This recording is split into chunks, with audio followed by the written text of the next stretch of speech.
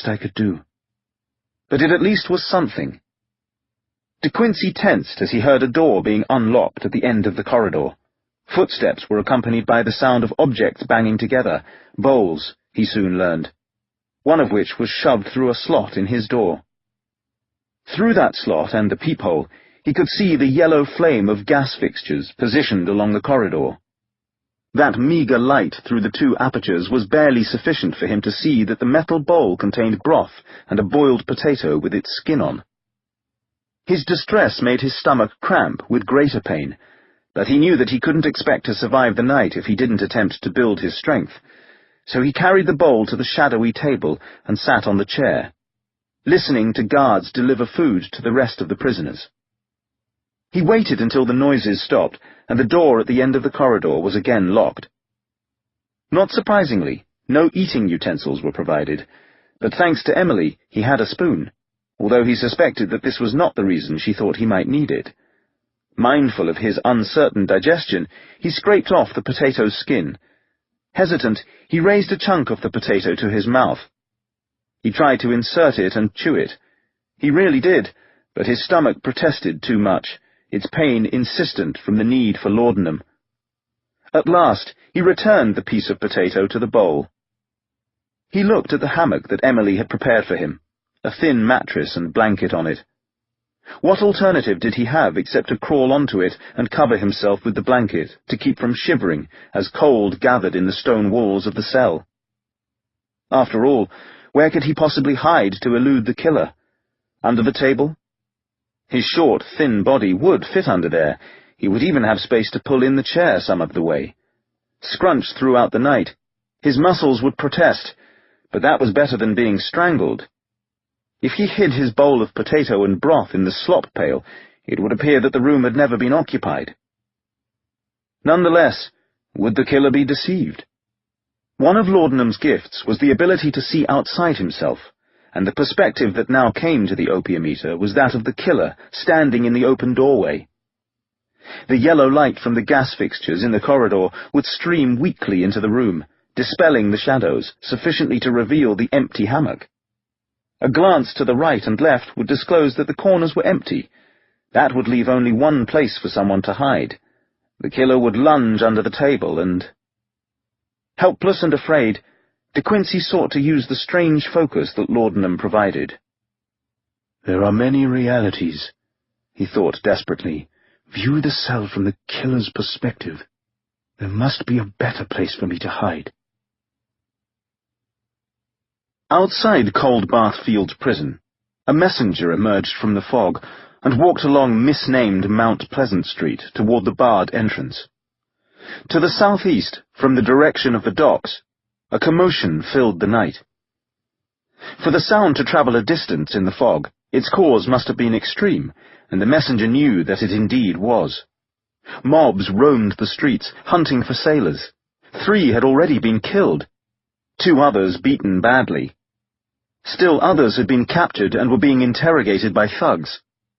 Those who rented beds in rooming houses had locked themselves inside, securing shutters over windows shattered by rocks. A group of 20 had taken shelter in a warehouse at the docks, arming themselves to withstand an assault. Constables who formerly were assigned to guard the streets were now straining to control the mobs. The messenger banged the knocker on the prison's entrance. A peephole opened, a guard demanding, "State your business." "I have a message from the Home Secretary. He demands immediate attention from your governor." The messenger held up an envelope, a gas lamp over the entrance revealing the envelope's official wax seal. "The governor's asleep." "The document concerns the opium eater. I was instructed to deliver it now. Lord Palmerston is waiting for the answer." Uncertain, the guard kept staring through the peephole. "I strongly suggest that you wake the governor," the messenger said. "Or else tomorrow you might find yourself employed as a dustman rather than a prison guard." Another moment's hesitation. Then, "Wait here." The peephole closed. "Well, of course I'm going to wait here," the messenger thought. "Since he didn't let me in, where the hell else am I going to wait?" In the distance, the outcry of the mob persisted. Several screams rose above the babble. After counting to 30, the messenger raised his hand to bang on the entrance a second time. Before he could do that, however, the heavy lock scraped and the entrance swung open. "The governor is waiting for you." "Good. I'll show you the way." "I already know it. Right through here." The messenger nodded in curt greeting to two other guards on duty near the entrance. He turned toward the bleak structure on the left and opened the door. Wearing a robe over his nightclothes, the governor sat behind his desk. The office was cold, the fire having been allowed to dwindle. Closed draperies did little to keep out the chill. The governor leaned close to the only heat source, a lamp on the desk, which revealed that his normally puffy face was even more so because he'd been suddenly wakened.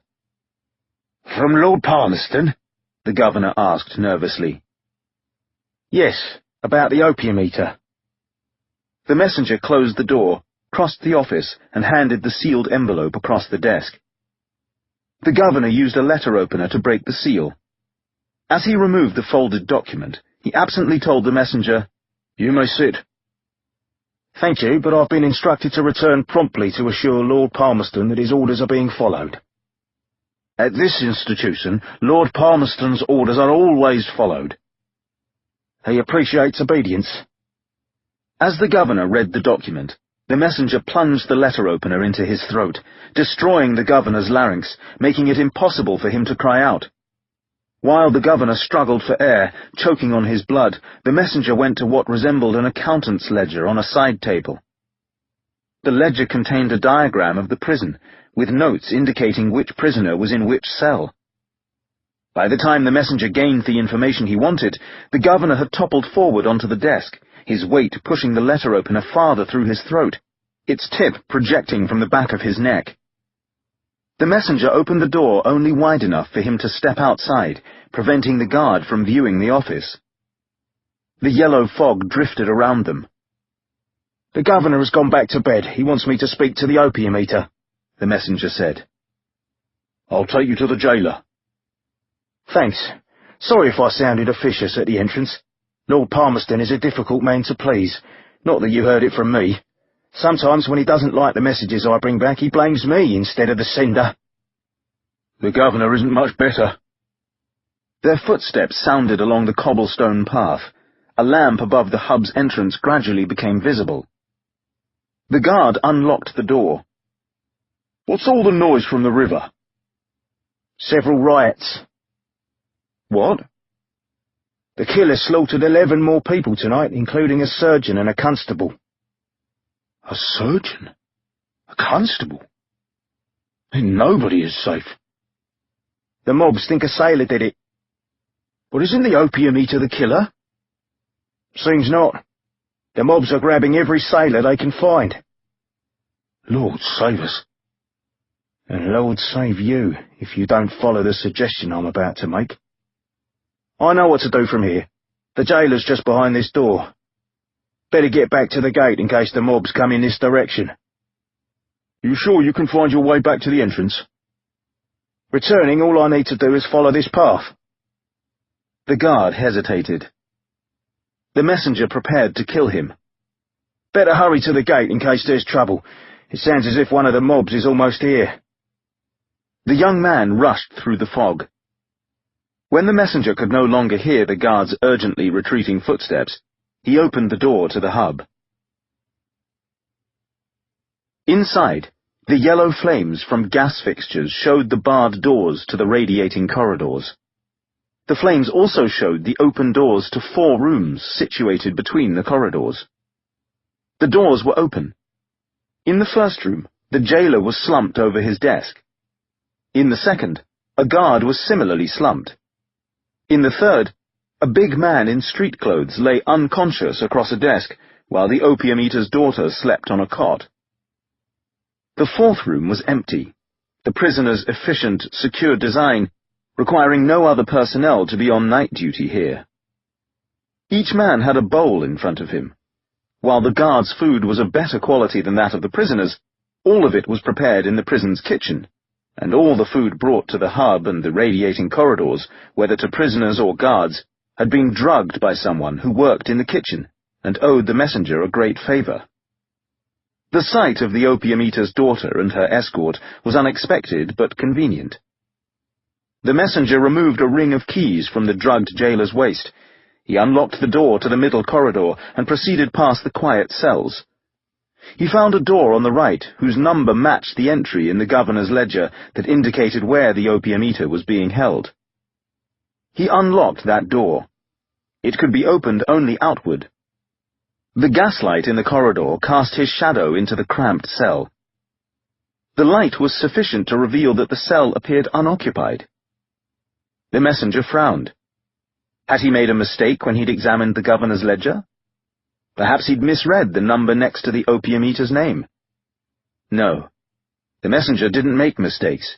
It was far more likely that the governor had made a mistake when he wrote the entry. Remaining just outside the doorway, the messenger peered in toward the corner on the right. No one. He peered in toward the corner on the left.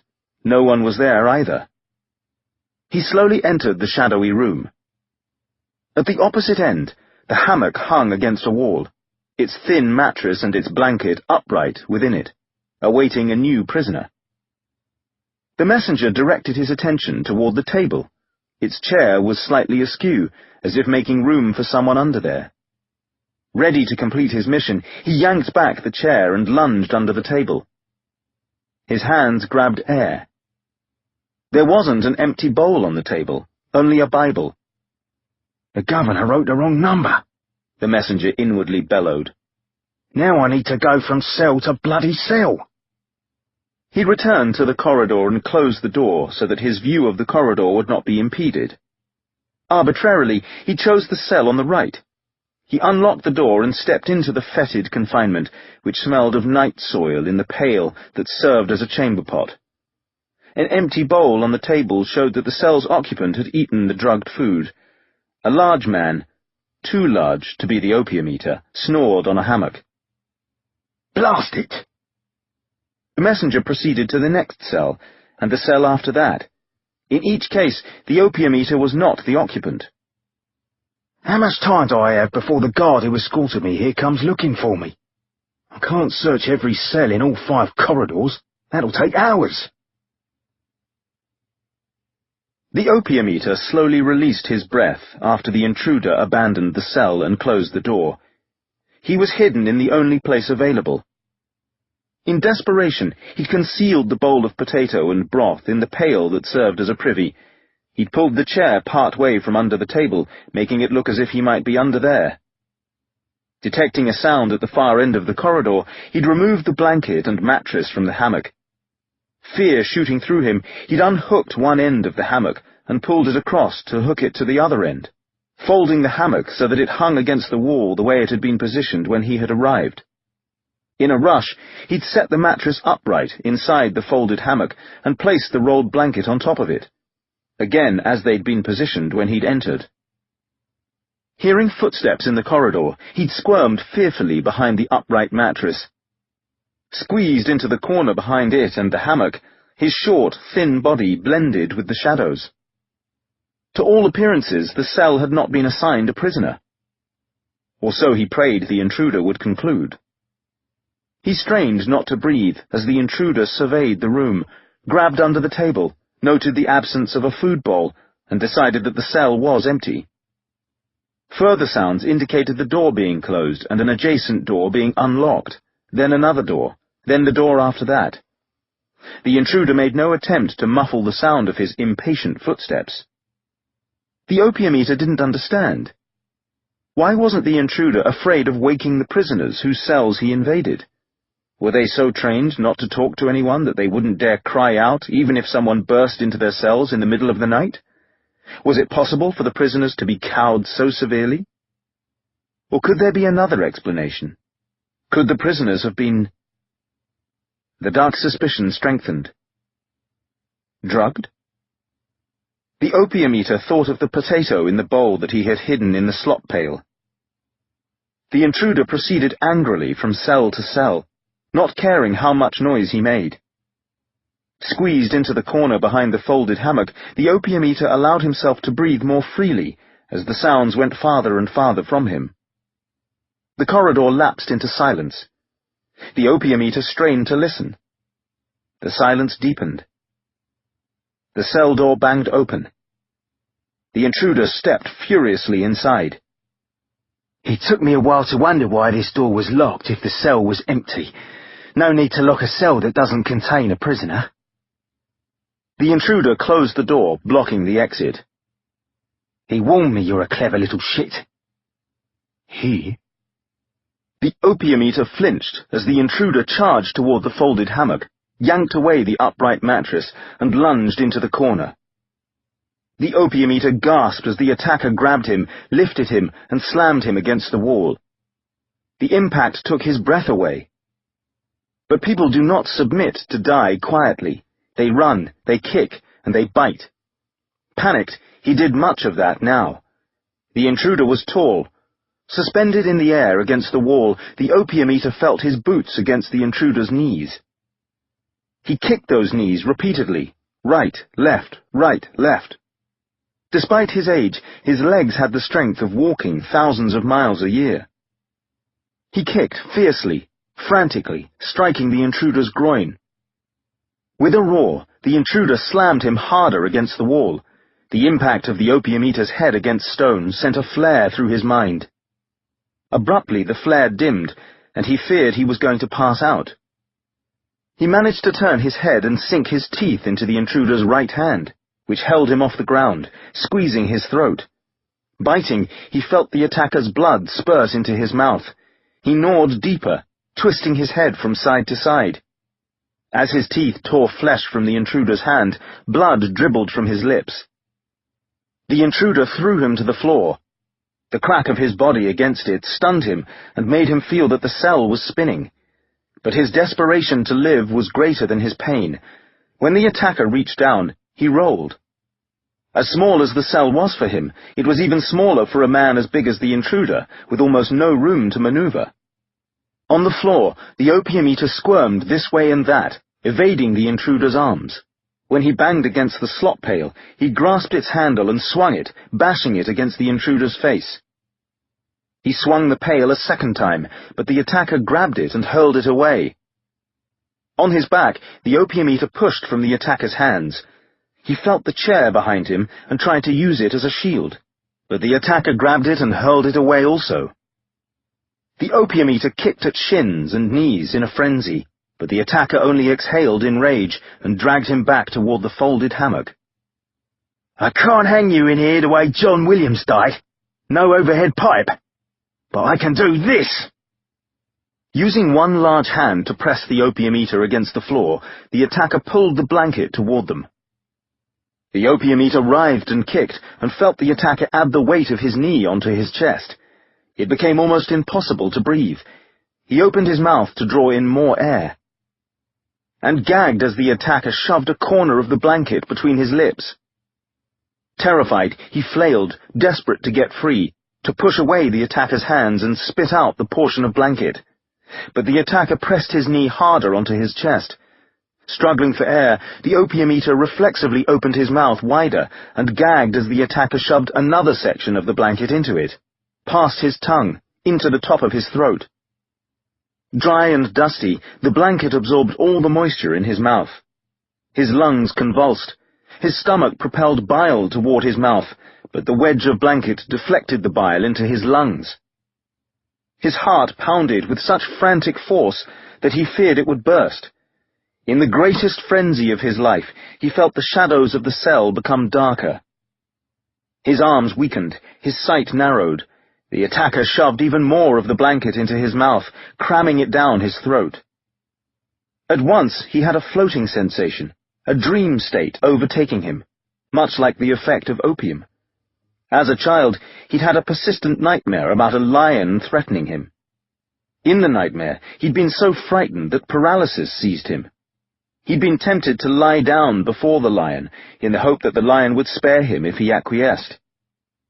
As his mind dimmed and his chest heaved with less force, he thought that it would be so easy to lie down in front of the lion now. So peaceful to surrender. No! He groped in his coat pocket, Rage filling him, he clutched the spoon Emily had given him.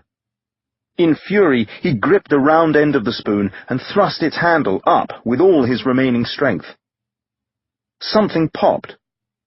Warm, thick liquid streamed onto his fist as the spoon's handle rammed into what he suddenly realized was the attacker's left eye. The attacker stiffened, screamed. Shoving with all his remaining might, the opium eater thrust the spoon's handle deeper into the man's eye. Wailing, the attacker raised his hands to his face. The opium eater shoved him, hearing an impact as the attacker's head struck the wooden box on the wall. The opium eater struggled to pull the blanket from his mouth. He tugged and tugged. Dear God, how was it possible for so much of the blanket to have been crammed into his mouth? Abruptly, the thing was out of him. He drew a frantic breath, but his stomach kept heaving, and bile kept rising, burning in his throat. He twisted his head and vomited. The attacker crawled toward him. The opium eater kicked. Feeling his boot shove the spoon deeper into the man's eye socket. Delirious, he rolled. He struck the wall and used it to grope to his feet. The attacker grabbed his ankle. The opium eater kicked his hand away and staggered toward the door. Behind him, the attacker struggled upright. The opium eater shoved the door open and was almost blinded by what would normally have been faint gaslight. Dizzy, he heard the attacker charging toward him. He stumbled into the hall, slammed the door, and struck the attacker's face.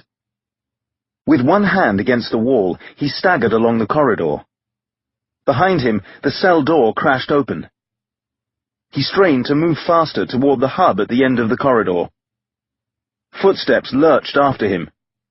He struggled to increase speed. A hand grabbed his shoulder.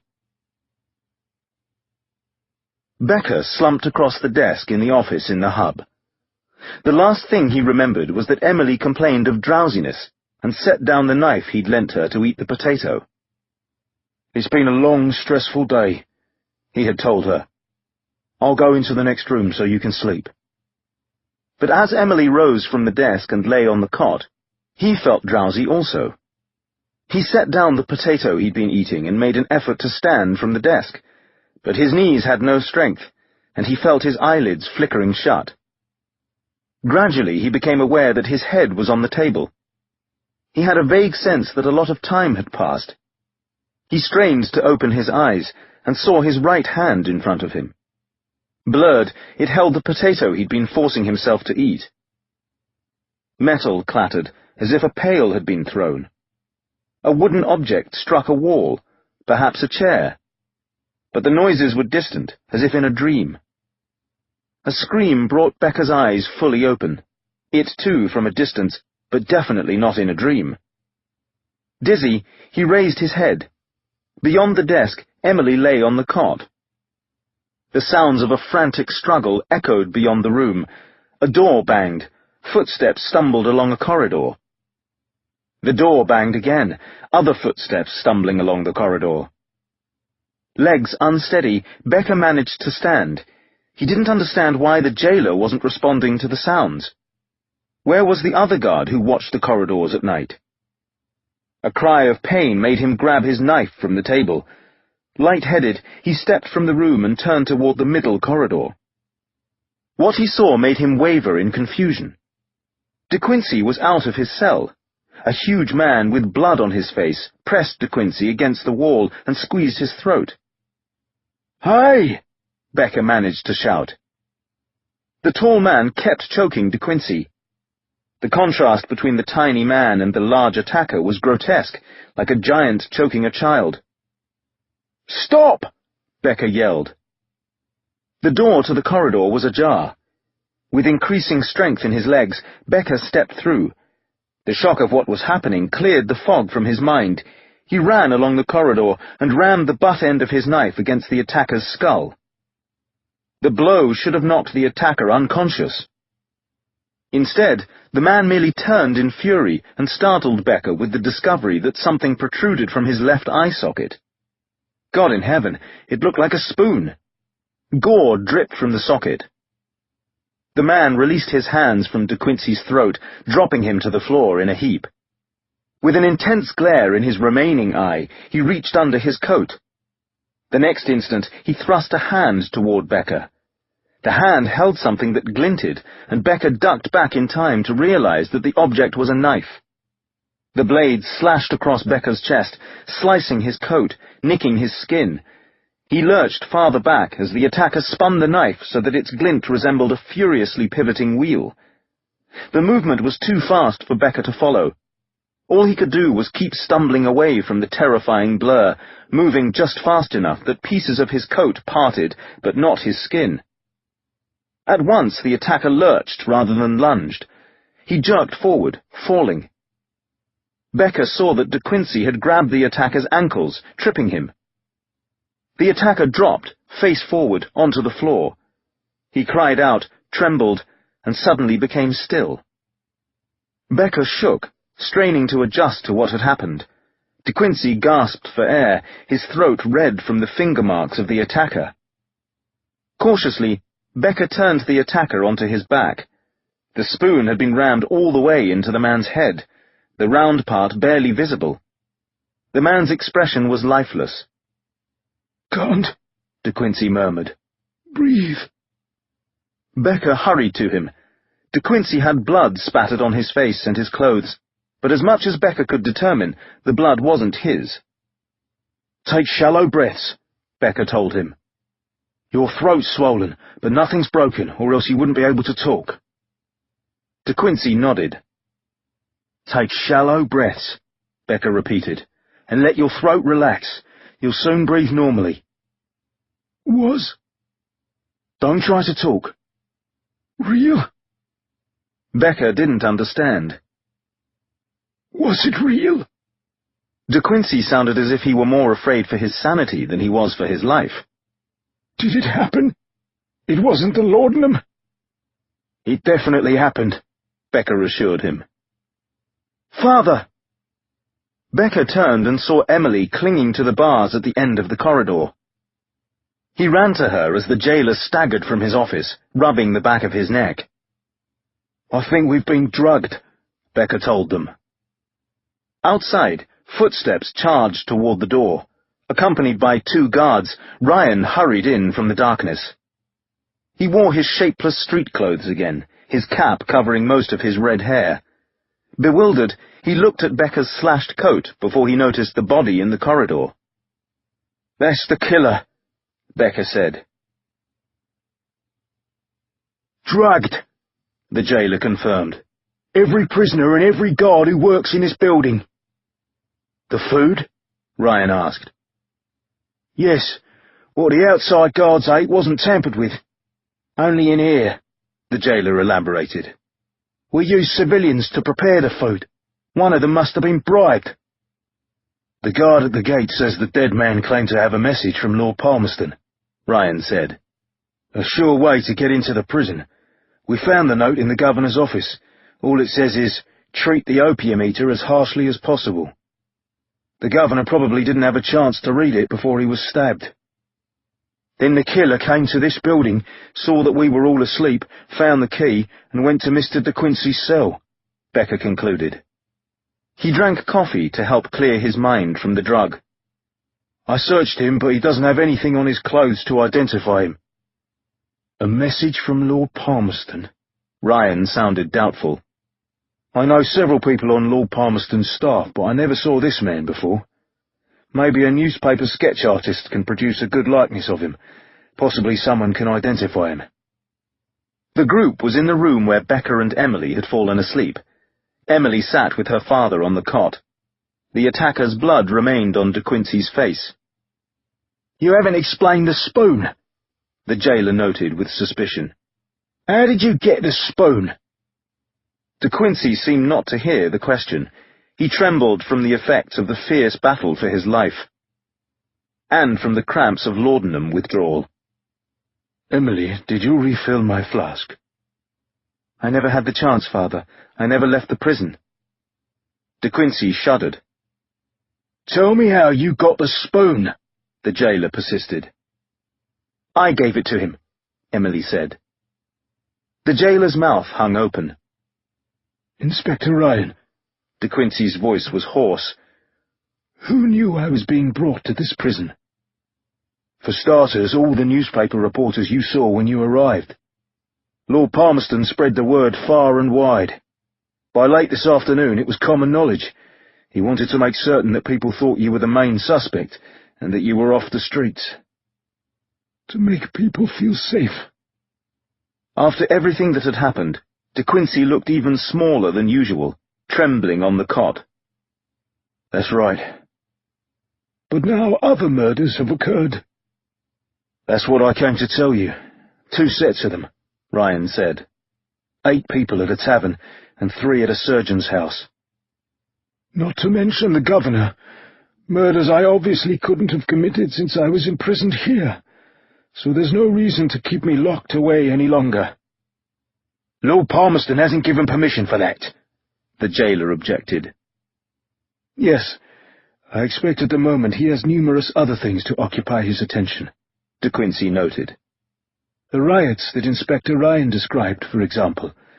Nonetheless, there's no reason to keep me locked away any longer, and every reason to let me go. Such as? I need to study the murder scenes. Emily raised her head in surprise. What are you talking about, Father? Take me to the tavern, Inspector Ryan. I need to find what else the killer unwittingly told us about himself, before something worse happens. But we don't need to worry now, Becca objected. The killer's lying in the corridor out there. It's over. A killer is lying in that corridor, yes, but the killer, no. What on earth makes you believe that? Ryan demanded. When he burst into my cell, he said something that's too indelicate to repeat.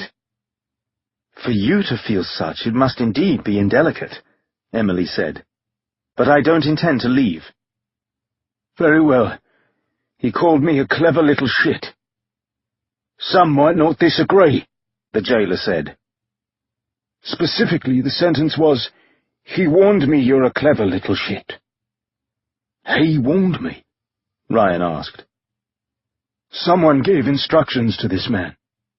Whoever that other person is, now that he has replicated the original murders, he'll feel free to create his own masterpieces.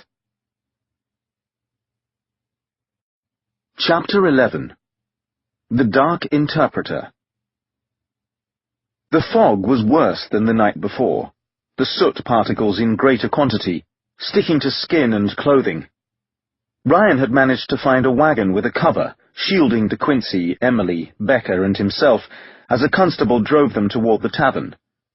But apart from the shelter that the canvas walls and roof provided, Ryan would have preferred to see the smothering fog and try to guess the cause of possibly threatening shadows moving within it. The faint lantern hanging under the canvas revealed that De Quincey continued to tremble. Now that he'd washed the attacker's blood from his face, it was clear that he was alarmingly pale. "Are you all right?" Ryan asked. "Thank you, yes. I have suffered through this before." "You've been attacked before? You needed to fight for your life before?" "The attack did in fact happen," De Quincey asked Becca again. "Most definitely. I can tolerate anything if I have my medicine." De Quincey hugged himself. "Why do you insist on calling it medicine?" Becca asked. "Without it, my facial pains and stomach disorders would be intolerable." "Worse than you're feeling now?" "Sometimes I can reduce the quantity until I finally discontinue it." De Quincey's voice wavered. "But the pains worsen, like rats tearing at my stomach, and eventually I can't resist the need." "Could the pains be caused by the body's craving for the drug?" Ryan asked. "Perhaps if you became accustomed to not having the drug, the pains would go away." "How I wish that were the case." Becca felt pressure next to him and realized that Emily, still groggy, had fallen asleep with her head against his shoulder. Neither her father nor Ryan seemed to think that the situation was unsuitable, so he continued to provide support for her. "My mind demands it more than my body," De Quincey continued, as if talking helped to distract him from his need. "Our minds have doors." "Doors?" Ryan asked in confusion. Opening them, I discovered thoughts and emotions that controlled me that I didn't know I possessed. Unfortunately, self-knowledge can turn out to be a nightmare. Too many nights, I dream about a coach driver who turns into a crocodile. Thoughts that control you, but that you don't know you possess. A crocodile. Ryan shook his head from side to side. For a moment, I almost seemed to follow what you said. My friend Coleridge was a well-known opium eater. I've heard such, although I confess I've not read his poems, Ryan said. De Quincey lapsed into a sing-song way of speaking that made Becca fear De Quincey had lost his mind. His words seemed to refer to hallucinations. The shadow of the dome of pleasure floated midway on the waves, where was heard the mingled measure from the fountain and the caves. It was a miracle of rare device, a sunny pleasure dome with caves of ice. That is Coleridge, De Quincey concluded, from Kubla Khan. It rhymes insistently. Indeed it does. De Quincey hugged himself and trembled. It has a child's rhythm. That also. Coleridge uses childlike rhyme and rhythm to make you feel that you are under opium's spell. In fact, he was under its spell when he wrote his poetry, but as much as it helped him create beauty, it destroyed his health. He tried desperately to gain his freedom, but it isn't easy to leave the pleasure dome. Shouts made the wagon stop. Bodies jostled the sides, shaking Emily awake. "What's that noise?" she murmured. "Inspector, you better get out here," the driver yelled.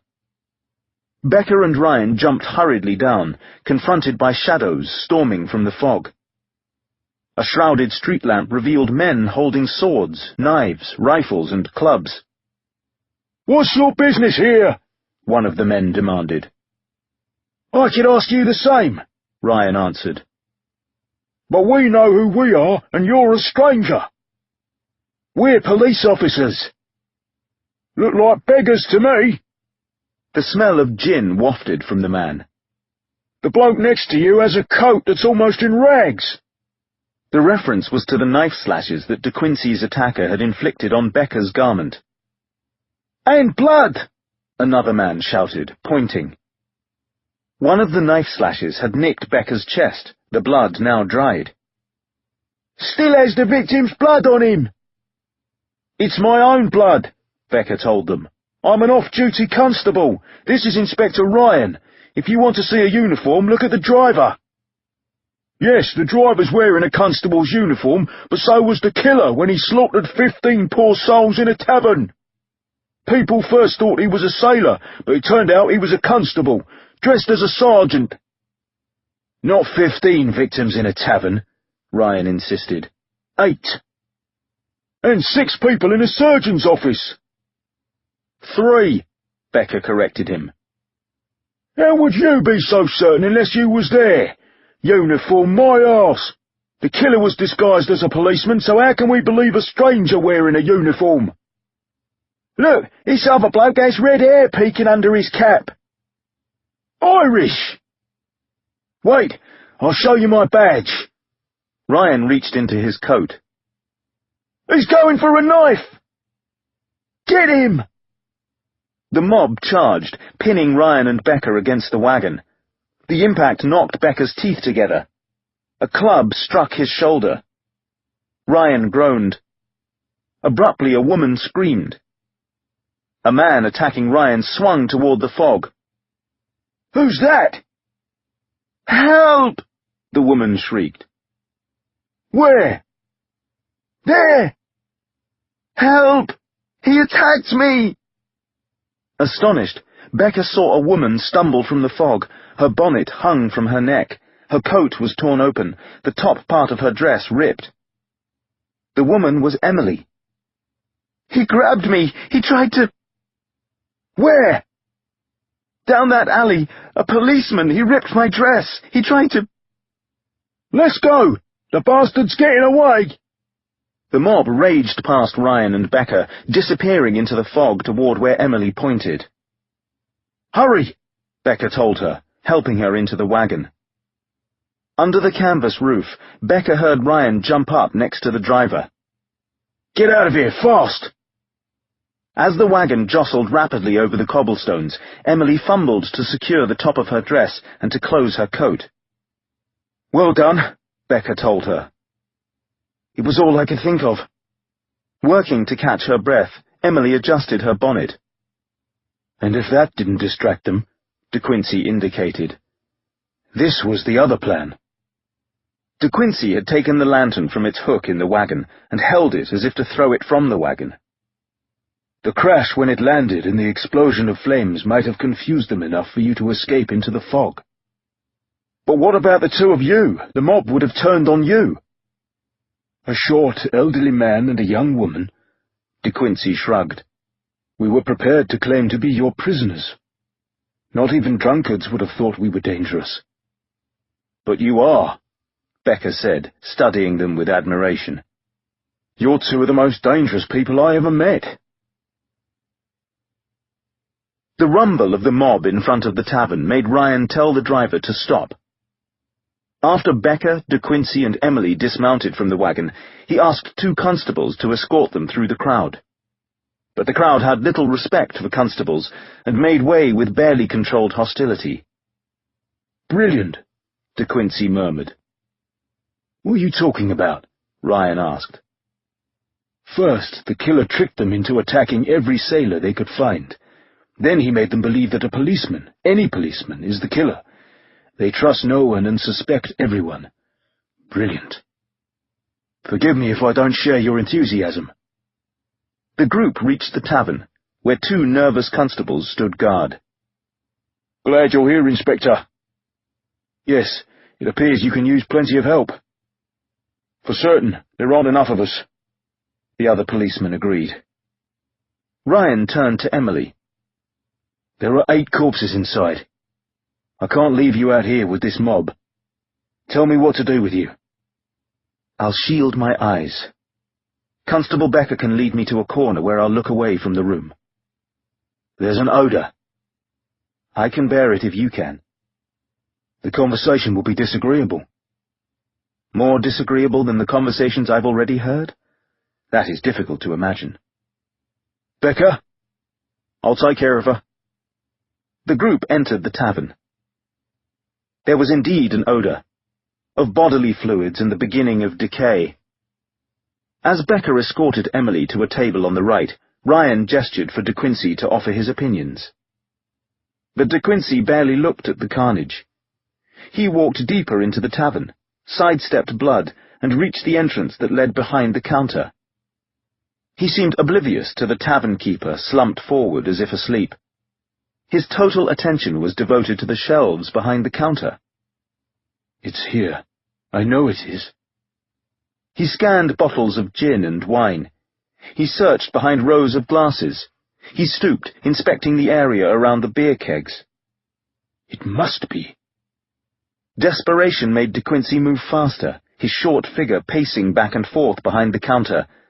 Only his shoulders and head showed above it. He barely glanced down to make sure that he didn't step in blood. "Where in God's name?" "There!" Like an animal that had found its prey, he pounced toward a shelf under the far end of the counter. He disappeared from Ryan's view. Then he rose, holding a decanter filled with ruby-coloured liquid. He grabbed a wineglass and filled it with the liquid. Hand shaking, he raised the liquid to his lips, fearful that he might spill some of it, and took a deep swallow. Another. A third.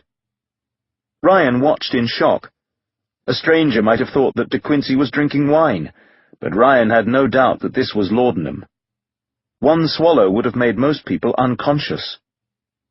2 swallows would have killed them, but De Quincey had just consumed 3, and now he drank a 4th, finishing the glass.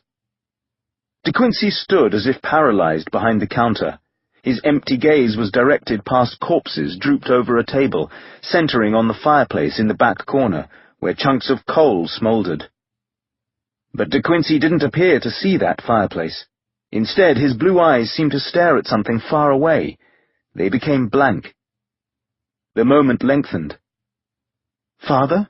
Emily asked from the front corner, her back turned to the room, unable to see him. "You are very quiet. Are you all right?" "I'm fine now, Emily." "Father?" "Really, I'm fine." But despite his assurance, De Quincey continued staring intensely at something far away in the fireplace. At once his eyes gained focus. Darkness in them lightened, his face became less pale, his forehead acquired a glistening sheen. He stopped shaking. He breathed. "Inspector Ryan, I don't suppose you've read Immanuel Kant?"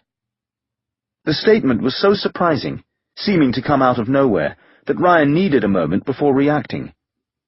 "That's correct." Pride made him refrain from adding, "I never heard of him." De Quincey breathed again, and slowly withdrew his gaze from the fireplace. He set down the empty glass and surveyed the room as if seeing the corpses for the first time. "Yes, that's understandable. Since Kant wrote in German, his works can be difficult to find in London. I translated several of his essays. I shall send you some. May I touch the corpses?" As with so much of what De Quincey said, the request suddenly seemed to be the most normal in the world. "If you think it's necessary." "I do." De Quincey stepped toward the tavern keeper, slumped over the counter. "If not for the blood, it would seem that he had worked too many hours, or else had overindulged on gin and fallen asleep." "That is the appearance," Ryan agreed. "Until I attempt to rouse him." De Quincey grasped the sides of the tavern keeper's head and lifted, exposing a neck that had been so torn open by the ripping chisel on the counter that the larynx was exposed. Bone grated. "Oh." "Yes," Ryan said. "Oh." De Quincey pulled the body back a little farther, inspecting the tavern keeper's apron, which covered his chest to his neck. Formerly white, it was splattered with blood. "The pattern is impressive. If it's possible to create art by randomly throwing paint, or in this case blood, at a canvas, this is a fine example." "You're deranged," Ryan decided. De Quincey seemed not to have heard. "The ripping chisel on the counter has blood on its hook. A similar weapon was used in the second Ratcliffe Highway murders. The killer left it behind 43 years ago, just as he did now." "Yes, you mentioned that in Murder is a Fine Art. Again, the killer used your essay as his guide." "Emily, does this conversation distress you?" De Quincey asked. "I would prefer to be at home in Edinburgh," she answered with her back to him, her voice rebounding into the room. "I too, my dear. I can't wait to return home and resume avoiding debt collectors. They no longer seem a pack of furies. Would a handkerchief soaked with wine help to conceal the odor if you breathed through it?" "Anything would help, Father." De Quincey pulled a handkerchief from a pocket, found an open bottle of wine, soaked the cloth, and offered it to Ryan. "I'll get it," Becker said. He came over and took the handkerchief back to Emily. Staring toward the corner wall, she raised the handkerchief to her face. Her voice was muffled. "Thank you." "To return to Kant," De Quincey said. "By all means," Ryan sighed. "It's not as if we have anything more important to consider." "The philosopher raised the question of whether reality exists objectively, or whether it is a subjective projection of our thoughts." "I haven't the faintest idea of what you mean." "You will." De Quincey made his way along the counter and moved around it into the room. He examined the two dead customers who were propped across the counter. He turned toward the table near the fireplace, where 3 more customers and a barmaid were slumped as if asleep. A plate of blood-specked bread and cheese was next to them. He pulled back the barmaid's head and assessed the blood on her previously white apron. He moved toward the final corpse, a constable, who lay across another table, a teacup in his hand. "Magnificent. Weary customers in a tavern at the end of the day. Their elixir has made them so peaceful that they fell asleep. The blood is a discordant element, but art should have contrast. And of course there's the further discordant element of what I discovered when I lifted their heads." No longer the neat slits created by a razor. Now the damage amounts to mutilation. Extreme violence beneath apparent peace. A fine art. Ryan muttered something indelicate, adding, "You haven't said anything that will help me catch the madman who did this." "You think a madman did this, Inspector Ryan?" "That's obvious. No money was taken. The violence was unthinkable. My brother William was so unmanageable that my parents sent him away to live at a private school." "I don't see the relevance. The laudanum has made you incoherent." "After my father's early death, my mother brought William home to Manchester in the hopes that he had improved. Her hopes were ill-founded. He was a restless bully, constantly inventing new, preposterous schemes in which the rest of us were forced to participate. He gave nonsensical lectures to which we had to submit. He compelled us to perform in plays that featured violence he inflicted on us.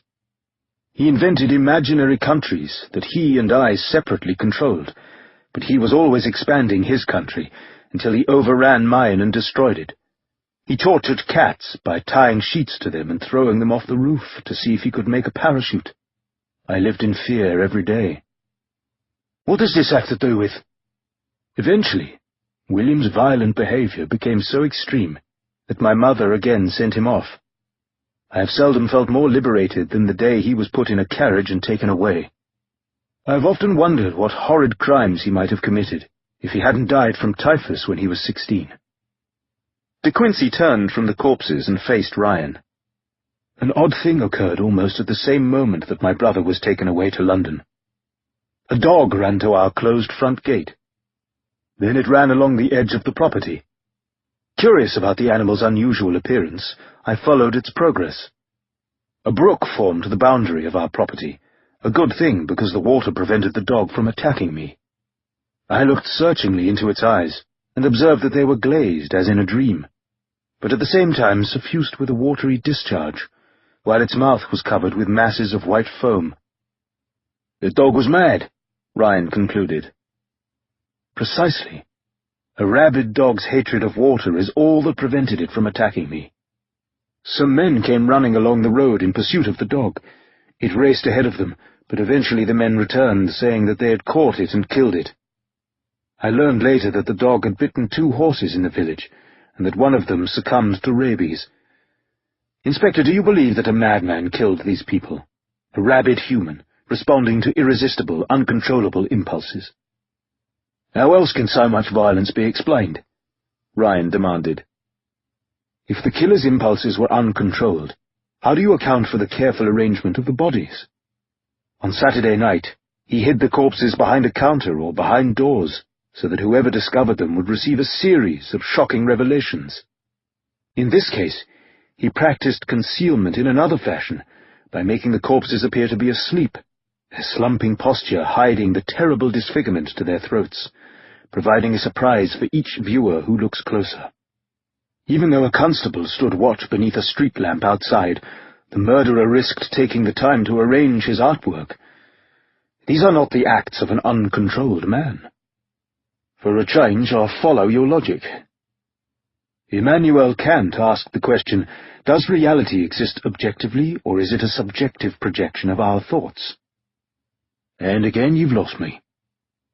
Inspector Ryan, when you look at the stars, where are they in relation to you? Excuse me? Are they above you, for example? Of course. But the Earth is a globe, is it not? London is not at the northern pole. It is located approximately 1/3 down the sphere. We stand more or less sideways. The force of gravity keeps us from spinning off into space.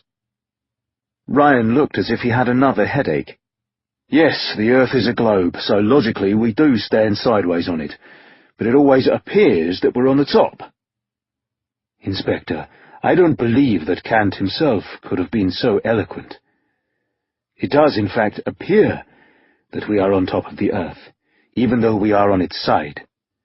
We act upon assumptions that control our view of reality, even though reality might be quite different.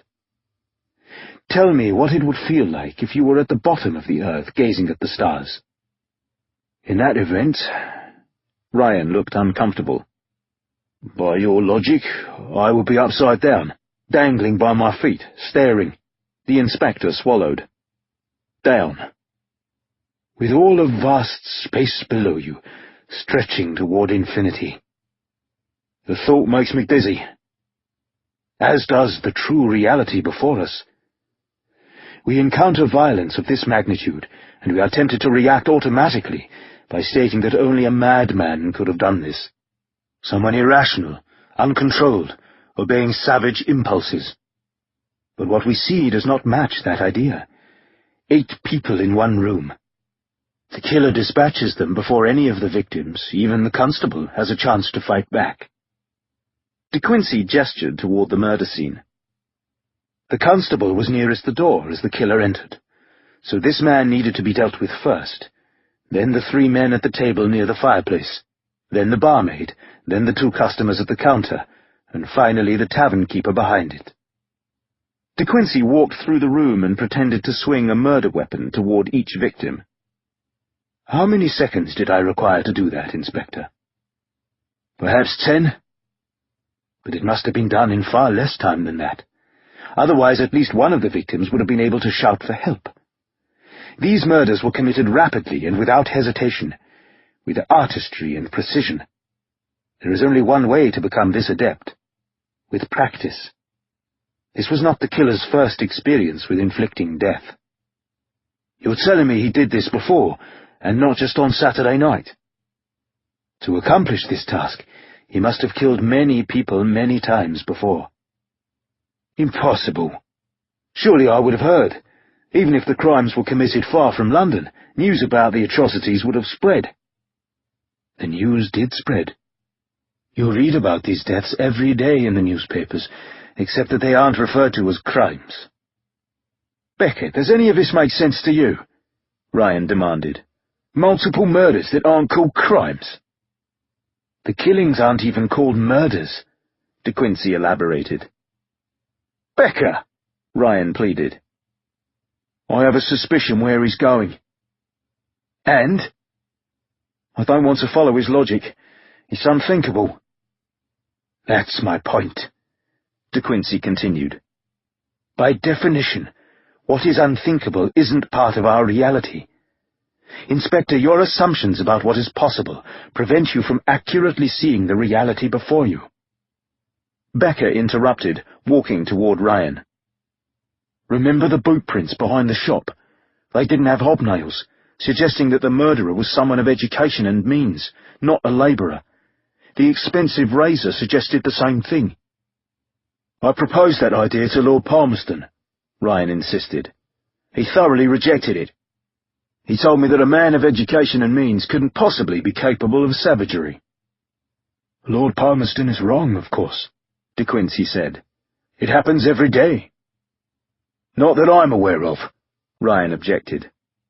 Bankers, owners of corporations and members of Parliament do not go about bashing heads and gashing throats. Perhaps metaphorically they do, De Quincey said. What? Never mind. I agree. These murders weren't committed by a banker, an owner of a corporation, or a member of Parliament. But imagine a context in which killings are not called murders.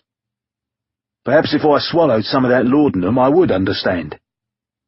The killer is practiced at his art. He has killed many times before. He is comfortable using disguises. He speaks a language that the Malay who delivered the message last night would understand. Those pieces of information narrow the range of suspects considerably. The Malay? You're suggesting that the killer has been to the Orient and speaks some of its languages? Yes. Experience in disguises suggests a criminal, Ryan continued. Or someone who wishes to blend with criminals and defeat them. You, for example, dress in disguise. De Quincey indicated Ryan's shapeless, common clothes. In order to blend with lower elements. I should be looking for a detective who worked in the Orient, Ryan asked in confusion. Not a detective. In the Orient, who else serves as a law enforcer? In India, for example, where cults are notorious for their disguises. Ryan looked baffled. But then, as his thoughts seemed to click together, his eyes displayed sudden clarity. A soldier. Yes, a soldier. A man trained to kill without hesitation. A man who had many opportunities to practice his craft in the Orient, learning some of its languages. But when he killed, it wasn't called a crime. It was called heroism. And he wasn't just any soldier. The man we're looking for had duties that required disguises. A soldier. Ryan sounded breathless. I do indeed feel like I'm dangling by my feet from the bottom of the earth. Chapter 12. The Education of an Artist. The Artist of Death locked his bedroom door and placed crumpled newspapers on the floor. Anyone who improbably gained access to the room would brush against those papers. The noise would prompt the artist to roll from his cot while drawing a knife from a sheath strapped to his arm. The cot was identical to one he had used in India. After enduring his nightly penance, he lay on the cot and hoped that he would not suffer his usual nightmares. Although the bedroom had a fireplace, he never burned anything in it, wanting winter's chill to be another penance, just as he never opened windows during summer's sultry nights, refusing to allow a breeze to cool his sweat. India's mountains had been bitterly, bone-achingly cold, while its lowlands had been oppressively, smotheringly hot. 20 years of cold and heat. Of death. Of the British East India Company. 200 years it's been here, a sergeant had told the artists' unit when they arrived in Calcutta in 1830. The British East India Company claims its profit comes from shipping tea, silk and spices back home, and the niter that's the main ingredient in saltpetre. Can't have an empire without saltpetre. You! The sergeant challenged one of the new arrivals. What's it used for? My mother used it for pickling, Sergeant. You idiot! Pickles don't make an empire great. Saltpetre, along with sulphur and powdered charcoal, gives you what? Gunpowder, Sergeant, the Artist of Death volunteered, standing at attention under the furnace of the sun. He was 18. He had been in the army from when, as a tall 12-year-old, he had walked into a London enlistment centre and claimed to be 14. That had made him eligible for what was called boy service, first as a courier and later as a hospital helper. He preferred the hospital because while he hurried bandages to male nurses or took away slop pails, he had the chance to study the pain of injured soldiers. At the age of 17, he had officially become part of the regiment, but the daily routine of marches and maintenance had bored him after the fascination of the agony he saw in the hospital. Because enlistment was for a minimum of 21 years, the only way the artist could leave the army was by deserting. But given that the police were already looking for him, he didn't see any point in having the army search for him also. When news spread that the regiment was sailing to India, the artist pretended to share the concern of others about yellow fever and murderous natives. But in truth, the prospect made him feel overjoyed. Gunpowder, yes, very good, laddie. The sergeant looked at the Artist of Death as if he meant the compliment. His sun-browned and creased face suggested that the sergeant had been in India forever. The cynical tone with which he delivered the briefing implied that he'd given it more times than he cared to recall. Gunpowder, the sergeant emphasized. The Empire can't very well carry on its wars unless it has saltpetre to make gunpowder, right? And India has the greatest reserves of saltpetre ingredients on the planet. The sun was so fierce that as the Artist of Death stood at attention with the other arrivals, he stopped sweating. His vision paled. Spots wavered before his eyes. But saltpetre, tea, silk and spices aren't why we're here to help the British East India Company do business, laddies. The reason we're here is this little beauty. The sergeant held up a pale bulb. This is the head of a poppy plant. He used a knife to cut the bulb. And this white fluid seeping out is called opium. It dries to a brown colour. When it's powdered, you can smoke it, eat it, drink it, or inhale it to make you think you're in the clouds. I don't doubt one day somebody will figure out how to stick it directly into your veins. But if you value your life, do not, I repeat, do not, ever, use this stuff. Not because it can kill you if you take too much, and too much is only a little. No, if I catch you using this devil, I'll be the one who kills you. I can't depend on someone whose mind drifts into the clouds. The natives hate us. If they get the chance, they'll turn against us. When the shooting starts, I want to know that the men I'm fighting with are focused on their business, and not on swirling dervishes. Do I make myself clear? You, what did I just say? The sergeant spoke challengingly to the artist, who fought to clear the spots from in front of his eyes. "Sergeant, you said don't use opium. Ever," the artist responded. "You'll go far, laddie.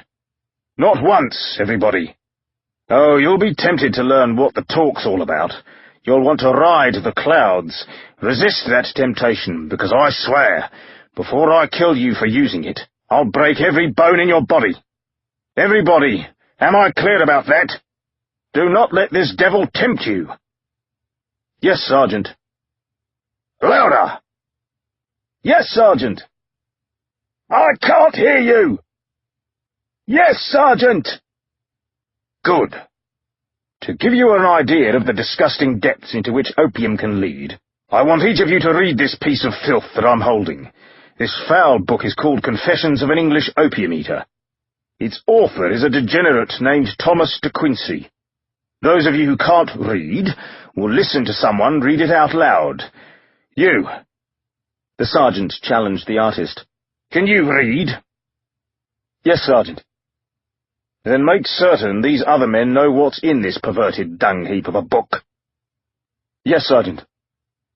The sergeant dropped the poppy bulb and crushed it with his boot, making a dramatic show of grinding its white fluid into the dirt. Now let me tell all of you how the British East India Company works, and why you're risking your life for it. The company has plenty of opium from here in India, but it earns more profit from the tea in China. So which makes more sense? Does the company sell the lower-priced opium at home in England, and then bring back the money to buy the higher-priced tea in China? Or does it save itself the trouble and keep much of the opium right here, trading it to the Chinese in exchange for tea? Tell me, the sergeant demanded from the artist, as more spots wavered in front of his eyes. "Trade the opium for the Chinese tea, Sergeant," the artist of death answered. "You really show promise, laddie. Exactly.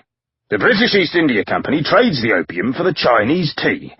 There's only one small problem in this scheme. Opium happens to be illegal in China. The Chinese emperor isn't eager for his millions of subjects to become opium degenerates. Imagine the emperor's nerves standing up to the British East India Company, and by extension the British Empire. By the way, did I explain that it's very difficult to tell the difference between our government and the British East India Company?" "You didn't, Sergeant," the artist replied. "But we wish to know." "You'll be a corporal in a couple of weeks, laddie. Everybody pay attention. All the Empire's wars need financing, and we have the British East India Company to thank for making them possible. It lent the British government millions of pounds to finance the 7 Years' War alone. Generous, don't you think? But then, in exchange, the government gave the British East India Company the exclusive right to trade with India and China. It's no coincidence that the chairman of the company's board of directors is the British government's foreign secretary. The result of this cosy arrangement is that when you protect the British East India Company, you protect the British government. Keep that thought foremost in your minds, and you'll never wonder why we're here." A recruit toppled, a victim of the sun. 2 other arrivals stooped to help him. "Did I say you could move?" the sergeant demanded. "Leave him alone. Both of you remain at attention for an hour after everyone else is dismissed." The sergeant walked up and down the line, glaring at all of them. In the background, 2 elephants used their trunks to carry logs to a construction site. The artist feared that he was going insane. The sergeant confronted the artist. If opium is illegal in China, but if the British East India Company wants to trade its opium for Chinese tea, how can that transaction be managed? The artist thought carefully, fighting his heat sickness. By smuggling the opium into China, Sergeant. I hereby officially promote you to corporal. See that you punish the 2 men who broke ranks just now. Yes, the opium is smuggled into China. That is accomplished via ships to Hong Kong, or via caravan through India's northern mountains. When you men aren't making sure the natives don't rebel against us, you'll guard the opium as it's loaded onto ships and caravan wagons. It's a busy life here, laddies, provided you don't weaken the way that man did. The sergeant pointed toward the man who'd collapsed. Is he dead? I think so, Sergeant, a recruit answered. Well, what doesn't kill us makes us strong. Countless opium bricks, the colour of coffee, awaited shipment to China, or else home to England, there to be blended with alcohol and made into laudanum. All of the warehouses had a faint, biting odour of the slaked lime that was part of the water solution in which the opium paste was first boiled. The artist became very familiar with that odour, because his first assignment in India was to guard those warehouses. Each night, he and other sentries patrolled the walkways between the buildings. Ignoring the bites of insects, he focused on the shadows ahead, aware that the insects, even if they infected him, would be nothing compared to the anger of the sergeant if someone broke into the warehouses and stole any of the opium.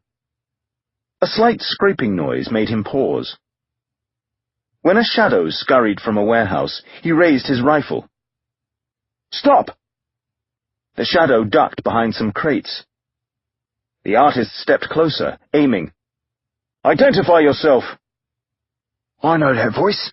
Is it you, Corporal? A man whispered. Step out. Thank God. We thought you was the sergeant. Keep your voice down. Figures emerged from behind the crates, 3 privates with whom the artist had sailed to India. We was just grabbing a brick, one of them grinned. Figured we'd have a smoke before going to sleep. This damned heat, these bloody insects. You want some? Put it back in the warehouse. You want it all to yourself, eh? Fine. Here it is. We'll walk away. Pretend you never saw us. I said put it back in the warehouse. And then what? The artist didn't answer. You're not going to turn us in, are you? The artist kept aiming. Damn it! The bastard's going to turn us in! When they lunged, the artist shot the first man in the chest. Pivoting with the rifle, he drove his bayonet into the second man. The third man crashed into him, knocking him against crates. The man thrust a knife at him. Twisting to avoid it, the artist grabbed the man's hand and bent it, forcing him to drop the knife. Ramming his elbow into the man's throat, he heard something crack. The man sank, clutching his throat, gasping for air. Voices and footsteps raced toward the artist. Soldiers surrounded him. My God! One of them said, holding a lantern over the bodies. Who fired that shot? The sergeant pushed his way forward. What happened? That opium brick, the artist explained. I caught them stealing it from the warehouse. So you killed them? The sergeant asked in surprise. Those were your orders? Yes, those were indeed my orders. Plus they tried to kill me. 3, a soldier said in the background. He killed all 3. Not only 3, but 3 of your own. The sergeant studied him. It's easy to kill natives, but 3 of your own. Did you ever kill anybody before? No, the artist lied. Someone else might have hesitated. Sergeant, I didn't have time to think.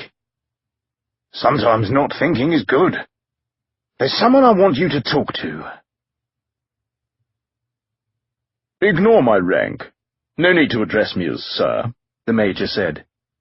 Tell me about your father. Didn't know him. My mother wasn't married. When I was 4, she met a former soldier and lived with him. Where did he serve? With Wellington at Waterloo. You lived with a man who helped make history. He never talked about it. He had a big scar on his leg, but he never talked about that either. Nightmares sometimes woke him.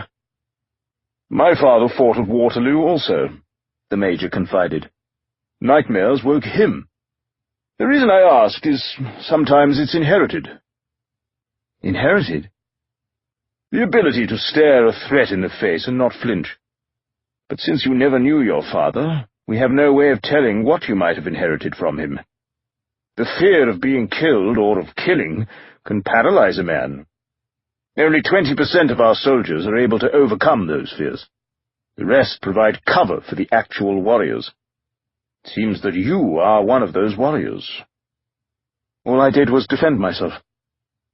Against 3 trained men, but you didn't flinch. Beyond the Major's tent, an instructor showed 10 soldiers how to tie a knot in a rope to make an effective garrote. The instructor explained that the weapon, a favorite of the thug cult, crushed the windpipe in addition to strangling. The artist listened with interest. This is a special unit I'm assembling. You speak better than your fellows. Where did you learn? The Major asked. Every Sunday in London I went to a church where a teacher gave me a cookie if I learned to read Bible verses. Bible says, "Thou shalt not kill." There's a lot of killing in the Old Testament. The Major chuckled. Why did you become a soldier? When I was an infant, my mother carried me on her back while she gathered chunks of coal along the Thames. Until I was 9, I worked for a dustman, collecting ashes. After that, I shoveled horse droppings from the streets and put them in bins for the fertilizer makers to pick up. When I was 11, I helped clean privies. There seems to be a common denominator. After a year of digging out privies, I decided that the army couldn't be much worse. So when I was 12, I claimed to be 14 and signed up. The Major's eyes crinkled with amusement. Enterprising. Your mother and the man she lives with, did they approve? They died in a fire long before I was shoveling horseshit. I'm sorry for your difficult life. Did you ever consider that you were meant to join the army?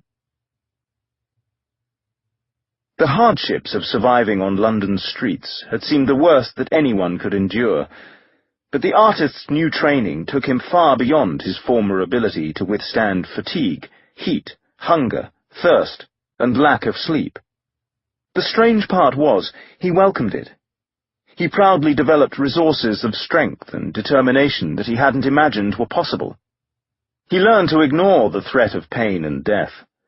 Fear became an unfamiliar emotion, even as he vowed to make the enemy suffer fear in the extreme. He was transformed into one of the warriors that the Major had spoken about. He received better food. His lodgings were less cramped. He was given respect. He loved it. Your mission is to guard the opium caravans, the Major told the artist's elite unit. The land distance from India to China is less than the sea distance. In theory, the shorter distance should be quicker. But overland has these mountains. The Major tapped a pointer against a map on a wall. Where marauders attack our caravans and steal the opium. We send heavily armed cavalry to protect the caravans. It doesn't matter. The caravans continue to vanish. Tons of opium have been stolen. The Major directed his attention toward the artist. We believe that the marauders are thugs. Repeat what we taught you about the thugs. The artist responded without hesitation. Major, they're a criminal cult that worships Kali, the Hindu goddess of death. She's sometimes called the Devourer. That's why she has so many arms in paintings of her. The thugs specialize in stealing from travelers, usually killing them by strangulation. Correct, as always, the Major said. The artist kept his face impassive, but felt the pleasure of receiving approval. The British East India Company wants you to stop them, the Major commanded the unit. No, not merely stop them. Make them understand the unspeakable consequences of challenging the Empire. 40 natives accompanied the caravan.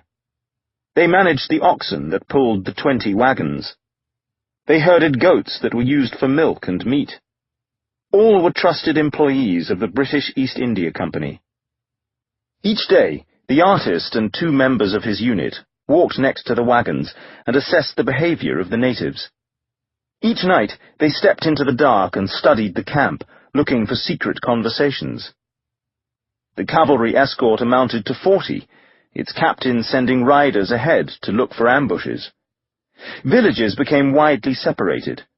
As the land rose, trees gave way to grassland and boulders. The higher altitude made the animals and men breathe harder. Streams rushed from the distant mountains, their water so cold that it made the artist's teeth ache. 3 days to pass through the mountains, the native guide said. Any risk of snow? Not this time of year, but anything is possible. Indeed, anything was possible. 2 cavalry outriders galloped back in alarm. The caravan crested a plateau. Ravens and vultures erupted into the air, revealing the remnants of a caravan that had departed 2 weeks earlier. That caravan had included other members of the artist's unit. Bones lay everywhere, scattered by predators. The bones of humans only. All the oxen, horses, and goats were missing, as were the wagons and their contents. The bodies had been stripped, no fragments of garments on any of the skeletons. Portions of foul-smelling flesh remained, but not enough to indicate wounds. None of the bones showed signs of violence from firearms or blades, however. If those weapons had been used, at least some of the bones would surely have displayed damage. That forced the artist to conclude that all 83 people in the caravan, cavalry, natives, and 3 highly trained members of the artist's unit, had been strangled. "I don't see how this is possible," he told the cavalry commander. "Granted, the natives didn't know how to defend themselves, but our horsemen did, and they had rifles as well as swords. The members of my special unit were even more capable. Nonetheless, all of them were overpowered." The odor of decay was strong enough that the artist and the soldiers worked quickly, handkerchiefs tied over their faces, to collect the bones into a huge pile and cover them with rocks. Normally the races wouldn't have been mingled, but because there wasn't any way to distinguish the bones of natives from those of the English cavalry, it seemed better to group all of them together and be certain that the English received a Christian burial. Prayers were said. The oxen, horses, and goats kept reacting to the smell of death, so to quiet them, the caravan moved a mile ahead, formed a circle, and camped near a stream. The night sky was brilliant. With so much natural illumination, the wagons were already exposed, so there was no reason not to build cooking fires. The cavalry commander assigned sentries. As the natives and the soldiers prepared food, the artist and the 2 members of his unit hoped that so much activity would conceal them from anyone watching. They crawled from camp and established their own sentry posts at 3 equal compass points, northeast, northwest, and south. They each took a packet of biscuits and a canteen filled with stream water. Away from the fires, the night was bitterly cold. The artist lay among rocks and used force of will to keep from shivering. "I can withstand anything," he told himself, remembering the sergeant's words. "What doesn't kill me makes me strong." The fires didn't last long, their fuel coming from grass, animal droppings, sparse bushes, and the branches of a solitary, long-dead tree. The artist kept scanning his surroundings. A shadow moved among the wagons, perhaps a guard coming back from his watch, while another man took his place. A later shadow might have been a native relieving his bladder beyond a wagon. The camp settled into sleep. Another shadow appeared, detaching itself from the circle of wagons. Close to the ground, it came in the artist's direction. As the artist drew his knife, the moon cast a shadow of someone behind him. The artist rolled an instant before a figure leapt toward him. The moon's illumination was enough to reveal that the figure had a rope with a knot in it, and that the figure looped it over where the artist's throat had been. The artist stabbed him, stifling his moans. He surged up to meet the second figure, surprising him, thrusting under his ribcage while pressing a hand against his mouth. The artist didn't allow himself even a moment to exult in his victory. What he felt now were the tightened nerves and compacted muscles of an animal confronted by an enemy. Something terrible was happening to the camp, and he had the even more terrible sense that he might not be able to stop it. He crawled silently in that direction, then stopped as he realized that just as he had seen the shadow crawl toward him, so an enemy in the camp could see him approaching. That shadow had been a decoy, drawing his attention while the true assassin had come from behind him. "Are there others behind me?" he thought. He hugged the ground, trying to assess which direction posed the greater threat. 3 clangs from an oxen bell puzzled him. Soon he noticed silhouettes moving among the wagons. They bent and tugged at various objects. His stomach hardened when he realized what they were doing, stripping clothes from corpses. The silhouettes put the clothes in the wagons, along with various objects that had been unpacked to prepare the night's meal. They hitched the oxen to the wagons. They herded the goats together and tied the horses to the backs of the wagons. The artist had no doubt that everyone in the camp was dead. He had no doubt about something else as well. The silhouettes moving among the wagons would soon want to know why the 2 men sent to kill him hadn't returned. He crawled away from the camp, scanning the horizon for threats. The 2 members of his unit who had established their own sentry posts, had they possibly survived? When he judged that he was far enough away, he moved in a circle, searching for where the other men had taken their positions. Now he again saw moving shadows. 2 silhouettes tugging clothes from a body that could only belong to one of his comrades. Loyalty fought against common sense. So far, he had counted at least 20 silhouettes. He knew that 1 man in his special unit was dead. What were the odds that the other man had survived? If so, what would that man decide to do? There was no way to save the caravan. The mission now became to determine how the caravan had been overwhelmed, and to pass that information to the next caravan that would come through here in 2 weeks. The artist knew that his comrade wouldn't be foolhardy. If the man was alive, he would back away and hide, as the artist now planned to do. They were trained to be self-reliant. They would survive to defeat this enemy another day. Hide? Where? The landscape was barren, except for boulders and the stream. Using the cavalry horses, the marauders who overwhelmed the caravan would easily be able to search the area for miles in every direction. The artist made a wide semicircle. Staying low, he retraced the route that the caravan had used to arrive here. He didn't know if the attackers had the skill to follow his tracks. To eliminate the risk, he walked backward where the animals and wagons had crushed grass and torn up the ground. A glow over the eastern hills warned that the sun would soon rise. No matter how low he stayed as he ran, he would soon be visible. Horsemen could easily catch him. He needed to conceal himself. He suddenly realized where he was, near the mound that contained the bones of the previous caravan. As the light increased, the artist sprinted toward the rocks, removed some, made a tunnel among the bones, crawled in, pulled the rocks back into place, and arranged the bones so that they concealed him. The stench of the rotting flesh made him vomit the biscuits he'd eaten while watching the caravan. Willpower wasn't enough to keep him from throwing up.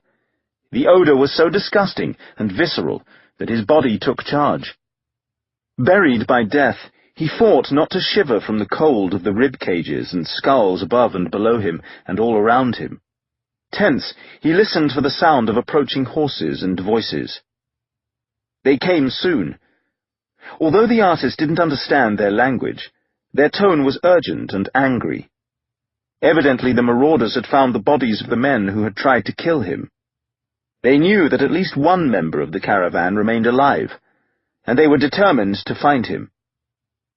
The majority of the horses galloped past. Some did not, however. The artist heard the animals shy from the stench, making it difficult for their riders to control them. Someone seemed to suggest that they pull the rocks off the mound and search through the bones. The others protested in disgust. The horses became more upset. The horsemen finally galloped on, following the caravan's tracks down the slope. The artist assumed that other searchers pursued in other directions. Feeling crushed by the bones, he took shallow breaths, working to control his nausea. His muscles ached from tension and cramps because of not being able to move. He thought about the knotted rope with which an attacker had tried to strangle him. The weapon was favored by the thug cult. But that didn't explain how they'd been able to overwhelm 40 cavalry soldiers, 40 natives, and 1, if not 2, members of his highly trained unit. Surely one of the soldiers could have fired a shot before being strangled, or else one of the natives would have cried in alarm. But all of them had died silently. How was that possible? The artist lay among the bones, shivering and brooding, trying to understand how the attack had occurred. Presumably the thugs had watched from a distance and approached the wagons after dark. But how had they soundlessly overwhelmed so many so quickly? Had some of the natives rebelled? But those natives had worked for the British East India Company many years. Why would they suddenly have become traitors? The artist's mind retraced the route of the caravan. At one point, they had allowed a one-legged old man to join them, so that he could travel to reach his son's family in a mountain village. Later, a wizened grandmother with a little girl had also joined the caravan. The little girl had needed a doctor's attention, and now they were returning home. The artist had objected, but the natives had told him that it was customary to allow the helpless to join a caravan, and after all, how could a one-legged old man, a wizened grandmother, and a little girl be threats? Rethinking the decision to let them come along, the artist couldn't disagree with that logic. There was no way that those weak people could have overcome so many natives and soldiers. That took him back to his initial thought, that some of the natives had betrayed the caravan. The vibration of hooves brought his mind to attention. He heard the rumble coming closer. Returning, the attackers sounded even more angry and frustrated. How he wished that he could understand what they were saying. Had they decided to stop hunting him? What were their plans? If he survived, he swore he would learn as many local languages as he could. They galloped back in the direction of the wagons. Soon, the artist heard the distant clatter of the caravan departing. Wary, he didn't move. Even after he could no longer hear the animals and wagons, he didn't move. Someone might have been left behind to study the landscape and see if he crept from cover. The morning became silent. His arms and legs demanded to be allowed to move, but he remained immobile beneath the cold bones and the heavy rocks. The small amount of sunlight that reached him changed direction as morning turned to afternoon. But he didn't move. He occupied his mind by trying to understand how the caravan had been overwhelmed. The specks of light dimmed as the sun changed direction, afternoon turning to twilight. Then everything was dark. The artist had long since urinated on himself. His mouth was so dry that his tongue stuck to the roof of his mouth. He remained in place. When he realized that despite his discipline and determination he had fallen asleep, he bit his lower lip, drawing blood to rouse himself, and decided that if he didn't take the chance of leaving his burrow, he might lapse into unconsciousness there. Slowly, silently, he pushed rocks away from the bones. His arms didn't want to work. With small, careful movements, he emerged from the massive grave. But no matter how deeply he breathed, he couldn't clear the odor of decay. The night sky was again brilliant. Crawling so slowly that he hoped his movements would be imperceptible, the artist moved toward the stream. He plunged his head into it, the icy water shocking him into alertness. Like an animal, he looked cautiously around to make certain that he wasn't being stalked. He took a deep swallow. Another, and another. The cold water pained his tongue and throat, and made him more alert. Scanning the area for moving shadows, he reached into his pockets and nibbled the remainder of the biscuits that he had taken with him the night before. His stomach protested, but he forced down the food, needing strength. The departing wagons had gone to the west. His own direction needed to be southeast, toward the caravan that would reach this area in 2 weeks. Staying low, he followed the stream down the slope, and stopped. The bodies of the soldiers and natives he had travelled with beckoned him. As much as he wanted to leave, the dead men insisted. He hadn't been able to protect the caravan. That left him with the obligation of learning how so many men had been overwhelmed. Mustering grim resolve, he turned and approached where the wagons had stopped the previous night. He was ready with his knife, expecting that at any moment a shadow would attack him. In the moonlight, he saw long objects on the ground. Some were pale. They were bodies, stripped of their clothing. Vultures had torn off parts of them. A wolf raised its head from eating, sensed how dangerous the artist was, and skulked away. Perhaps one of the attackers had remained and pretended to be a corpse. The artist doubted it. The night was so cold that he couldn't imagine anyone being able to lie naked on the ground for hour after hour. He would know soon enough. Ready to defend himself, he examined each body.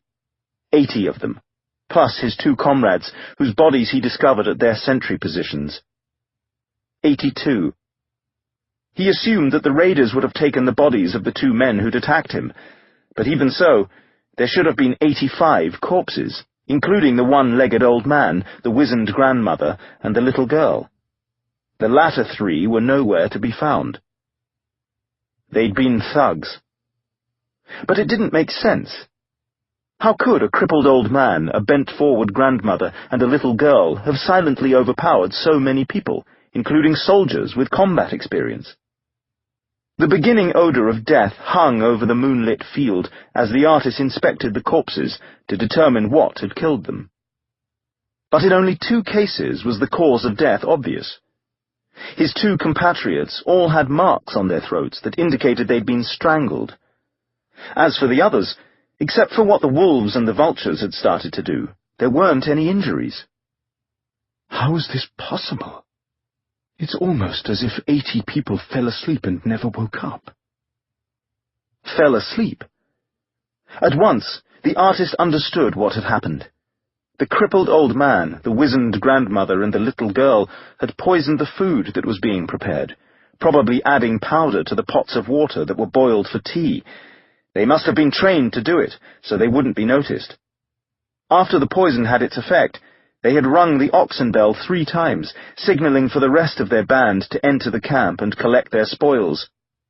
The only reason that the artist and his 2 comrades hadn't been poisoned was that they'd put biscuits in their pockets and left while the meal was being prepared, wanting to use the activity in camp to conceal their stealthy movements as they chose their sentry positions. Poison. Yes. The artist crept from the field of death.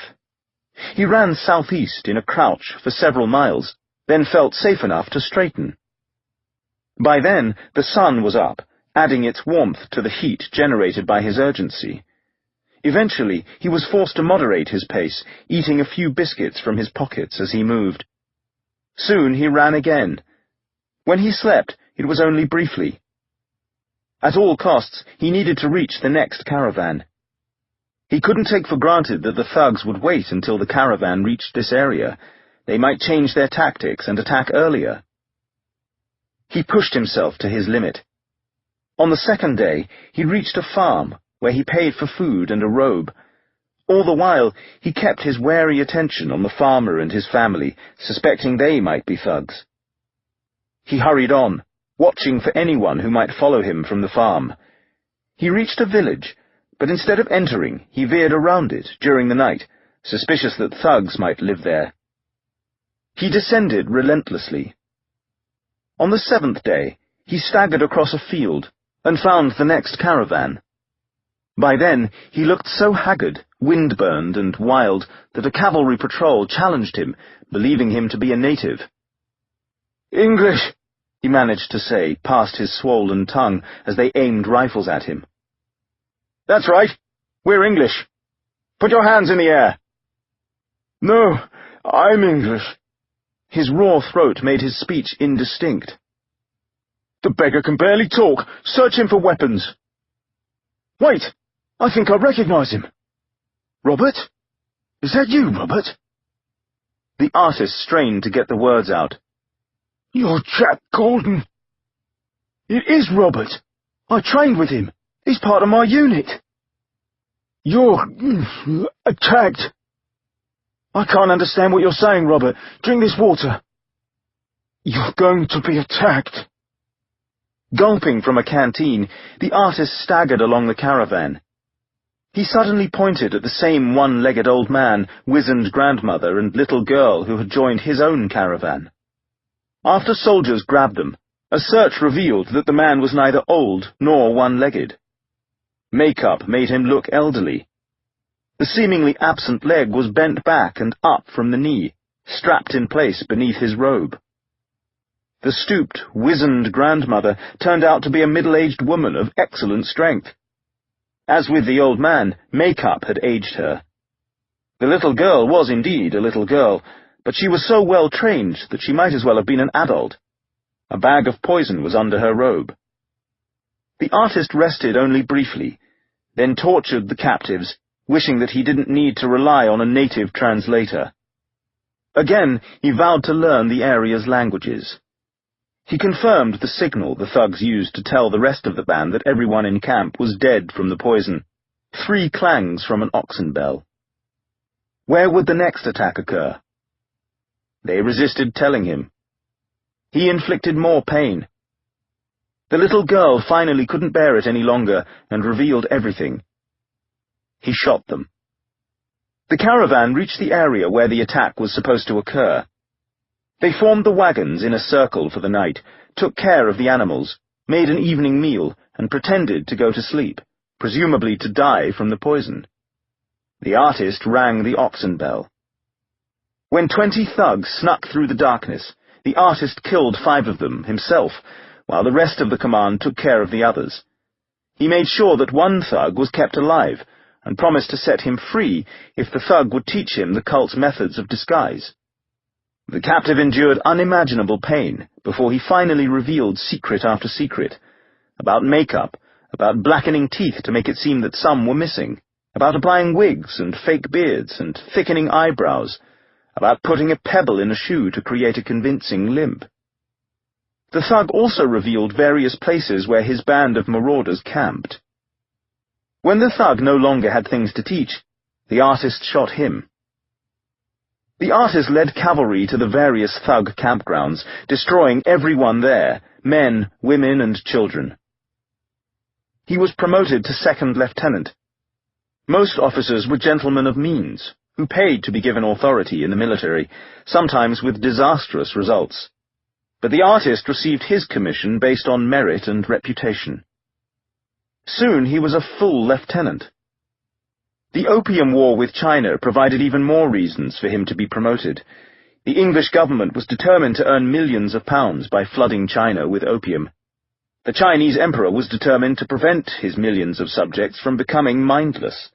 Thus, there needed to be a war that lasted 4 brutal years, from 1839 to 1842, and the artist needed to kill increasing numbers of people. Opium. The lime odor of the countless bricks of it stacked in warehouses made him nauseous. Even the coffee-colored look of the drug affected his stomach. He could no longer drink coffee because of that color. Or tea. After all, tea was what the opium bricks were traded for. He drank increasing quantities of alcohol, however. Nightmares woke him, images of bones and corpses swirling as if he were under opium's influence. The faces of his victims resembled poppy bulbs that exploded with white fluid, gushing from them instead of blood. A loud noise shocked the artist out of his night terror. He pulled the knife from the scabbard on his wrist, tumbled from his cot, and braced himself for an attack. The loud noise was repeated. Someone was outside on the street, pounding on the door. With visions of the hell of India still turning in his mind, the artist crept around the cot, stepped over the crumpled newspapers, and approached the small window to his bedroom, so small that not even a child could squeeze through it. The window had bars as a further protection. The artist pulled a drapery aside and saw darkness beyond the glass. As the pounding on the door continued, he unbolted the window, swung it out, and peered down toward a fog-shrouded man standing under a gas lamp. "What do you want?" the artist shouted. "You've been summoned!" Chapter 13. The Inquisition. Fog swirled on the street, known as Great Scotland Yard. Eager to escape the cold, a constable opened a door marked Metropolitan Police and entered a corridor lit by gas lamps mounted along the wall. He took off his gloves and rubbed his hands together. On his left, an elderly woman slumped on a bench, with her head tilted back against the wall. Her eyes were shut, her mouth open. The constable peered close, thinking she might be dead. Then he noticed a slight movement of her chest. She had a faded burn scar on her left cheek. He turned to his right, addressing a constable behind a counter. "Who's the old woman on the bench?" "Came in 4 hours ago. Says she wants to talk to Inspector Ryan. Says she has information about the murders." "Which ones? Saturday or tonight?" "Neither. The killings 43 years ago." 43 years ago? Little late to offer information about them. Claims she knows something about those that'll help us solve these. Poor soul, look at her. Too old to think clearly. Confusing then with now. I asked her what she wanted to tell us. The answer was always the same. She's so ashamed, she won't say it more than once. And even then she says she's not sure she can say it to a man instead of a woman. Seeing as how we don't have a woman constable, she'll be waiting a long time. What do you suppose an old woman could be ashamed of? Continuing the journal of Emily de Quincey. With the mob outside the tavern, and with no other place to spend the night, Inspector Ryan and Constable Becker sequestered Father and me in an upstairs room. The bed's rumpled blankets made it obvious that the room had a previous occupant. Probably the tavern keeper, but I remained groggy from having been drugged, and my exhaustion was greater than my revulsion at sleeping on a dead man's bed. Cushions provided a place for Father on the floor. Ryan and Becker slept outside the room. Despite the corpses downstairs, I managed to sleep. A loud noise jolted me awake. The pounding of a fist. Pounding on the tavern's door. One of Father's essays is titled On the Knocking at the Gate in Macbeth. It describes the moment when Macbeth and his wife realize the enormity of the murder they conspired to commit. Lady Macbeth says she feels unsexed, while Macbeth claims not to be of woman born. Time seems to stop, along with the beating of their hearts. Abruptly, a knocking at the gate startles them. The pulse of the universe begins again, rushing them toward their destiny. I felt that way as I wakened to the pounding on the tavern's door. Briefly, while I slept, I had managed to forget the horrors of the past 3 days, of the prison, of the dead in their slumber below me. But suddenly the pounding on the door caused the world to rush at me again, and I had the terrible premonition that the outcome of this wide-awake nightmare would overtake us horribly soon. "Who is it?" I heard Inspector Ryan demand, hurrying down the stairs. The pounding continued as I heard him unlock the door. Indistinct voices drifted up. Ryan closed the door and climbed the stairs, his sounds less quick, giving the impression of reluctance to deliver whatever message he had received. I opened the door before he could knock. He and Becker, unshaven and weary-looking, faced me. "What's wrong?" Father asked behind me. "Lord Palmerston wants to see all of us, immediately." As our vehicle proceeded through the increasing fog, creating the greater impression of unreality, I saw the vague shapes of guards on every corner. 2 of them stopped the coach that Lord Palmerston had sent for us. After leaning inside and recognizing Inspector Ryan, they told the driver to continue. The gloom was dispelled by a growing radiance that troubled me. Every other building on the street was dark, but the wall outside Lord Palmerston's mansion was illuminated by numerous lamps, as were all the windows of the wide structure's 3 levels. Father had retrieved his flask from me and refilled it with laudanum at the tavern. Now he drank from it, as a gate admitted our coach to a curved driveway flanked by more guards. We stepped down and walked past guards into an enormous foyer, the marble floor of which reflected flames in a chandelier. At the top of a wide staircase, we entered a ballroom in which numerous glasses on tables and the strong smell of champagne provided evidence that an event had occurred the previous evening. The event must have been joyless, given the stern look we received from a heavy-set man of perhaps 70, with long, thick, brown-dyed sideburns and the narrow eyes of someone accustomed to giving commands. He wore evening clothes, evidently not having retired after the conclusion of the event. Next to him was a tall, straight-backed man in his early 40s. His strong, harsh features reinforced the impression of discipline that his military posture communicated. When Inspector Ryan respectfully removed his cap, exposing his red hair, both men gave him a disapproving look. "I'll take care of this business quickly." Lord Palmerston pointed toward a tall stack of newspapers. "These will soon be on the streets. I don't know how reporters obtained information about the attempt on my life this afternoon, but—" "Someone tried to kill you, Your Lordship?" Ryan asked in surprise. Lord Palmerston's sharp gaze left no doubt of its meaning. "Don't interrupt me." "The city is already in a panic. Reports of my near assassination will only make things worse. 8 people slaughtered in a tavern, a surgeon, his wife, and a constable killed at the surgeon's home. Mobs attacking sailors and constables. The governor of Cold Bath Fields Prison killed during a rescue of the opium eater." "Rescue? No," Becker objected. "That was an attempted murder." "What's your name?" Lord Palmerston demanded. "Constable Becker, Your Lordship." "Not any longer. You're relieved of authority. Your coat is in rags. Why is there blood on it?" "At Cold Bath Fields Prison I attempted to stop the intruder from killing Mr. De Quincey, Your Lordship." "From rescuing him, you mean?" Lord Palmerston turned away. "Ryan, you're relieved of authority also. Not 24 hours ago, I warned you what would happen if you failed to control this crisis. Instead, you chose to put yourself under the sway of the opium eater." With each reference to that disparaging term, I sensed Father become more rigid beside me. "When I ordered you to arrest the opium eater, my motive was to assure the population that events were under control," Lord Palmerston continued, as if Father were not in the room. "Putting a logical suspect in prison gave us time to discover the actual murderer, while calming the citizenry.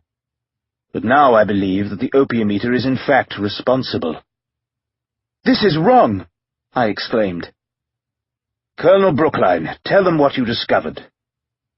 The tall man with a military bearing stepped towards several documents on a table. "The opium eater can't account for his activities at the time of the murders on Saturday night. He argues that his age and lack of strength make him incapable of overpowering so many people. That his daughter helped him isn't credible." The Colonel's dismissive tone in my direction made me feel insulted. "But that doesn't mean he didn't have help. The accomplice who tried to rescue him from prison proves that he isn't working alone." "No," Becker insisted. "The man was trying to kill Mr. De Quincey, not rescue him." "If you become more argumentative, I shall order you removed and perhaps arrested," Lord Palmerston warned. "Colonel Brookline, continue." "After the opium eater's arrest, I conducted a thorough inquiry. The evidence here proves his intention to instigate a rebellion comparable to what happened during the year of revolution 6 years ago. From his earliest days, he demonstrated contempt for authority. He ran away from a school in Manchester and settled among the worst elements of London, living on the streets with prostitutes. When he became a student at Oxford, he participated in almost no educational activities. In fact, he left the university during his final examinations, apparently realizing that the requirements to demonstrate facility in Greek were too demanding for him to bluff his way through. No! The examination was too easy. In English rather than in Greek, Father protested. I left because I felt insulted. Colonel Brookline continued to act as if Father were not in the room. While the opium eater pretended to be a student at Oxford, most of the time he appears to have actually been in London in the company of radicals. He had a fascination with atheism. Atheism? Father repeated indignantly. Colonel Brookline turned on Father, for the first time acknowledging his presence. Do you deny your familiarity with Rachel Lee, the notorious atheist? She was a guest at my mother's house. Which tells us about the dubious nature of your home environment, Brookline noted. Leave my mother out of this. While you posed as a student at Oxford, you made contact with Rachel Lee during the infamous trial in which she accused 2 Oxford students of abducting and attempting to rape her. Their own testimony indicated that she had gone willingly with them in an effort to leave her husband and engage in a ménage à trois. The trial came to a startling conclusion when she was asked to give testimony on a Bible, but she refused on the grounds that she did not believe in God. The proceedings were immediately halted, the students exonerated. These are the sorts of dangerous people with whom you enjoy collaborating. Your association with the poets Wordsworth and Coleridge is even more suspect. You followed them to the Lake District, a well-known radical enclave. There, Coleridge created a socially disruptive newspaper, to which you pledged both money and inflaming articles. You assisted Wordsworth in publishing a pamphlet that was libellous in its attack of Parliament. Wordsworth's disruptive praise of the common man, farmers and milkmaids and so forth, impressed you to the point that you showed your contempt for the structure of society by descending beneath your station and actually marrying a milkmaid. My dear departed wife was not a milkmaid. Father's expression became rigid. Call her what you will, her father was the most extreme radical in the Lake District, constantly urging the overthrow of the gentry. Brookline's accusations rushed on. You have frequently been sought by law enforcement officials. You often assumed aliases and concealed your numerous addresses, sometimes having as many as 6 lodgings at one time. Because of debts, I changed my name and moved frequently to avoid bill collectors. Or were you avoiding Home Office agents assigned to keep track of your rebellious activities? Brookline demanded. You wrote aggravating essays for both conservative and liberal magazines, urging both sides to extremes. To pay my bills, I worked for whoever wanted my services. The editors encouraged me to be reactionary. In one case, your invectives contributed to a lethal argument between the editors of 2 magazines. In a duel, one of the editors was mortally shot. No doubt you hoped that both of them would be killed, and that the resultant outrage would lead to more violence. You twist things. It is your mind that twists things. You advocated the immoderate use of laudanum. I described my own experience as a caution to others.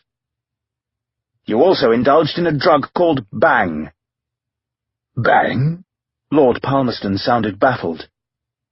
Otherwise known as hashish, your lordship, from which the word assassin is derived. Good heavens! During the Crusades, fanatical Muslims smoked it before their murderous attacks on English officers, your lordship. No, hashish encourages an appetite, not violence, Father insisted. Violence, yes, you praised extreme violence in several of your essays, revealing your obsession with John Williams and the original Ratcliffe Highway murders. You called Williams a genius. An attempt to be humorous. The many people who were murdered recently are not amused. Through drugs, violence, and radical views, you persistently advocated the overthrow of the aristocracy. Now your obsession with violence has impelled you to encourage accomplices to recreate the original Ratcliffe Highway murders in an effort to destabilize London. I have proof, your lordship. Brookline raised an item from the documents on the table.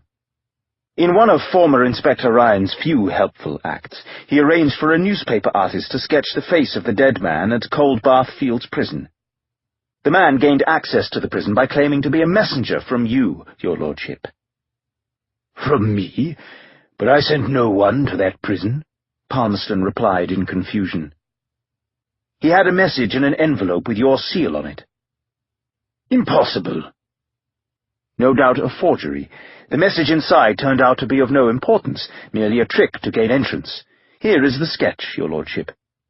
Certain grotesque aspects of his death have been eliminated in an attempt to achieve an ordinary likeness. Do you recognize this man?"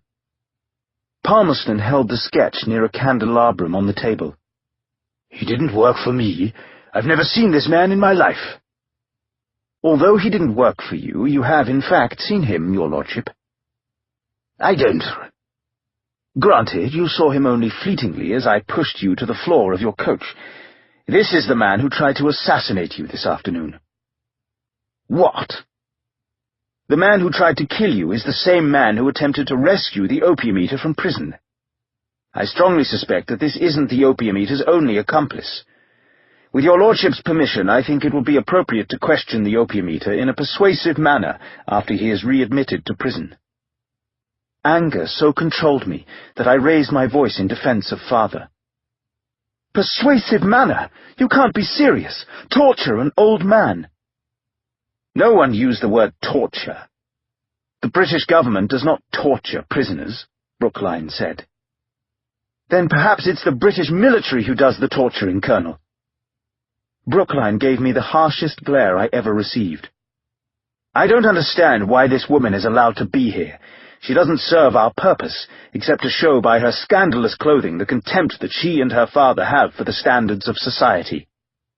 Not only is the bloomer dress immodest by revealing the outline of her legs, but it is also synonymous with a notorious female activist who campaigns for the disruption of society by advocating the right of women to vote." "Immodest!" Father said angrily. "First you insult my mother."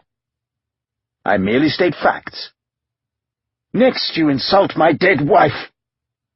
"The daughter of an agitator." "Now you insult my daughter." "Don't try to distract us from our purpose." "Which is to torture an old man," I protested. "Old?" Brookline scoffed. "Your lordship, the opium eater uses his age to deceive those who might otherwise suspect him. In the past few days, he demonstrated more nimbleness than most men 20 years younger than he is." "I am thirsty," Father announced. "What?" Father went to a table in the corner and chose one of the half-full champagne glasses. He swallowed its contents in one gulp. My companions, Ryan and Becker, were accustomed to seeing this behaviour, but Lord Palmerston and Colonel Brookline opened their mouths in astonishment. Father selected a second half-full champagne glass and swallowed its contents as well. He looked around for a third. "We'll see how insolent you are in Cold Bath Fields Prison when you reveal the names of your accomplices," Brookline said. Father turned toward Palmerston. "Your lordship, the man you should be searching for is a British soldier who spent considerable time in the Orient. He learned the languages of that region sufficiently to be able to give instructions to a Malay. He became an expert in disguises there. He has extensive experience with killing."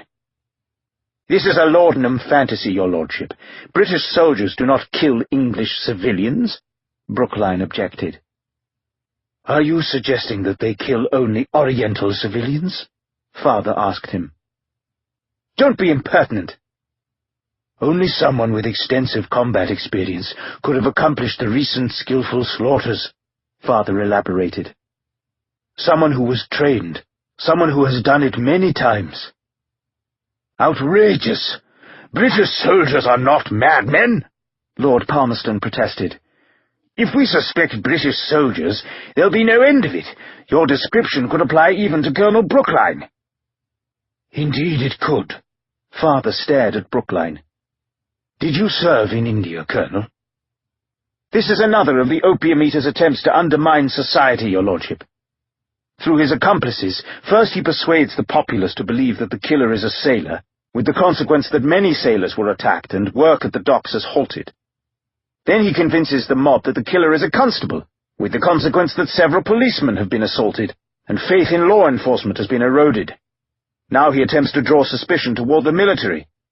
By the time he's finished making accusations, no one will be above suspicion.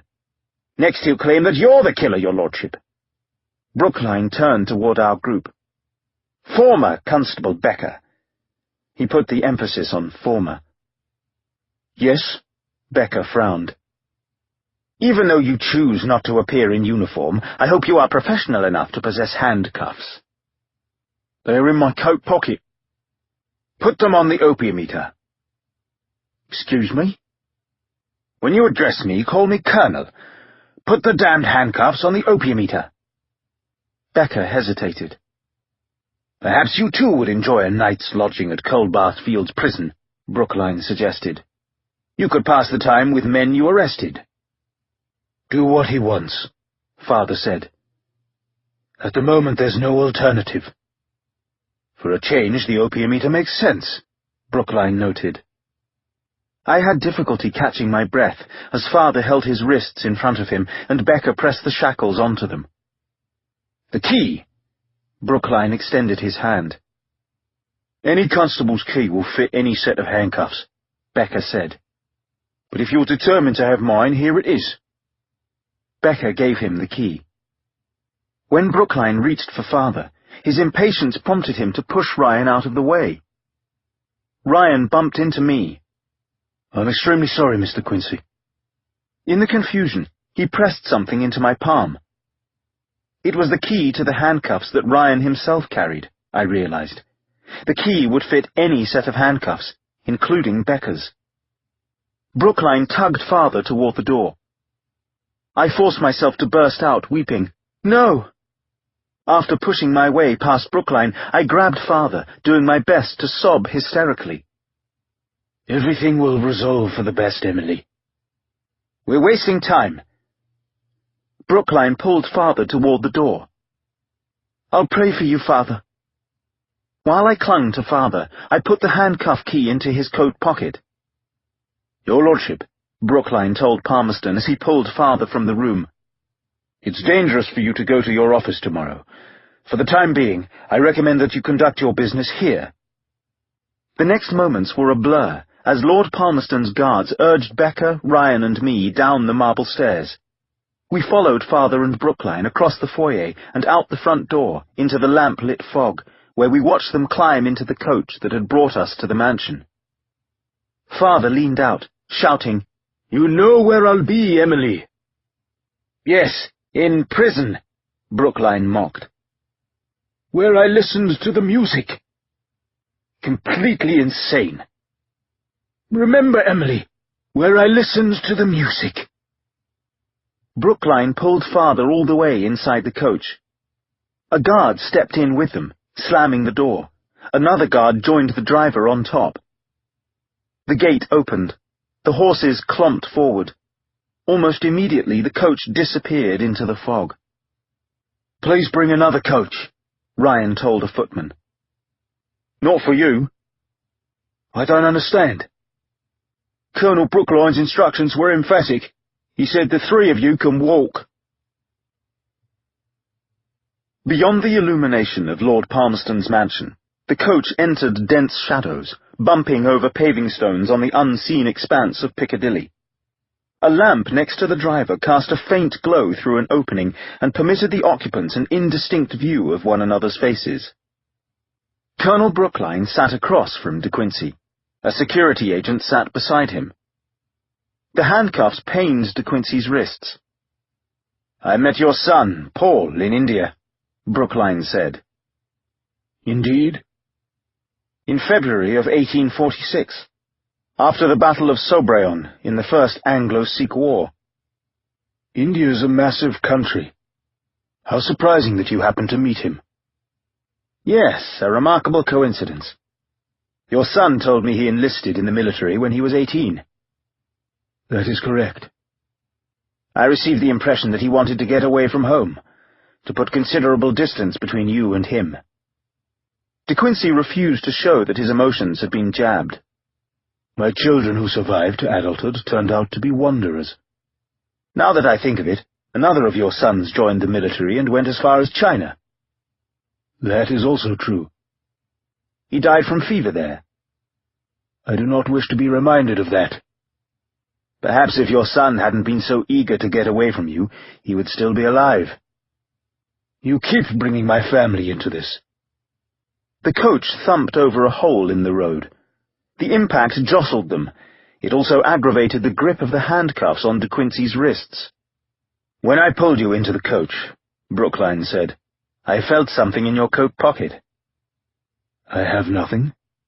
De Quincey was very conscious of the key that Emily had put into his coat. His heart cramped. But you do. I felt it. Brookline reached toward his coat. Surely you don't believe you can sneak something into prison? De Quincey held his breath, trying not to betray his apprehension. And look at this, Brookline announced victoriously.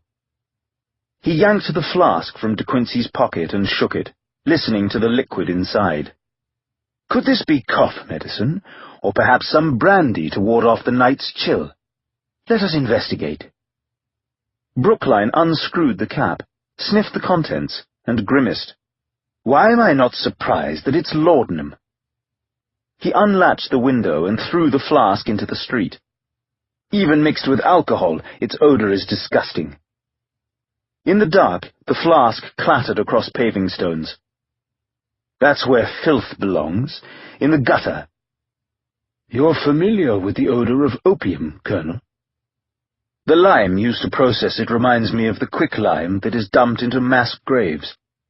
In both warehouses and battlefields, I encountered the deathly odor of lime almost every day of my many years in India. When I arrived there, I was 18, the same age as your son who fled to India to avoid you. Perhaps you were fleeing your own father. If you are trying to bait me, you won't succeed, Brookline said. My father has no relevance. I never knew him. My mother lived with a former soldier. He never complained about the military, so after he died in an accident, I decided to give his former profession a try. In India, I was trained by a sergeant who explained about the British East India Company and the opium trade. The sergeant said that if he caught any of us using opium, he would break our bones before he killed us. He called it the devil. He was right. That is not the impression you give in your confessions of an English opium eater. You praise the drug for increasing your awareness. You claim that music becomes more intense, for example, almost as if you can see what you're hearing. Yes, but as I make clear in my book, the effect lessens with each taking. An increasing amount must be ingested in order to achieve the same effect. Soon, massive amounts are necessary merely to feel normal. Attempting to reduce the quantity produces unbearable pain, as if rats tear at the interior of my stomach. You should have emphasized that in your confessions, Brookline directed. I believe that I did. The sergeant who warned me about opium owned a copy of your book. He made all his trainees read it, so that we would understand the devil. In fact, he ordered me to read your foul confessions to those soldiers who could not read. I read it so often that I memorized your offensive text. But he was mistaken to order us to read it. Your book is an encouragement to use opium rather than a caution. That was not my intention. How many people became its slave because of you, do you suppose? How many people did you trap in hell? I can easily ask the reverse. How many people took my advice to stay away from the drug once they understood its false attraction? There is no way to know either answer. In India and China, every battle I fought, every person I killed, was because of opium. Over the centuries, hundreds of thousands died in conflicts because of it. Millions of people in China were corrupted by it. In England itself, how many slaves to opium are there? Again, there is no way to determine that number. But with laudanum available on every street corner and in every home, with almost every child being given it for coughs or even for crying, there must be hundreds of thousands, perhaps millions, who require it without realizing the hold it has on them. Do you agree? Logic would say so. Faint-hearted women who seldom leave their homes and keep the draperies closed and surround themselves with a swirl of patterns in their shadowy sitting rooms. Do they not seem to be under the influence of the drug? Labourers, merchants, bankers, members of Parliament, members of every stratum of society, they too must be under the influence. An argument can be made that you are correct. An influence that you encourage. No. My disgust for your opium-eating confessions led me to investigate the rest of your vile work. I'm impressed. Some editors complained that I myself should have read my essays before submitting them. Everything is a joke to you. Not content with advocating opium abuse, you praise the Ratcliffe highway killer, John Williams. All other murders look pale by the deep crimson of his, you said. You described Williams as an artist. Yes. The Ratcliffe highway murders were the sublimest that were ever committed, you said. Those are indeed my words. The most superb of the century, you described them. Your research is thorough. Extremely so. Obsessive is the word that comes to mind. Opium abuse, killing, and death are not things to be mocked. In Coldbath Fields Prison I shall demonstrate that truth to you. Brookline lurched as the coach struck another hole in the road. De Quincey had been praying that it would happen again. He had primed his reflexes, knowing that this might be his only opportunity. He had thought it through carefully, anticipating precisely what needed to be done. As the impact jolted Brookline and the other man, De Quincey lunged toward the door. The force of the wheel coming out of the hole knocked Brookline against the back of his seat. He grabbed for De Quincey too late. The opium-eater was already out the door, jumping into the darkness. The force of coming off the moving vehicle threw him off balance. He nearly toppled forward and smashed his face on the paving stones, but he managed to keep his balance, straightened, and ran, panicked, into the swirling fog. His direction was to the right. Brookline shouted. Boots landed hard on the street. 3 sets. Brookline, the interior guard, and the man riding with the driver. As long as they made noise, the sounds that he himself made would be undetectable. Brookline seemed to read his thoughts and yelled, "Quiet!" Behind the opium-eater, the night became silent. Meanwhile, his hurried bootsteps echoed. "That way!" De Quincey ran harder. The long strides of the tall men would soon close the distance he had managed to gain. Despite his age, fear gave him strength, as did his habit of walking thousands of miles a year. His only hope was to race back along Piccadilly in the direction of Lord Palmerston's mansion. Green Park lay across from it. If he could reach that park, its grass would muffle the sound of his boots. A lamp-post suddenly loomed. Heart thundering, De Quincey shifted to the side. His shoulder jolted past it, sending a shudder through him, making him groan. Again he was in darkness. "I hear him! He's not far ahead!" Brookline shouted. De Quincey ran faster. His lungs burned, his shoulder throbbed, his legs felt the strain of greater exertion. Another lamp-post loomed, but this time he avoided it. Abruptly, an uneven paving stone tripped him. He landed and groaned, but his terror was greater than his pain, and he struggled upright, lurching onward into the fog. "He's close!" Brookline yelled. At once the sounds on the street changed. Until now, echoes had come from both right and left, indicating that there were buildings on each side, but now the echo came only from the right. The expanse of the park must be on his left. Or perhaps his panic had distorted his hearing. If he was wrong, he would crash into a building. "I see a shadow moving!" Brookline shouted. In one of the greatest acts of faith in his life, De Quincey darted to the left. Reaching out, he touched the spike-topped palings that enclosed the park. As he raced along them, he heard one of his pursuers slam into the palings and curse.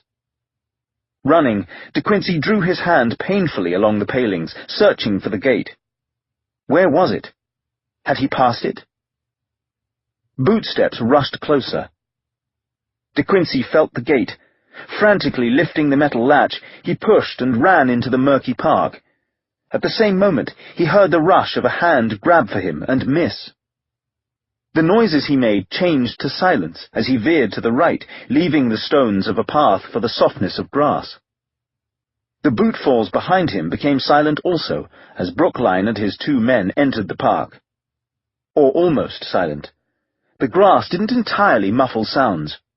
Occasional dead leaves crunched under De Quincey's soles. "Over there!" Brookline shouted. De Quincey was forced to run slower, to lessen the impact he made. Despite the night's cold, his lungs felt on fire, but he couldn't inhale fully to cool them, lest the noise of his harsh breathing indicate where he was. He heard one of the men strike something. "Watch out for the trees!" Brookline's voice warned. De Quincey reduced his pace even more. After the illumination of Lord Palmerston's house, the street had seemed in total darkness, but in fact the lampposts had provided a periodic hazy glow. Now in the park the darkness was absolute. The fog was a veil through which he groped, the range of his cramped arms limited by the painful handcuffs. The throbbing in his shoulder intensified. His chin swelled from where he had fallen and injured it. Surprising him, his hands touched tree bark. He moved around the trunk. His waist struck a bench. "There!" Brookline's voice yelled. What had been an urgent race was reduced to a tense walk. Behind him, someone scraped against leafless bushes. To his left. He veered to the right, all the while moving deeper into the park. "Reach under the benches! He's small enough to hide there," Brookline ordered. "And under bushes!" Again, De Quincey's shackled hands scratched against a tree. He shifted around it, bumped his head on a limb, and moved warily onward. Abruptly he changed his mind. He couldn't allow himself to move so far from the street that he would be disoriented and walk in circles. It was essential that he go back to the street. His plan depended on that. He returned to the tree, felt the limb that he had bumped against, and stretched up to determine if he could reach a higher one. Indeed, he could. "Spread out!" Brookline demanded. De Quincey's urgent pulse swelled his veins as he made another act of faith and climbed onto the first limb. His shackled wrists had sufficient space between them to allow him to grip the next limb and pull himself farther up. His clothes brushed against the tree. "There!" a man yelled. Boots hurried quickly, crushing leaves. Using their sound to cover his own, De Quincey pulled himself higher. "I heard him!" Brookline's harsh voice came from below him. "Somewhere around here." Braced between a branch and the tree trunk, De Quincey held his breath. Trouser legs brushed against each other. "Stop and listen," Brookline said. The park became quiet. The silence stretched on for several moments. "While we search under benches and bushes, he can keep moving," one of the men noted. "Yes, he could be anywhere in the park by now," Brookline agreed. They lapsed into silence again and listened. De Quincey's chest ached from not breathing. "He can't keep running forever," one of the men said. "We'll catch him eventually." "I want him now." They waited longer. De Quincey became dizzy from not breathing. "Colonel!" the coach's driver shouted from the unseen street. "Shall I summon more help?" Brookline debated, cursed, then shouted, "No!" He led his men back toward the street. De Quincey parted his lips, trying to be as silent as possible when he released air from his lungs and slowly inhaled. But he didn't dare move. For all he knew, Brookline had merely pretended to leave, in the hope that De Quincey would feel confident and betray where he was hiding. The faint sounds of Brookline and his men diminished. At last, except for a distant barking dog, the night drifted into silence. Wedged between the branch and the tree trunk, De Quincey's legs were cramped, but he couldn't allow himself to shift position, and no matter how much his lungs demanded air, he forced himself to inhale slowly and quietly. The final hours of the night stretched on. His shoulder ached. His chin throbbed. The fog became less dense as dawn commenced. Still not feeling safe, De Quincey nonetheless needed to move. It was imperative that he reach the street while there was a chance of his not being seen. Straining not to make a sound, he descended painfully. When he reached the bottom of the tree, his legs buckled. He needed to rub them, easing the cramps. The heavy handcuffs irritated his wrists and made them swell. He desperately wanted to remove them. Thanks to Emily, the key was in his coat pocket, but the lock was on the outside of each cuff. There was no way he could reach his fingers around to insert the key into the locks. As the air became grey, he snuck through the lessening fog, pausing to interpret any sounds he heard. Near the street, he crouched behind bushes and assessed the risk of moving forward. No one seemed to be in the area. Creeping past benches at the edge of the park, he reached the gate. Would an enemy be waiting? De Quincey hoped that this would seem the last place to which he would go, rather than a distant refuge. With no other choice, shoved by the terrible responsibility of the task he needed to perform, he stepped through the gate. No one seized him. Hurrying despite his cramped legs, he moved to the right, away from Lord Palmerston's house. His destination was farther along the street, past the park, where buildings occupied both sides of the street. Bent forward in the gloom, he scanned the edge of the sidewalk and felt his heart expand when he saw what he searched for. The flask lay in the gutter where Brookline had tossed it. Brookline had said that it belonged there, and De Quincey agreed. It did indeed belong in the gutter. Nonetheless, he needed the flask. He snatched it up and raced back to the park. But for once the laudanum wasn't for him. Although his body urgently craved it, he had a far more important use for it.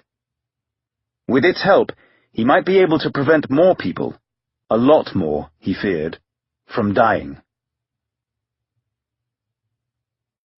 Chapter 14. The Woman of Sorrows. At Vauxhall Gardens, if De Quincey had chosen to pay for an ascent in the hot air balloon, he would have seen a perspective of London that made sense of the sprawling city in a way that a map could not provide.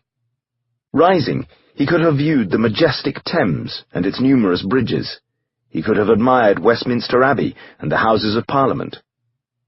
But more than anything, what would have captured his attention was a stretch of royal parks that extended through the city. As a sign next to the hot air balloon had advertised, one of the parks to be seen from above was St. James's, located directly to the west of the Whitehall government offices. That park blended into the next one, Green Park, which in turn blended into much larger Hyde Park, making it possible for someone to walk several miles through the heart of London and have the illusion of being in the countryside. The opium eater didn't walk, however. In the twilight of dawn, with the fog dissipating and the light growing, he ran as swiftly as he could manage, hoping that the trees and bushes gave him cover. The strain on his body compelled him to take a sip of laudanum from his flask. The drug subdued his agony and allowed him to push his body to its maximum, but he couldn't permit himself to drink much of it. He had a far more important use for the precious liquid. His worst fright came when he needed to cross the street that separated Green Park from Hyde Park, but after that he pressed on, stumbling now more than running, as he used the dwindling fog for cover, finally arriving at Marble Arch, at the northeast corner of Hyde Park.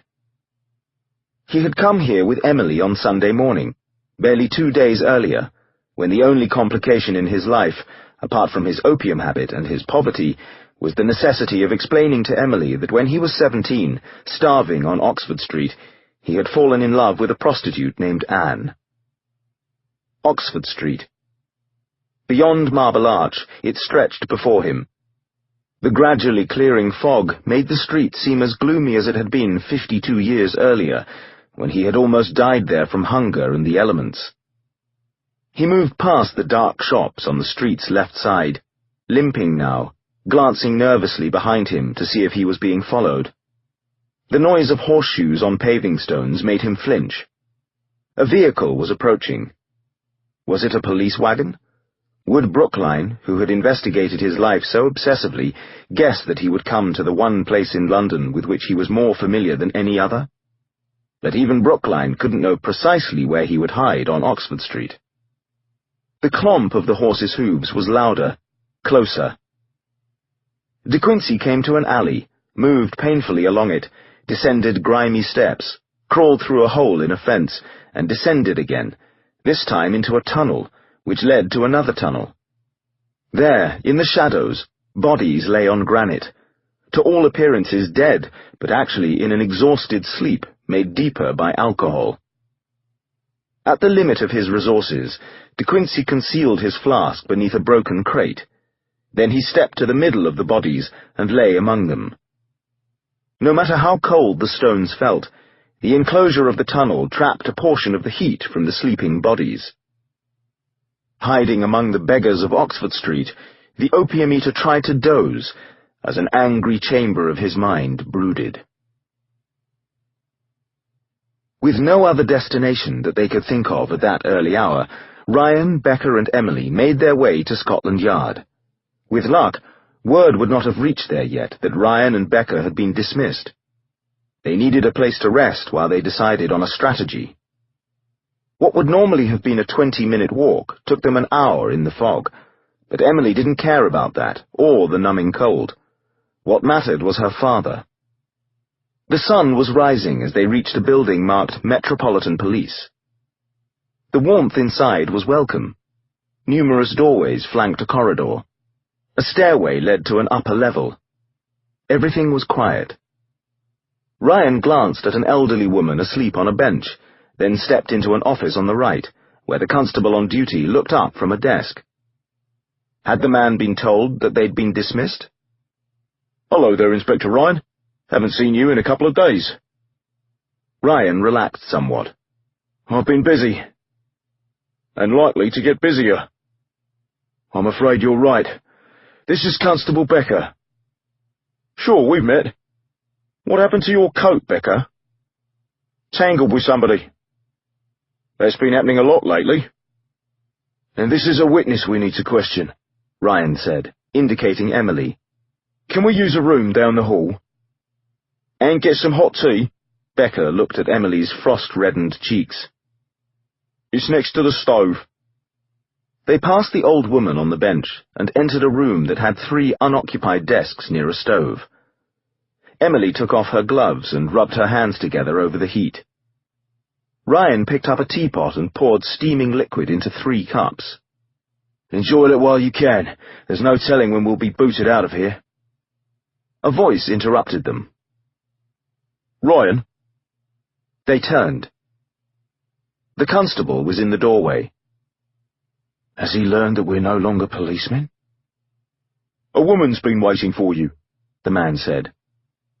"The one asleep on the bench?" "Not anymore. When she heard you come in, she woke up. I told her you're the man she's wanting to see. Can you talk to her? She's been here since yesterday evening." The woman stood behind him. Awake, she looked older than when they'd first seen her. She turned her face, as if hiding something. The portion of her face that showed was lined with wrinkles, tight like a net. She clutched her ragged coat, as if she would never be able to get warm. "It's something about the first Ratcliffe Highway murders," the constable explained. "I told her nobody cares about ancient history. It's the murders Saturday and last night that we want to solve. But she insists the first ones have something to do with the recent ones. She says she's ashamed about something. It wouldn't hurt to listen to her. Even if it's nothing, at least then she'll go home." "Fine," Ryan said. "Let her in." The constable motioned for the woman to enter the office. She looked so tired and pathetic that Emily helped her to a chair at a desk. "Would you like some tea?" "I don't have any money." "This won't cost you anything," Emily assured her. "Thank you. I'm thirsty." "You have information about the murders?" Becca asked. The woman nodded. 43 years ago. "What about the recent ones?" The woman stared mournfully at steam rising from the cup Emily gave her. Although she had said that she was thirsty, she didn't drink. Emily was able to see that the woman's left cheek had a burn scar. "What's your name?" Ryan asked. Margaret. Your last name? Jewel. Emily repeated the name so forcefully, Margaret Jewel, that Becca and Ryan looked at her in surprise. What is it? Ryan asked. From the Marr killings? Emily asked the woman. Yes. Margaret's voice was edged with sorrow. What's going on? Becca asked. Father wrote about this woman. She's the servant Timothy Marr sent to buy oysters just before the killings. Ryan walked closer. Margaret. The woman looked up at him. Tell us why you came here. Saturday night, 43 years ago. Yes, 43 years ago. Ryan knelt before her, putting his face level with hers. Mr. Marr always kept his shop open until 11 on Saturday. Margaret looked at the teacup in her hands, but didn't raise it to her lips. That night, when Mr. Marr was ready to close, he told James... James? Becca asked. The shop boy. He told James to help him put up the shutters. He told me to go out and pay a bill at the baker's and then buy oysters for a late supper. Margaret hesitated painfully. I always felt nervous being on the street that late, but Mr. Marr got angry over the slightest things, and I didn't dare refuse his orders without being dismissed. So in the dark I hurried to the oyster shop, but it was closed. Then I hurried to the baker's shop, and it was closed. I kept thinking how angry Mr. Marr was going to be. When I finally returned, I found the door locked. That proved to me how angry Mr. Marr was for me taking so long. But as much as I was afraid of him, I was more afraid of being robbed, or worse, on the dark street. So I knocked on the door. When that didn't bring him, I pounded. Soon I kicked it, shouting, "Mr. Marr, let me in!" I put my ear against the door and heard footsteps. They stopped on the other side. Someone breathed. "Mr. Marr, I'm scared out here," I shouted. But the door didn't open. Instead, the footsteps went away, and suddenly I had the feeling like a black cat had walked in front of me. It made me more afraid of what might be in the house than anybody on the street robbing me. I can't tell you how relieved I felt to see the lantern of a night watchman. He asked me what the trouble was, and then he pounded on the door, shouting Mr. Marr's name. The noise disturbed a neighbour, who crawled over the fence in back, saw the door was open, and went in to find... The pause lengthened. "Drink your tea," Emily encouraged her. The neighbour unlocked the front door. I never saw a man look more pale. By then a crowd was behind me. Everybody rushed in, taking me with them. I saw Mrs. Marr on the floor. Farther away I saw James, the shop boy. Something wet dropped on me. I looked up and saw blood on the ceiling. Margaret shuddered. Then the crowd pushed me past the entrance, to the back of the counter, and that's where I saw Mr. Marr on the floor. Blood was on the shelves. The baby, I kept thinking. The Marrs had a 3-month-old son. I prayed that he was all right, but then someone found the baby in a back room. The cradle was broken into pieces. The child's throat was... Margaret's hands shook, spilling tea. Emily took the cup from her. "There's something nobody's been able to understand," Becca said. "Why the murderer killed the baby? 3 adults would have been a threat to someone who tried to rob the shop. But a baby? From what I was told, the killer didn't steal anything. That wasn't why he did it." "Excuse me?" "He wasn't there to steal." "You sound as if you know." Margaret nodded. "What did he want? Why did he kill everyone? You told the constable at the desk that this had something to do with the recent killings," Ryan said. Margaret nodded again, her face revealing her torment. "Tell us, Margaret." "Not to a man." Margaret turned toward Emily, her left cheek revealing her scar. "Maybe I can tell a woman." I believe I would understand, Emily assured her. So ashamed. If you finally talk about it, maybe you'll feel better. Margaret exhaled deeply, painfully. I'll never feel better. We'll leave the two of you alone, Becca said. He and Ryan stepped from the room, closing the door. Emily pulled a chair next to Margaret. She put her hands on each side of Margaret's wrinkled face. She kissed Margaret's troubled forehead. My father says there is no such thing as forgetting, Emily said. Margaret wiped at her eyes. Your father is right. And yet my father writes compulsively about his memories, as if by putting them into words he can dull them, no matter how sharply painful they are. Margaret, free yourself. Even tears couldn't hold back Margaret's words. A half-hour later, Emily kissed Margaret's brow again. Shaken by what she had heard, she walked to the door and opened it. Ryan and Becca waited on the bench in the corridor. The building was now full of sounds as constables arrived, the terrors of the previous night showing on their faces. Emily recalled something her father had written. The horrors that madden the grief that gnaws at the heart. Ryan and Becca stood. Emily, your father escaped, Ryan said. Escaped? The news reached Scotland Yard while you were talking to Margaret. Your father jumped from Brookline's coach. Everyone's been ordered to search for him. After what Emily had learned from Margaret, this further revelation made her reach for the wall to steady herself. We need to find him, Becca said. Do you have any idea where your father might have gone? Emily continued to feel off balance. Last night, when he was being taken away, your father shouted, "You know where I'll be, where I listened to the music." Do you know what he meant? Ryan asked. No. A concert hall, perhaps? Father never mentioned one. Emily drew a breath, trying to clear her thoughts. Thank heaven he escaped. Where he listened to the music. Something stirred in a chamber of her memory, but although she did her best to bring it forward, it wouldn't come.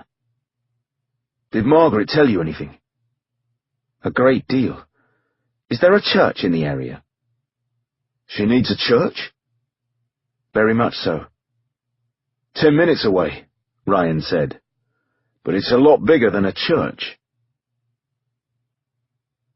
An early morning service was in progress. Under other circumstances, Emily would have marvelled at the soaring vastness of Westminster Abbey, its columns and stained-glass windows, but all she could think about was that her father had escaped and what she'd learned from Margaret. She placed Margaret in a pew. Tears continued to trickle down the old woman's face, wetting the scar on her left cheek as she knelt and prayed. A surprising number of people were at the service, fear having brought them to beseech God for their safety amid the violence that gripped the city. Their slightest movement echoed in the cathedral's immensity. A reverend began a sermon, the theme of which Emily imagined was the same as many sermons 43 years earlier. "The Lord is our shepherd," the reverend's voice reverberated. "The devil, like a wolf attacking us, is the Lord's enemy. If we have faith, the Lord will protect us." Emily whispered to Margaret, "You did the right thing by telling me. Listen to what the Reverend says.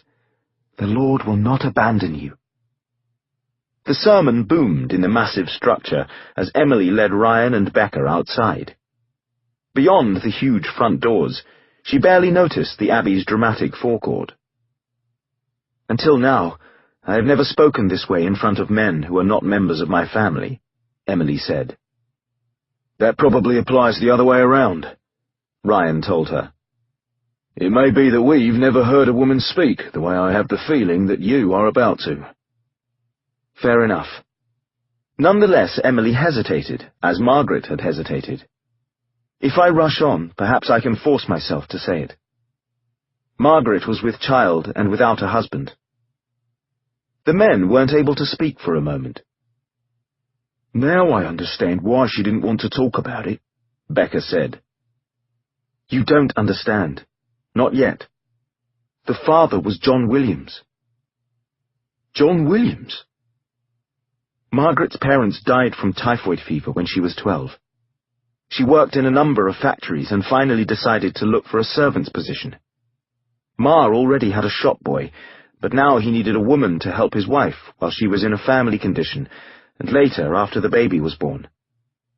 The pay was £10 a year, meals and a cot included. Margaret was allowed to leave the shop one night a week, a half day on Sunday, and a full day every month. She was 17. Ma was a bitter, angry man, always finding fault and shouting. Worse, he always complained when Margaret wanted her weekly night off, or when she took her half day on Sunday. As far as her full day once a month was concerned, Ma threatened to put her on the street if she was absent for the entire day. Margaret met John Williams at a street festival on one of the rare occasions she was off duty. A merchant sailor, Williams was 10 years older than Margaret, good-looking, with yellowish curly hair and an entertaining manner. He took a liking to her. Emily paused, the shadow of Westminster Abbey weighing upon her. Then he took advantage of her, Becca suggested, trying to ease Emily's discomfort by saying it for her. Emily nodded. It appears that Williams wasn't merely trifling with her affections, although the consequence was the same. They spent company with each other whenever she could get away. Sometimes Williams was gone on a merchant ship for months. Early in October of 1811, he returned from a voyage to India. They were desperate to see each other. Emily's face was red with embarrassment. She rushed on. That's when the event occurred. 2.5 months later, Margaret finally had to admit that she was with child. She was sick every morning, and Ma recognized the symptom from when his wife had experienced similar sickness early in her condition. Ma challenged her with his suspicions. When Margaret admitted their truth, he was furious, saying that she'd signed a contract with him, and he had relied on her to help his wife with the baby, and now Margaret was unable to fulfill her obligations. "I can work for many more months," Margaret tried to assure him, but Ma shouted that he wouldn't tolerate a sinner in his home. He intended to look for another servant immediately, and as soon as he could find one, he would put her on the street with the rest of her kind. Emily hesitated, trying to find the words to continue.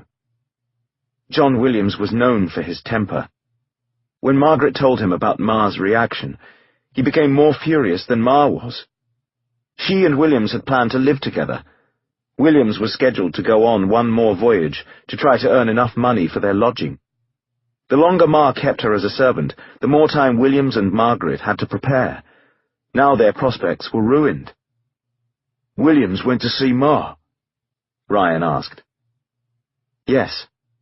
The intent was to persuade Ma to keep Margaret working until Williams returned from his voyage. But you can imagine how two angry men handled the conversation. After they nearly came to blows, Ma swore that the next day, Sunday, could definitely be Margaret's half-day off. The entire day, in fact, and every day thereafter, because Ma didn't want her to return. This happened on Saturday afternoon. In a back room, Margaret heard the argument, but she was too afraid to intervene. She heard Williams storm from the shop. Then Ma made her do heavy work for the rest of the day. The reason he sent Margaret out near midnight, supposedly to pay the baker's bill and buy oysters, was to punish her because he knew how afraid Margaret was of the dark. She lied at the inquest. "What?" The reason she failed to pay the baker and buy the oysters was that she had a premonition and was trying to find John Williams. Numerous worshippers entered the church, the tension on their faces indicating that they were here to pray for their safety. The street in front of the abbey had little traffic. At 8 in the morning, it should have been crammed as black-coated government clerks came to their offices, but many had apparently decided to remain home because of the crisis. "The bloody government's not doing enough," a severe-looking man murmured to a companion as he entered the abbey. Another man approached, telling a woman, "The peerage abandoned the city and fled to their country houses. They're so rich they can hire protection, but they don't dare rely on constables. A constable killed all those people last night." "And sailors," the woman said. "Can't trust anybody. A man broke into Coldbath Fields prison last night, killed the governor, and released 1,000 prisoners. Heaven help us, they'll murder us in our sleep." "For sure the government won't help us." "Lord Palmerston has reason to be worried," Becker observed as the man and woman took refuge in the Abbey. "Even more than he realizes," Emily replied. "What do you mean?" "You'll understand in a moment. Margaret couldn't find Williams because he'd been watching the shop. When he saw Margaret leave, he went in to confront Ma again. He'd been drinking. He had a ship carpenter's mallet that a sailor had left at his boarding house. Margaret believes that he only meant to frighten Ma. But the argument got out of control," Ryan concluded. "After Williams killed Ma, he needed to eliminate anybody who'd heard the argument and could identify him. But why the baby? The baby wasn't a threat to him. Why did he kill the baby?" "In his drunken rage," Emily replied. "Williams decided that if Ma was determined to punish Margaret because of the baby she was going to have, then Williams was going to punish Ma's baby." The Abbey's bells rang, making the air tremble. 3 days ago, that thought would have been impossible for me to consider," Ryan said. "Margaret suspected that Williams was responsible," Emily continued. "The next morning, after the authorities questioned her, she found Williams at his boarding house. She asked him, but he denied it. She asked him again, this time strongly, and again he denied it. But she could see it in his eyes. What was she going to do? She couldn't tell everyone that she was with child and without a husband, and that the man who fathered the child was the man who slaughtered the Ma family. Her future as anything except a woman of the streets would be ruined if she told the truth." "So she didn't reveal her suspicions," Ryan murmured. "She says if only she hadn't met Williams, if only the event between them hadn't occurred, if only she hadn't been weak. Yes, all those people would not have died." "All these years, guilt tortured her," Emily told them. "What about the Williamson killings 12 days later?" Becker asked. "I told Inspector Ryan how strange it was that a man named John Williams would kill a man named John Williamson." According to Margaret, Williams became distracted and moody. He drank so much that she couldn't bear to be with him. He sought her out, saying how much he loved her, but she sent him away. One of the taverns that he went to belonged to Williamson. People joked that the two might be related. John Williams was young enough to be John Williamson's son, and yet Williamson was old enough to be William's father. "Makes me dizzy," Ryan complained. "Now I'm thinking like your father. William's son." "You understand?" Emily asked. "Williamson, son of Williams. The name kept torturing him. He'd killed Ma's son. Margaret had left him. He might never see his own child, possibly his son. Guilt tore him apart until he lost his senses. I think your father would say that when Williams killed Williamson, it was like he was killing himself. A few days later, he did in fact do that, hanging himself in Coldbath Fields prison," Ryan concluded. The Abbey's doors banged open, startling them. Organ music boomed outward as nervous worshippers emerged, not seeming to feel any safer. Organ music. Emily suddenly realized where her father had gone, but there wasn't time to explain. "Margaret's baby," she said. "What about it?" "She delivered a son. She worked as a mudlark, scavenging coal along the river, but she managed to keep the child with her. When the boy was 4, she met a former soldier. They lived together." "And?" "The boy took the soldier's name. Brookline." "What?" "Margaret Jewell's son, John Williams' son, is Colonel Brookline." De Quincey felt hands touching him. "Hey!" Waking with affright, he kicked with his sore legs. Someone jumped back. In the pale morning light, De Quincey's eyes jerked open. A dozen spectres formed a semicircle before him. Their clothes were ragged, their faces gaunt, their skin marked with sores. "Just feeling for a razor," the man who jumped back said. "You think I'm the killer?"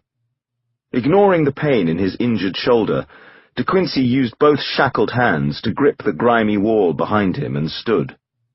"A slight man of my age, what chance would I have against men as tall as you? Why would I want to harm you?"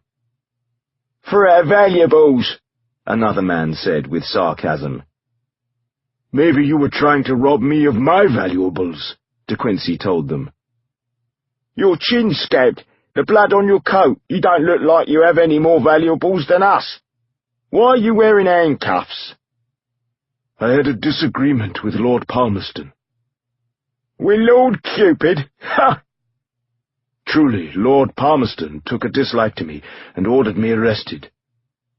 "If you don't want to tell us the truth, that's your business."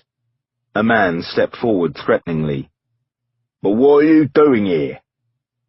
"The same as you. I needed a place to rest." "I meant here. How'd you know to find here?" "If Lord Cupid's really after him, he'll bring the police," another man complained. "They'll search until they find this place.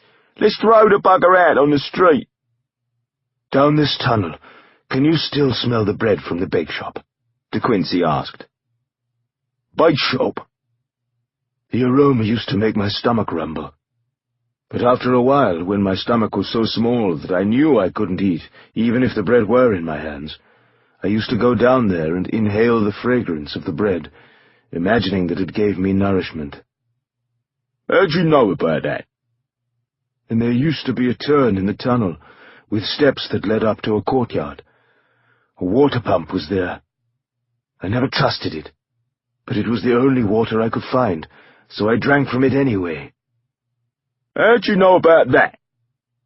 "More than 50 years ago, this was my home for several weeks, until I found shelter in an empty house close to here on Greek Street." De Quincey looked around, feeling the weight of a half-century. "Sometimes I think the pain I experienced here was nothing compared to what I later encountered. I need some favors from you good gentlemen." "Gentlemen? We don't do favours for outsiders for nothing," someone else grumbled. "We need to eat, you know." "Believe me, I do know. Unfortunately, I find myself embarrassed by a lack of funds. I do have a means to pay you, though." "How?" "With these handcuffs. In my right coat pocket you'll find a key to them." A ragged man reached into De Quincey's pocket and pulled out the key, jumping away. "Now we have you. Without us you can't get the cuffs off." "I couldn't get them off anyway. The keyhole is on the outside of the cuffs, where I am unable to reach. Please unencumber me." "The little guy talks funny," one man said. "Let's keep him a prisoner," somebody suggested. "He can make us laugh by talking." "Yeah, like a toy we pull out of a box." "Remove the handcuffs and keep them," De Quincey advised. "They are yours to sell. Police shackles and a key that opens them ought to be worth a couple of pounds to parties at odds with the police." "I never thought about that. But do it quickly. I need to be on my way." The men hesitated. "Couple of pounds," one of them murmured. "Do it." Soon De Quincey's wrists were free of the weight of the shackles. He rubbed the irritated, swollen skin, encouraging blood to flow. "I have another means of paying you," he told the men. "Now what's he talking about?" "My clothes." "Huh?" "I need someone my size with whom to change garments." "You want to trade your clothes with what we wear?" "Someone my size," De Quincey emphasized. "The clothes I receive need to appear as if they are indeed mine." "The only one of us your size is Joey over here. How old are you, Joey? 15? A thin boy emerged from the group. His clothes were as ragged as the others, his face scarred by smallpox. "Think so." "Would you like my better clothes?" De Quincey offered. "It's so nice. How can I beg in 'em? I look like I don't need the pence." "But you'll be warmer, and I have no doubt that the clothes I give you will become ragged soon enough." In truth, De Quincey's pant cuffs were slightly frayed, the elbows on his coat looked thin, but in his constant condition of debt, they were the best he could afford. "And your hat, please, Joey. You have a full head of hair to keep you warm."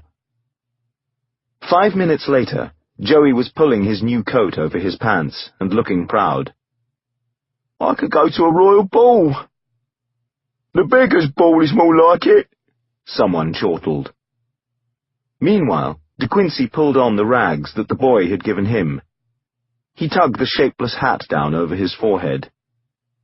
"Where'd you expect to go like that?" a man wondered in amazement. "We're trying to get out of rags, and you want to get in 'em." "Going somewhere is exactly why I need my next favour, good gentleman." "What, another favour?" "Which one of you pretends not to have legs?" They glanced at each other, self-conscious. "How do you know about—" "I am aware of all the dodges. One of you juggles, one of you does acrobatic tricks, presumably Joey, because he's the youngest and most nimble." Joey couldn't resist showing off. He performed several somersaults and a flip before walking on his hands. The other beggars clapped. "Bravo!" De Quincey said. "As for the rest of you, one of you sings, one of you pretends to be blind, one of you sweeps dirt from the street when a gentleman crosses with a lady, one of you pleads that you need the price of a train ticket to go home to see your dying mother, and one of you pretends not to have legs. I have an excellent offer for the man who engages in that trade." "What are you offering?" A man limped forward. Years of pinning his legs under him had damaged his knees. "May I see your platform?" De Quincey asked. The man looked puzzled for a moment. "Is that what you call it?" "Please bring it forward." The man limped beyond his companions and returned with a square wooden board that had old carpet attached to the top and rollers on the bottom. The carpet was thick, hollowed in the middle so that the man could hide his legs under him, creating the appearance that his legs had been cut off at the knees. "Never seen better," De Quincey said. "Dear man, please step down the tunnel with me a short distance. I need to speak confidentially to you." While the others watched with suspicion, De Quincey led the man away. The beggar winced with each step he took. "Good fellow, I need to borrow your platform." "How am I going to beg without it?" "Would I be wrong," De Quincey asked, "in assuming that on occasion you enjoy a touch of alcohol?" "It is one of my few pleasures." "And would I be wrong in assuming that you also enjoy opium in your alcohol?" "You're talking about laudanum?" "Exactly, my good man. To soothe one's bones from the chill air. Are you familiar with it?" "My knees ache all the time without it. The pain keeps me from sleeping without it." "Would you be willing to exchange your excellent platform for a supply of it?" "How's that going to happen?" "I need to be assured that you are familiar with laudanum's potency. I want you to be warm in the cold and able to sleep without not waking up." "You're talking about dying from it?" "That has been known to happen to inexperienced partakers." "I've been swallowing laudanum since I was first on the streets. So have they." The man indicated the group farther along the tunnel. "Perhaps you'd like to share with them. That way no one consumes too much." "Share? How's this supposed to happen?" "Do we have an agreement?" Yes. Now where's the laudanum?" De Quincey led the limping man back to the broken crate. He reached under it and produced the flask. "What's that?" one of the beggars yelled. "Another payment for your favours." As much as De Quincey craved a swallow, he handed the flask to the man with the limp. It was one of the most difficult things he had ever been forced to do, giving away laudanum. When the flask is empty, you can sell it. The man with the limp took the first sip. Each of them shared. I wonder if it would be too bold to request yet one more favour, De Quincey ventured. For a little bloke, you sure have nerve. 50 years ago, during my time on these streets, it was the custom that our group had territory within which we worked. I could beg from the Hyde Park end of Oxford Street to the corner of Bond Street, south to Grosvenor and north to Wickmore. But if I crossed from that area, I transgressed on another group's territory, and the consequences could be severe. It's the same now, a beggar agreed. We have our spots, we don't compete, live and let live. You would do me an important service. In fact, you would do London and England itself a service if you communicated with the neighbouring groups and requested that they in turn communicate with their neighbouring groups. What for? I'm looking for a man. He's a retired military officer. He served 20 years in India and was celebrated for his combat achievements. He is in his early 40s, unusually tall, with attractive features that are nonetheless unsettling because they do not reveal his thoughts or emotions. He is clean-shaven, he has light brown curly hair, he walks with an extreme military bearing. He dresses with the elegance suitable to the man who controls security for the Home Secretary. Lord Palmerston! You do know Lord Cupid? I met Lord Palmerston only once. That was last night, and the experience was disagreeable. The man I wish to know about is named Colonel Brookline. What do you want to know? The location of Brookline's lodging, his whereabouts, his habits, anything that anyone can learn. To help England, you said. England ain't helped us much lately. What do we get for doing this? The relief of knowing that he won't murder you in your sleep. Well and good, but I'm just as afraid of dying from starvation. I guarantee that everyone who helps me find Colonel Brookline will receive a plentiful supply of food. Without a pence in your pocket, I don't see how you can guarantee a blasted thing, a man complained. Lord Palmerston will arrange for the food. The man who wants you in jail? You expect us to believe that? I promise that Lord Palmerston will overflow with generosity when shown the evil that hides next to him. Joey, since you now wear presentable clothes, you're the best person to sit on a bench in Green Park and watch Lord Palmerston's mansion on Piccadilly. Colonel Brookline will arrive there today, probably several times. The description I gave you and the stern look in Brookline's eyes are unmistakable. Remember, he is tall, with an extreme military bearing. He does not have facial hair, unlike the mutton-chopped politicians and bureaucrats who visit Lord Palmerston. His hair is curly. And what am I supposed to do if I see him? Follow him, then instruct a fellow knight of the street to come here and report to this gentleman who offered me the use of his platform. My word, you're making us into detectives, a beggar said with a toothless grin. Heroes, De Quincey corrected him. On a usual Tuesday morning, Oxford Street would have been crammed with vehicles and pedestrians, as well as various mongers with their coffee, pastry, and oyster carts. But on this particular Tuesday, traffic was half of what it normally would have been, as the terror of years earlier was repeated. The city's 6 newspapers had printed extra copies of special editions, but couldn't keep up with the demand. Rumours spread rapidly that more murders had been committed than were reported in the newspapers, some of them in neighbourhoods of distinction. It was widely assumed that after the governor of Coldbath Fields Prison had been killed, all the criminals had escaped, with the purpose of violating London. The roads from the city were packed with coaches, as the wealthy departed to their country estates. The railroad stations were crammed with anyone who could afford a ticket. Thus, any observers studying Oxford Street, in the hope of seeing a short, thin man of 69 years, had reason to believe that the absence of the street's normal chaos would make him more noticeable.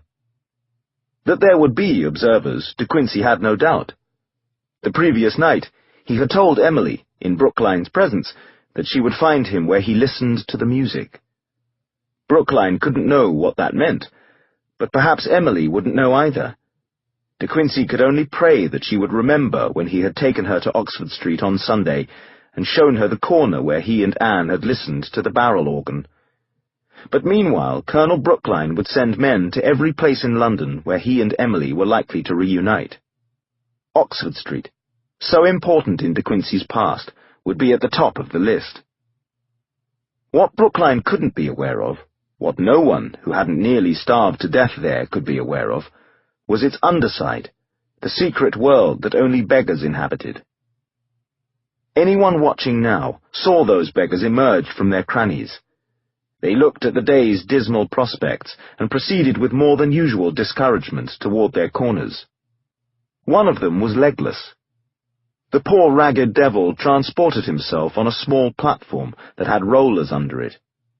His head bowed, he used sticks to push at the paving stones of the sidewalk and move the platform along, rather than abrade his hands on the stones. Each seam in the stones sent a jolt through De Quincey's knees. The pressure of his legs pinned under him made him wish that he had sipped from the laudanum flask before giving it to his new companions in the tunnel. Soon his craving for opium would intensify his pain. Already his head throbbed, while sweat slicked his forehead, sweat caused by withdrawal, not by the exertion of moving the platform. Logic suggested that anyone watching the street would need to remain stationary, pretending to wait for someone or read a newspaper or look in a shop window. De Quincey noticed several possibilities, but as he wheeled past one of them, he attracted only the slightest dismissive attention. The lowest members of society were beneath anyone's interest. At another alley, De Quincey rolled the platform into shadows. Only when he was confident of not being observed did he dismount and carry the platform down steps. Making his way through deeper shadows, he reached another sequence of tunnels. Past a gap in a rusted barrier, he navigated what became a maze until he climbed steps and faced a cluster of shacks in a dismal courtyard. A haggard woman peered out. "A customer this early, and he don't look like he has twopence to rub together." Another haggard woman peered out.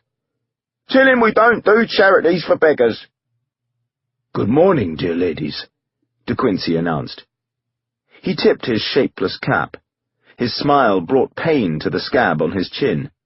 "How is the linen-lifting tribe this morning?" "Save your foolishness. A shilling or no bob in the Betty box for you." "You misjudge my intentions, dear ladies." De Quincey put his cap back on. "I'm here to pay a social visit.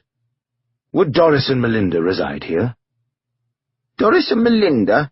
How do you know?" "Some gracious paladins of the streets suggested that I'd find them here." "The way you talk. I heard your voice before." "Indeed you did, my dear lady, at Vauxhall Gardens, yesterday morning." De Quincey concealed his distress at the memory. "You all identified yourselves as Anne. My clothes were more presentable then." "Cool blimey! It's the little man! What happened to you?" "My fortunes have fallen since I encountered the same man who hired you to go to Vauxhall Gardens. Doris, I believe that is you." "The bugger promised each of us another sovereign. Swore he'd give 'em to us last night. Didn't show up. We passed up customers while we waited." "I can arrange for you to receive the sovereigns he didn't pay you." "And how would that happen?" "Melinda, is that you? I recognize your charming voice." Melinda batted her eyelashes. The other women laughed. "Lord Palmerston himself will pay you the sovereigns," De Quincey said. "And you'd be pals with Lord Cupid, would you?" "We are definitely acquainted. If you kind ladies can spare me a few moments, I hope I can persuade you to become my spies." Chapter 15. An Effigy in Wax. Madame Tussaud preferred corpses. Living models, especially famous ones like Voltaire, Rousseau, and Benjamin Franklin, enjoyed the idea that their likenesses would achieve immortality, but when it came to practicalities, they complained about staying immobile for a considerable time, while Tussaud made the casts from which she created her eerie wax impressions. Corpses, on the other hand, displayed no impatience. During the French Revolution, Tussaud frequented morgues and looked for the separated heads of well-known victims of the Terror, making death masks of them. So skilled was she that revolutionaries compelled her to keep making wax models of prominent guillotine victims. Seeking a less dangerous environment, she toured Europe with her macabre collection and eventually settled in London, where she established her wax museum. Although customers claimed that they went to Madame Tussaud's to see the dignified portrayals of notable personages, such as Sir Walter Scott, the probability was that what they really wanted to see was the museum's Chamber of Horrors. For an extra sixpence, they could gaze at what appeared to be the bloodied heads of Robespierre, King Louis XVI, and Marie Antoinette. Visitors could decide if she was as beautiful as rumor suggested. They could also view wax effigies of notorious criminals depicted in the midst of their gruesome crimes. The location of the Wax Museum was only a half-mile north of Oxford Street, on the west side of Baker Street. There, a hansom cab stopped, and a clean-shaven man with curly hair, a stern look, and an extreme military bearing walked into the museum. Earlier, he had sent an operative to pay for the museum to be closed. When he showed a special ticket that his operative had purchased for him, an employee allowed him to enter. Brookline did not linger to appreciate the eerily lifelike wax models of various admirable personages, such as Lord Nelson. Instead, he verified that no one else was in the building, and then made his way toward the rear of the museum, where the Chamber of Horrors was located. Rumors had reached him about a new exhibit that had opened after the murders on Saturday night, or rather had reopened, for this exhibit had been one of Madame Tussaud's most popular attractions when she toured through England many years earlier. Brookline had seen it when he was young, before he joined the military. In fact, he had gone back to see it many times, although he had never been able to adjust to it any more than he had been able to restrain himself from returning to it again and again. A plaque said, "John Williams in the midst of his first Ratcliffe Highway murders. Saturday, 7th of December, 1811. The sublimest in their excellence that ever were committed. Opium-eater Thomas de Quincey, on murder considered as one of the fine arts." Brookline stared at the scene, which was so vividly three-dimensional that, if not for a rope barrier, he could have walked within it. Before him was an inferior shop. Lanterns cast shadows, creating an ominous atmosphere. A woman lay on the floor, her head bashed in. A young man sprawled farther away, his head bashed in as well. Blood was everywhere.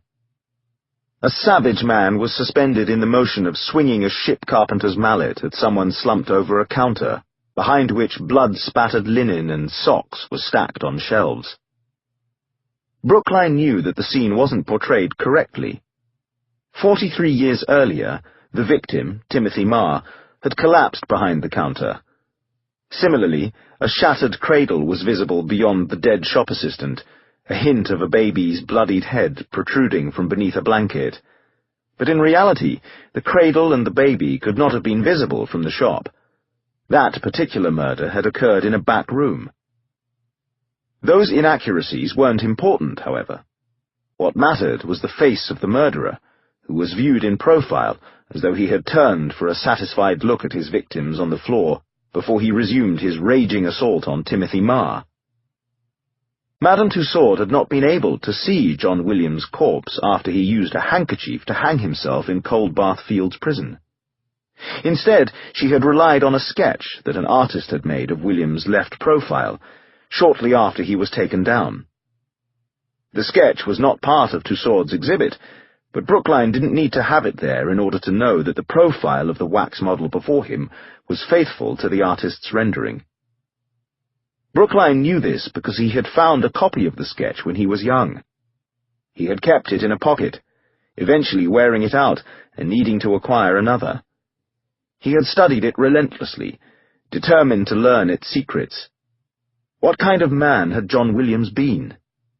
What kind of man had his father been? His mother, a coal scavenger along the river, had carried him on her back while she worked. They had lived in a shack near the docks, along with 3 other desperate women. As he grew older, he couldn't help noticing that she often wept in the middle of the night, concealing an anguish that she refused to explain, no matter how often he asked her what was the matter. He never learned how her path crossed that of a retired army sergeant, Samuel Brookline, or how the 3 of them came to live in a somewhat better shack near the docks. The former soldier, a veteran of the Battle of Waterloo, worked for a dustman, collecting coal ashes in a donkey cart, taking them to a warehouse near the docks. After the ashes were sifted in case they contained saleable objects that had mistakenly been discarded, they were sold to factories that made fertilizer or bricks. Eventually, the former soldier found a job for him with the dustman, and soon everyone thought of him as Brookline's son, just as his mother referred to herself as Mrs. Brookline, even though they weren't married. But she always seemed sorrowful, and she continued weeping in the middle of the night. One day, he learned why. He and his mother were walking near the docks when a woman asked, "Margaret, good heavens, is that you?" His mother kept walking, urging him along. "Margaret, it is you! Margaret Jewell!" While his mother's first name was Margaret, she had always told him that her last name was Brodie before she met the former soldier and took his name. The woman caught up to his mother and asked, "What's wrong? Margaret, don't you recognize me? I'm Nancy. I used to work in the shop 3 doors down from Ma." "Maybe I look like someone else," his mother said brusquely. "I don't know who Ma was. I'm sure I never saw you before." "The Ratcliffe Highway murders, I would have sworn." "You're really not Margaret?" "Sorry, I must have made a mistake. Really, I would have sworn."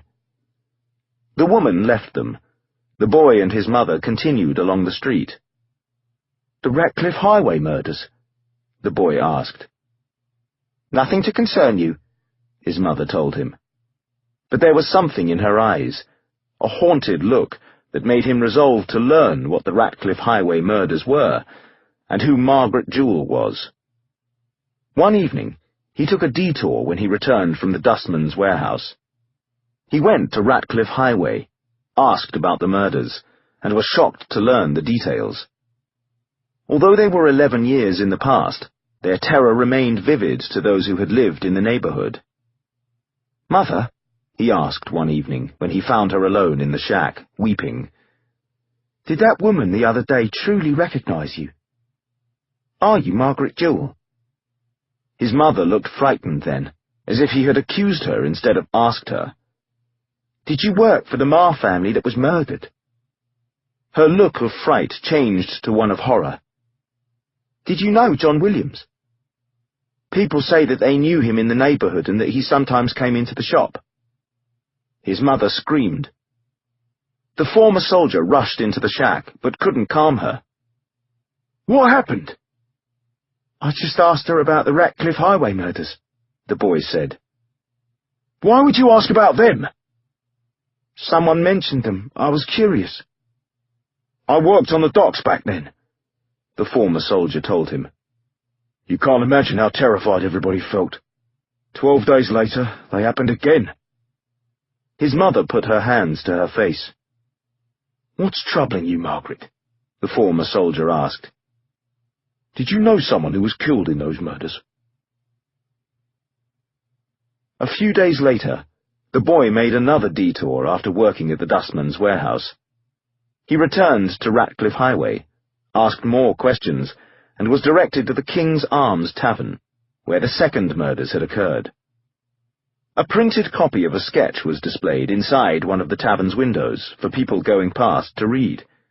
The sketch showed a man in left profile with curly hair, a high forehead, a sharp nose, and a strong chin. A name was under the sketch, but the boy had not learned to read. An announcement was next to the sketch, but the boy couldn't read that either. "Sir," he asked a man walking past, "would you please tell me what this says?" The man had ordinary clothes and was not of sufficient standing to be called sir, but the boy had learned that pretending to be polite could produce rewards, such as a piece of bread, when he visited households to gather coal ashes. The boy also paid the man a compliment by assuming he could read. "Of course, boy. The words under this sketch give the name John Williams. A vicious sort he was, as the words on this other piece of paper tell us." The man drew a finger along the window and the poster beyond it. "On this site, 19th December 1811, the infamous murderer John Williams slaughtered tavern-keeper John Williamson, his wife and a servant girl. Poor form, using the murders to attract customers to the tavern." The boy stared at the sketch of John Williams. A lamp-post was behind him. People moving along the street caused the shadows to change and made him aware of reflections on the window. In particular, he became aware of his reflection, of his face next to that of John Williams. High forehead, sharp nose, and strong chin. "Better not stare at him too long," the man advised. "With that curly hair of yours, you look a little like him. You don't want to give yourself nightmares." "No, sir." "Can't read, eh? Would you like to learn?" The boy thought a moment, and realized that if he didn't know how to read, he wouldn't be able to learn more about John Williams and the Ratcliffe Highway murders. "No, sir, I can't read." "Yes, sir, I'd like to learn." "Good lad.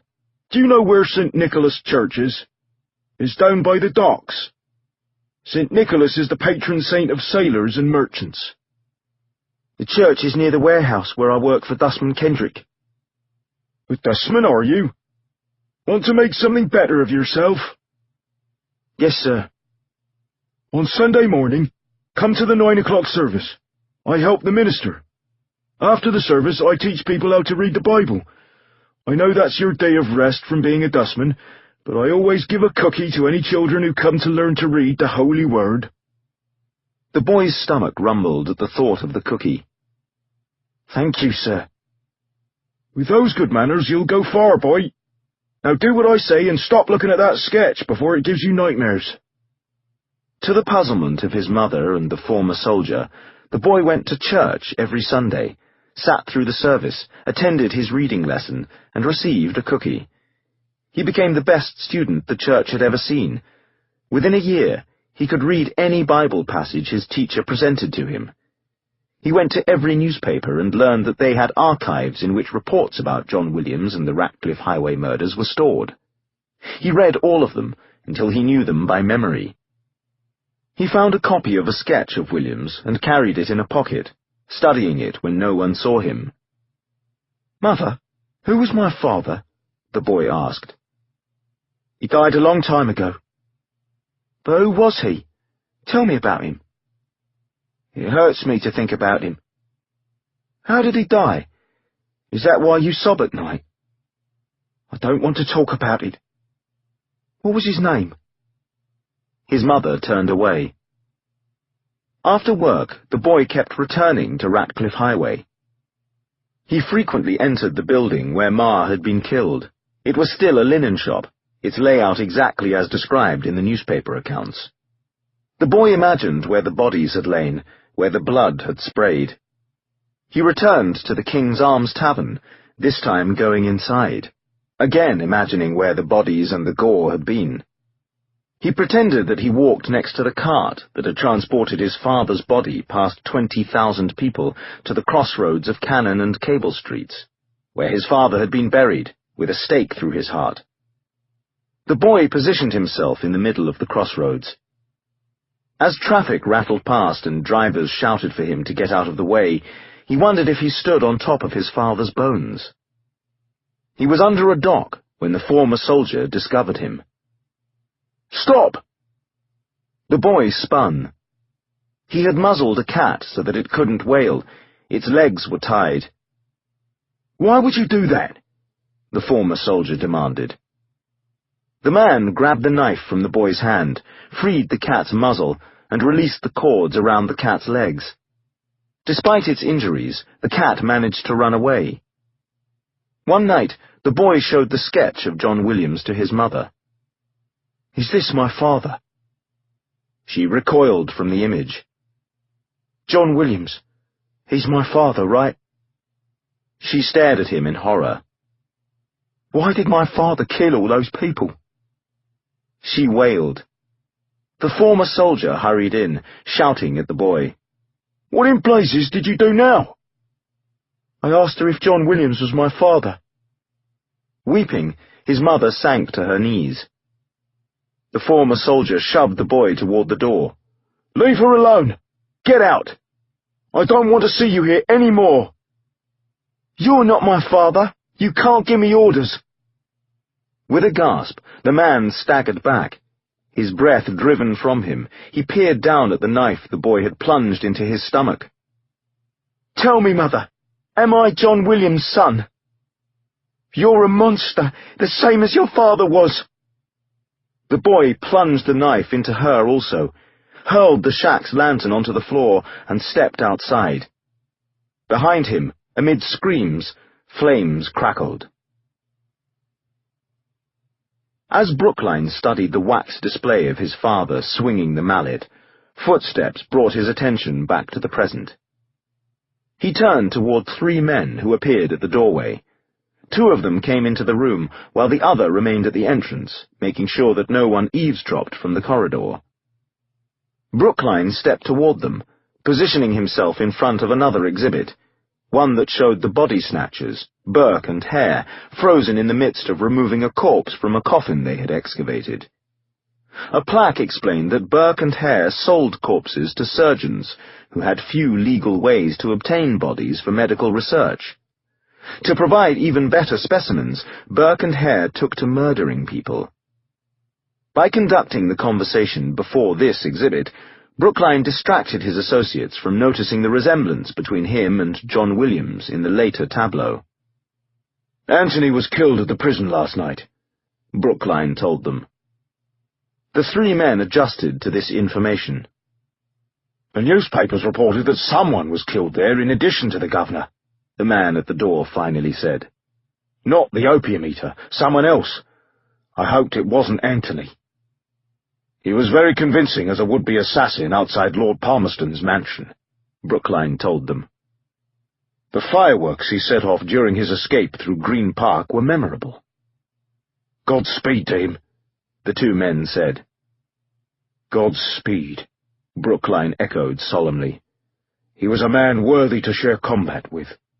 Tonight we pay tribute to him."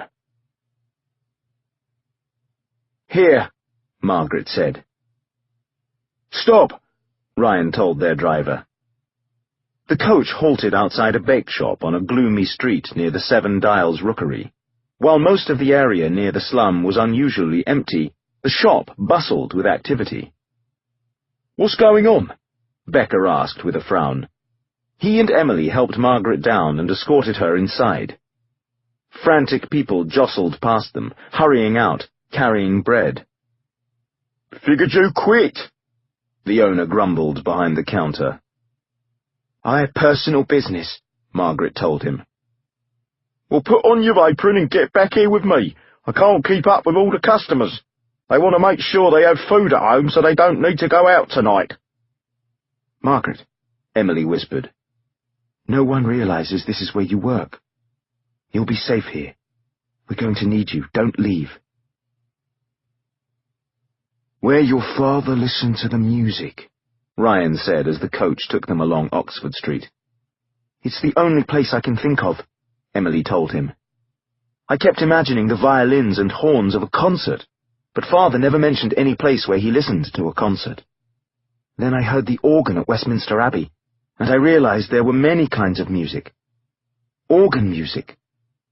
Father told me, when he was young, starving on this street, he and Anne used to come to a particular corner and listen to a man play a barrel organ." "Do you remember the corner your father showed you?" Becker asked. "Up ahead on the right." "The street isn't busy. If he's here, we shouldn't have trouble seeing him. Nor would Brookline's men. Ryan pointed. See there, and over there. Those men appear to be reading a newspaper or looking into a shop window, but what they're really doing is watching the street. Brilliant. They work for Lord Palmerston, but Brookline can order them to do whatever he wants. This is the corner, Emily said. I don't see Father anywhere. Maybe he's nearby. Ryan called up to the driver. Stop! He stepped from the coach and walked up the neighbouring street, entering a shop as if on an errand. May I help you, sir? A clerk asked, eager for business. Sorry, I made a mistake. Ryan left the shop, didn't see De Quincey anywhere, and walked back toward the coach. On the corner, a legless beggar banged a cup on a paving stone, pleading beneath his hat. Kind sir, can you spare a pence? Ryan continued toward the coach. Inspector Ryan, the beggar continued, pleading. Don't act surprised. At the mention of his name, Ryan felt his skin prickle. De Quincey? Ryan had met informants under unusual conditions often enough that he controlled his reaction and dropped a sixpence into the beggar's cup. Meet me on the street behind this one, De Quincey told him, pulling the silver coin from the cup. At Cavendish Square. Ryan stepped into the coach and told the driver, Go 2 blocks, then turn toward the next parallel street. But what about Father? Emily protested. Promise to look straight ahead. Why? Whatever you do, don't look back. Inspector, please explain yourself. That was your father on the corner. The beggar without legs. De Quincey banged his cup on the paving stones a few more times. Occasional pedestrians went past and ignored him. When he saw the coach turn a corner, he pushed his wheeled platform in the other direction, passing one of the men who watched the street. A short distance beyond the man, he veered into an alley, dismounted from the platform, and descended into the tunnels. A few minutes later, he reached the shadowy area where he had made his bargain with the beggars. A man limped in one direction and then another, working his legs. I've been on that, what do you call it, platform for 20 years. Walking feels strange. Hurts my legs more than scrunching them under me. I have no further use for it, De Quincey said. Here's 6 pence someone gave me. Many thanks, my good man. Did you receive any reports? Someone thinks he noticed Brookline going in and out of Two Swords Wax Museum on Baker Street. Someone else thinks he knows where this bloke might live. What's the address? When De Quincey heard the street name, he gasped. I don't see him, Emily fretted. We've been around Cavendish Square twice, but even when I pay attention to the beggars, I don't see him. Oh, she exclaimed. From bushes in the square, a tiny, ragged figure darted through an open metal gate, rushing toward the coach. Becker quickly opened the door, letting the beggar in. Hey! The driver yelled. It's all right, Ryan assured him. As Becker closed the door, De Quincey remained sprawled on the coach's floor, keeping his head below the windows. Did anyone notice? Not that I can see, Becker answered.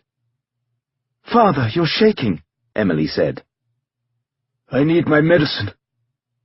We can't afford to buy laudanum for you, Ryan objected. I didn't ask you to do so. De Quincey's face glistened with sweat. The man we're hunting, I know who he is. Yes, it's Colonel Brookline, Emily told him. What? You reached the same conclusion? De Quincey asked, his amazement distracting him from his pain. Father, we met Margaret Jewell. For once in his life, De Quincey was speechless.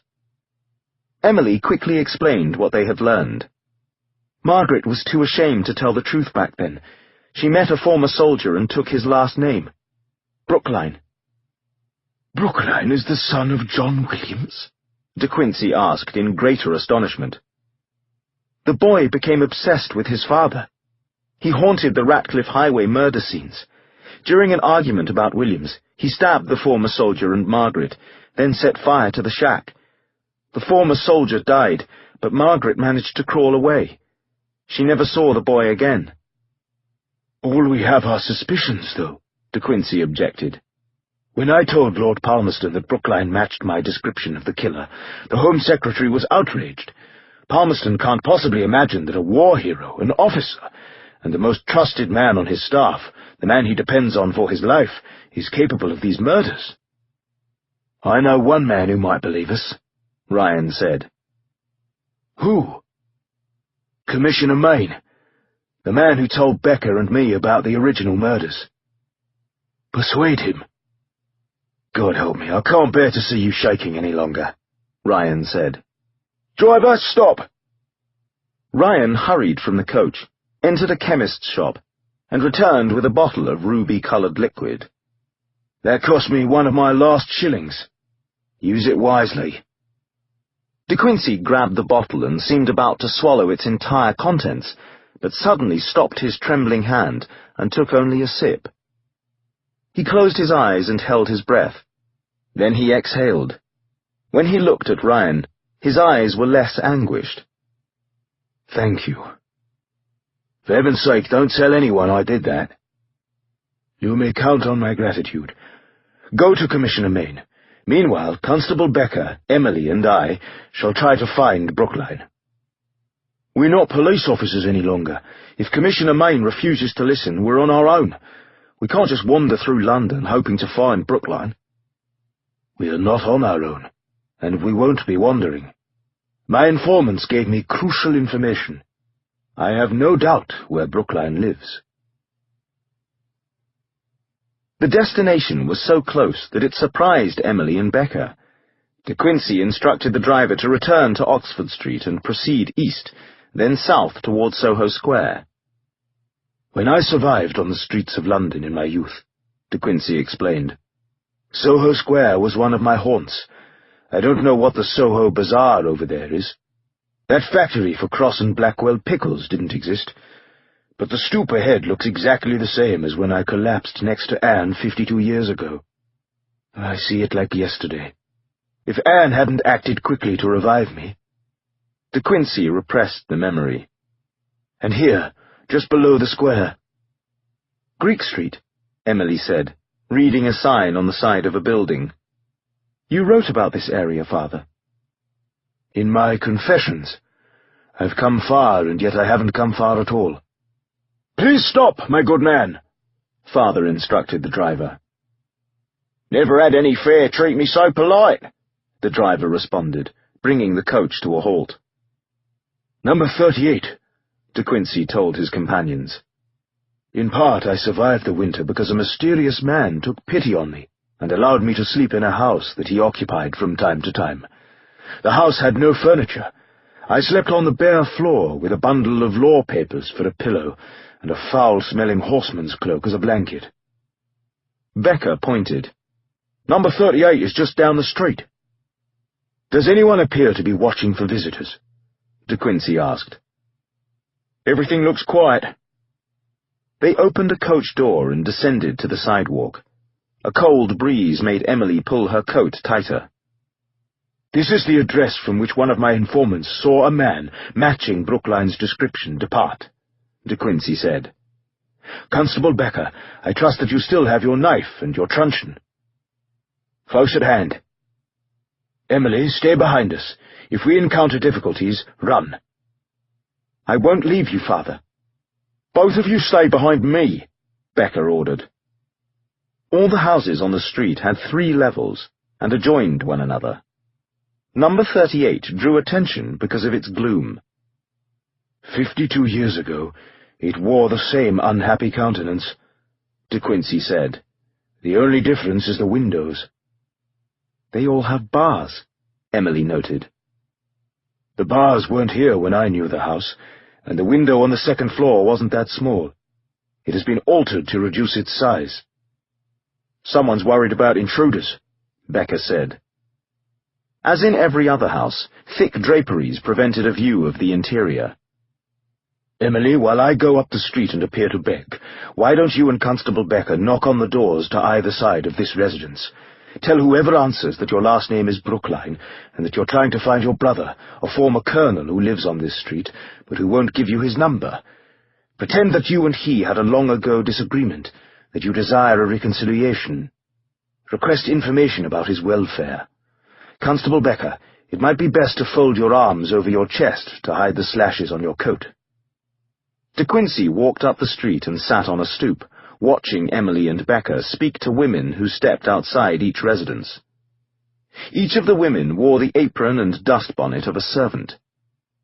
Even though De Quincey was seated, his need for laudanum forced him to keep moving his feet, as if walking in place. He took a small sip from his bottle, holding his tremors at bay. The cold breeze bit his cheeks and contributed to his shaking. A breeze tossed debris past him. He couldn't help noticing the unusual lack of activity as numbers of people either stayed indoors or else left the city. In 5 minutes, Emily and Becker walked up the street to join him.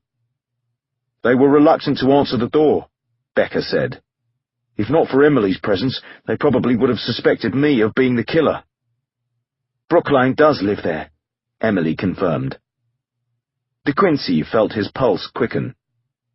He never gave his last name, but he matches Brookline's description, and he insists on being called Colonel, Becker added. Of course, De Quincey said. Brookline's mother was a riverbank scavenger. He rose far beyond that. He couldn't restrain himself from demanding to be addressed by his hard-earned title. A distant man, one of the servants calls him, Emily continued. There are signs that he's planning to move. Oh? Yesterday and today, coaches took away objects wrapped in blankets. Indeed. But why would he live in a house where you found shelter more than a half-century ago? Becker wondered. I hope to discover that. De Quincey stared at his laudanum bottle, wishing he could finish it, and an endless number of other bottles until he could sleep and pretend that this waking nightmare didn't exist. Father, this boy appears to be wearing your clothes, Emily said in confusion. De Quincey looked where she pointed down the street. He smiled with genuine enthusiasm. Joey, how good to see you, my fine lad. As the boy hurried toward them, Emily and Becker tried not to frown at the smallpox scars on his face. Those are your clothes, Father. I was told you wanted to see me, Joey told De Quincey. I came here as fast as I could. Did you catch a glimpse of Colonel Brookline entering and leaving Lord Palmerston's mansion? An hour ago when the church bells rang, a dustboy is following Brookline on a donkey's cart. And someone else is watching the mansion now that you're here? Yes, but I don't think the guards will let him stay in the park too long in his rags. Joey tugged at the coat De Quincey gave him. I don't feel proper in this. Then you won't be disappointed if I need to exchange garments with you again. Disappointed? I can't breathe in these. Then by all means, we shall allow you to breathe. 5 minutes later, they returned from a nearby alley, De Quincey wearing his clothes again, while Joey looked comfortable in his rags. Constable Becker, De Quincey said, I don't suppose you've ever— Constable? Joey asked in alarm. Not at the moment, Becker assured him. A friend, De Quincey said. This man intends you no harm. That'll be a new one, a peeler meaning me no harm. Becker, have you ever acquired instruction in manipulating locks? Picking them, you mean? Becker asked. In a word? I'm trained to keep locks secure, not force them. I feared as much. Joey, in your endeavours, have you learned to manipulate locks? With a peeler in front of me, you want me to admit I— Mr. Becker, turn away and put your hands over your ears, Emily said, pointedly avoiding the word constable. Do what? To make Joey feel at ease. Becker hesitated, then awkwardly did what Emily requested, putting his hands over his ears. Joey, have you ever picked a lock? De Quincey requested. Once or twice, the boy admitted. Using a nail. Then go over to that door and knock on it. Can you read numbers? I learned a little. The number on the door is 38. Knock loudly. If people are in residence, I want them to hear you and open the door. The absence of chimney smoke on this cold day suggests that the house is unoccupied, but we need to be certain. What if someone does answer? Beg for bread, for a pence, anything whoever answers can spare, and while you're waiting, study the lock. Meanwhile, we'll step into this alley. If someone answers, I don't wish us to be seen. While De Quincey, Becca, and Emily waited in the alley, the sound of Joey striking the knocker on the door reached them. The sound persisted. 2 minutes later, Joey rejoined them in the alley. Nobody answered. And the lock? Never saw a keyhole shaped that way. No way can I pick it with a nail. It don't even have a doorknob.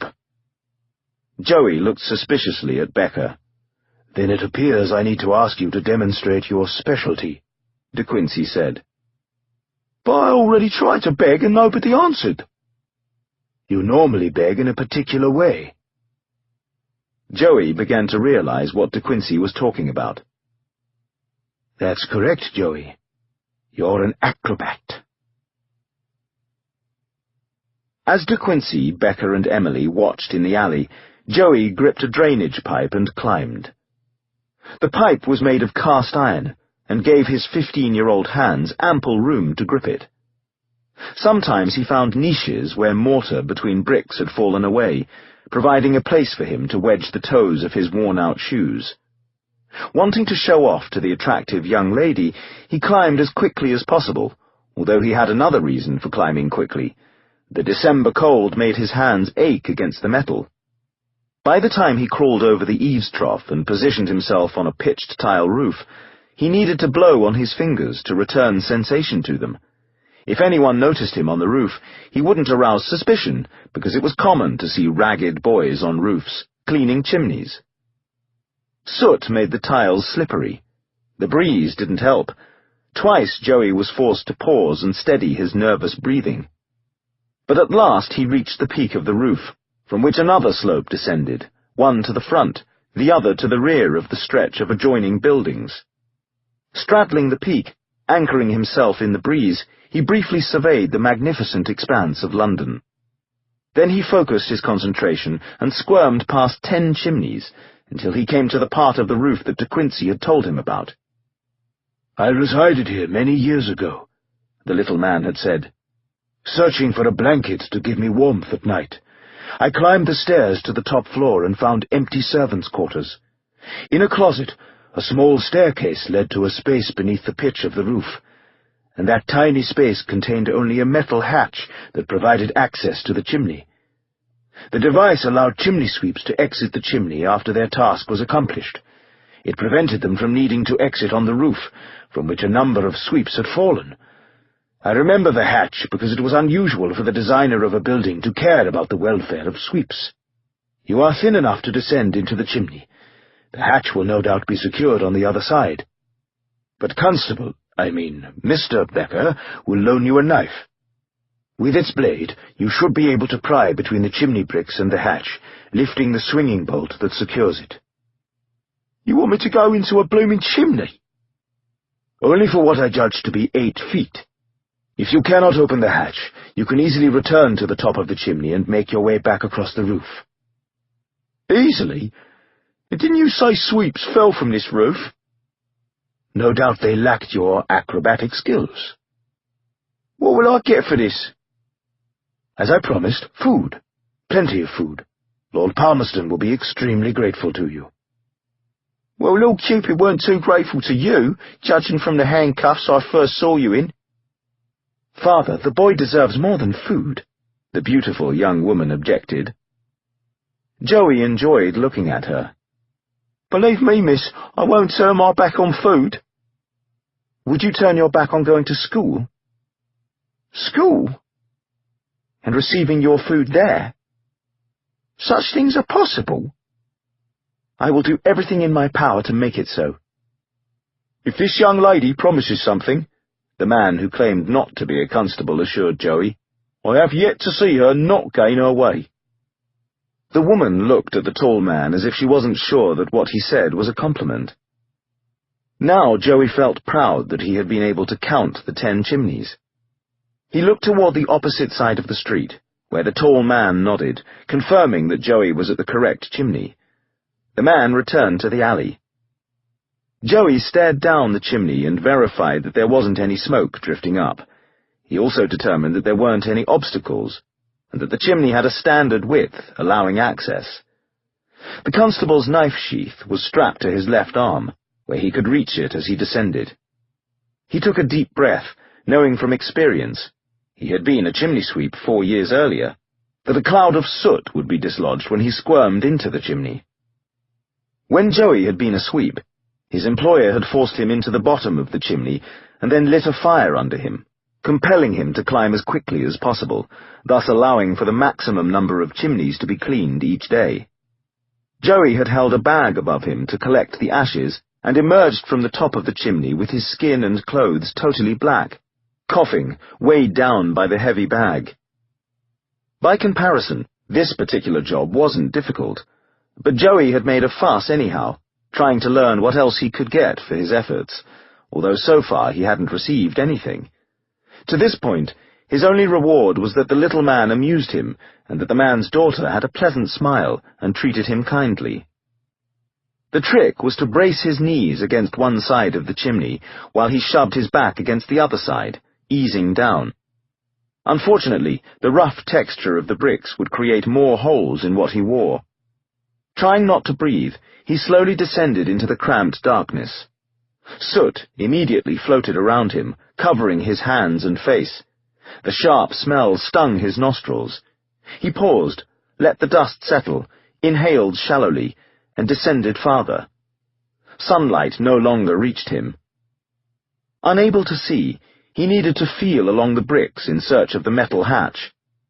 He squirmed down farther, pressing his back harder against the bricks, but he still didn't feel the metal plate.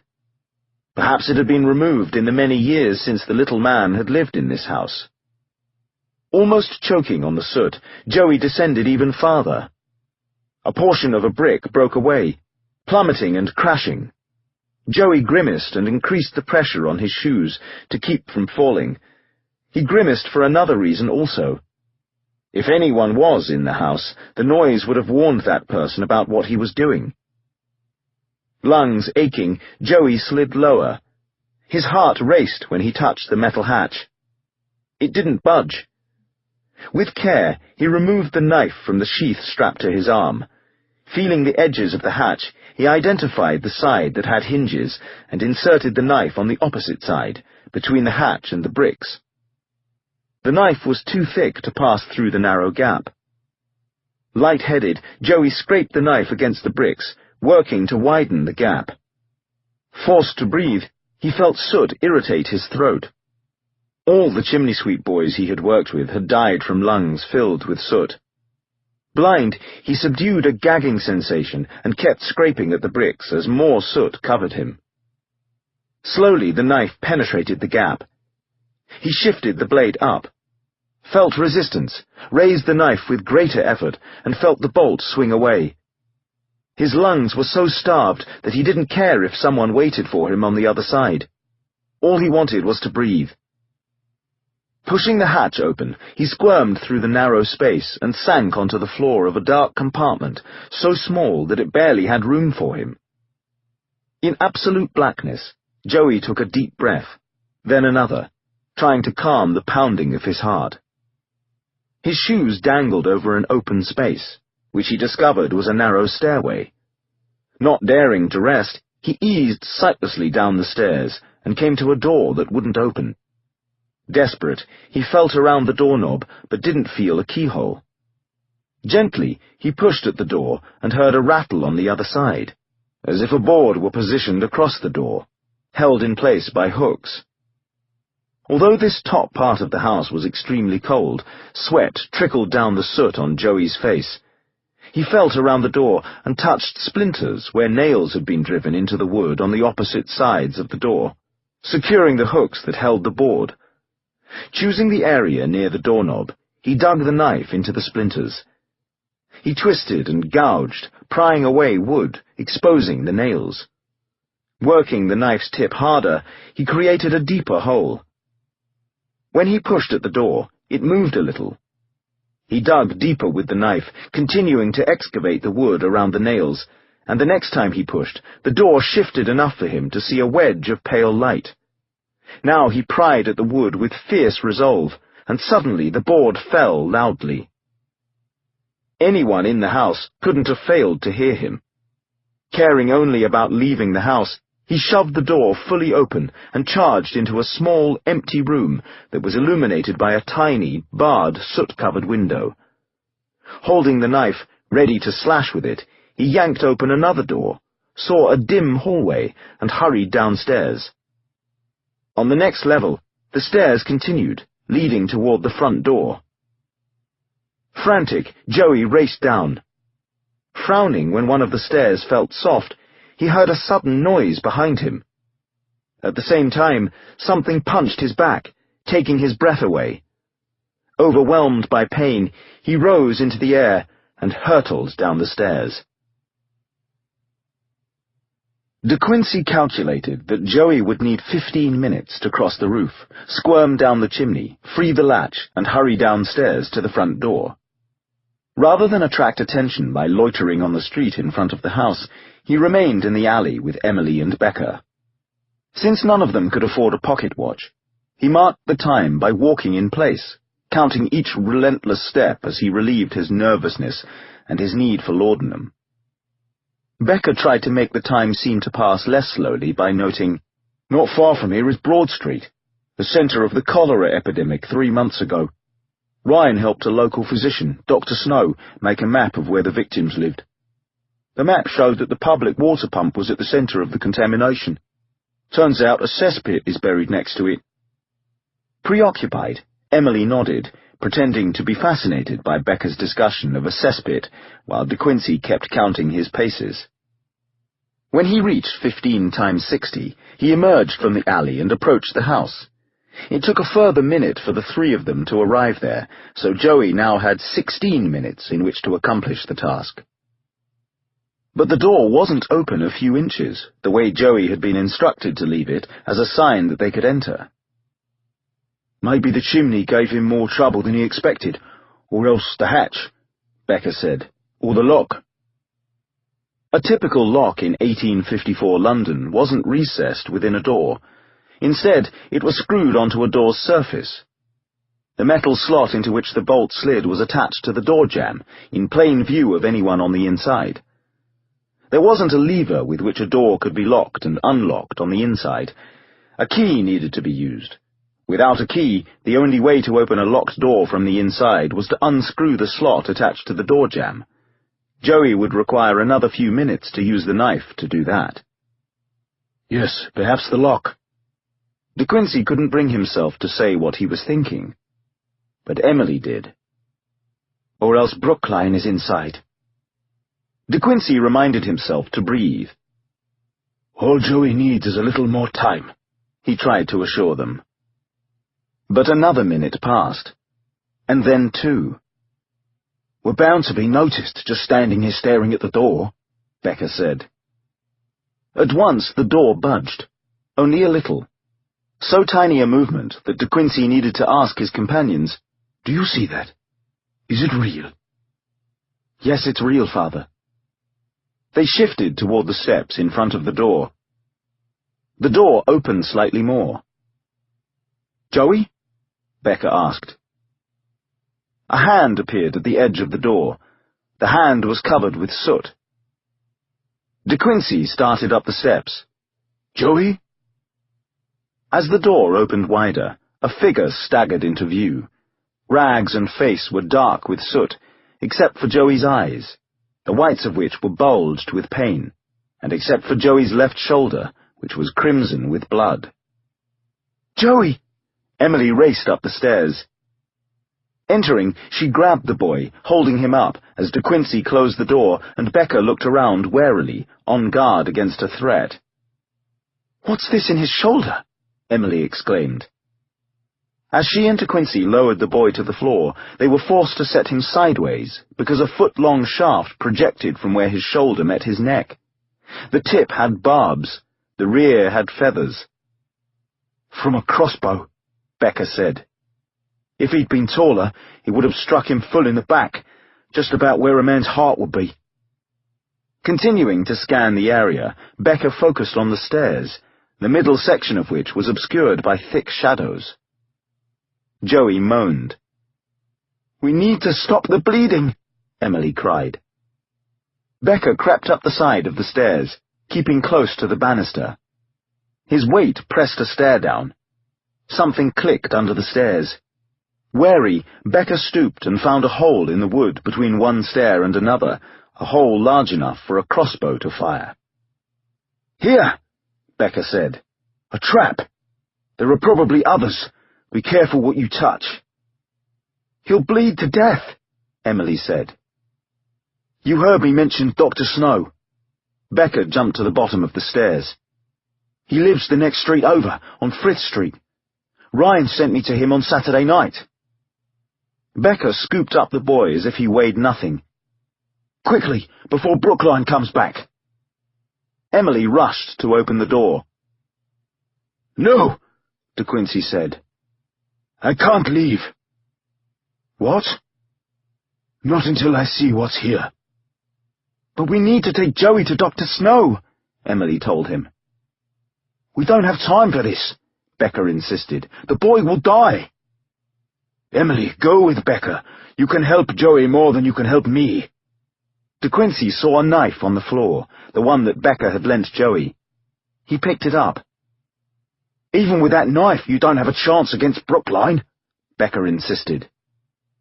"And we don't have a chance to stop him if all three of us run to Dr. Snow. This house needs to be searched. Go. I promise I'll be there soon."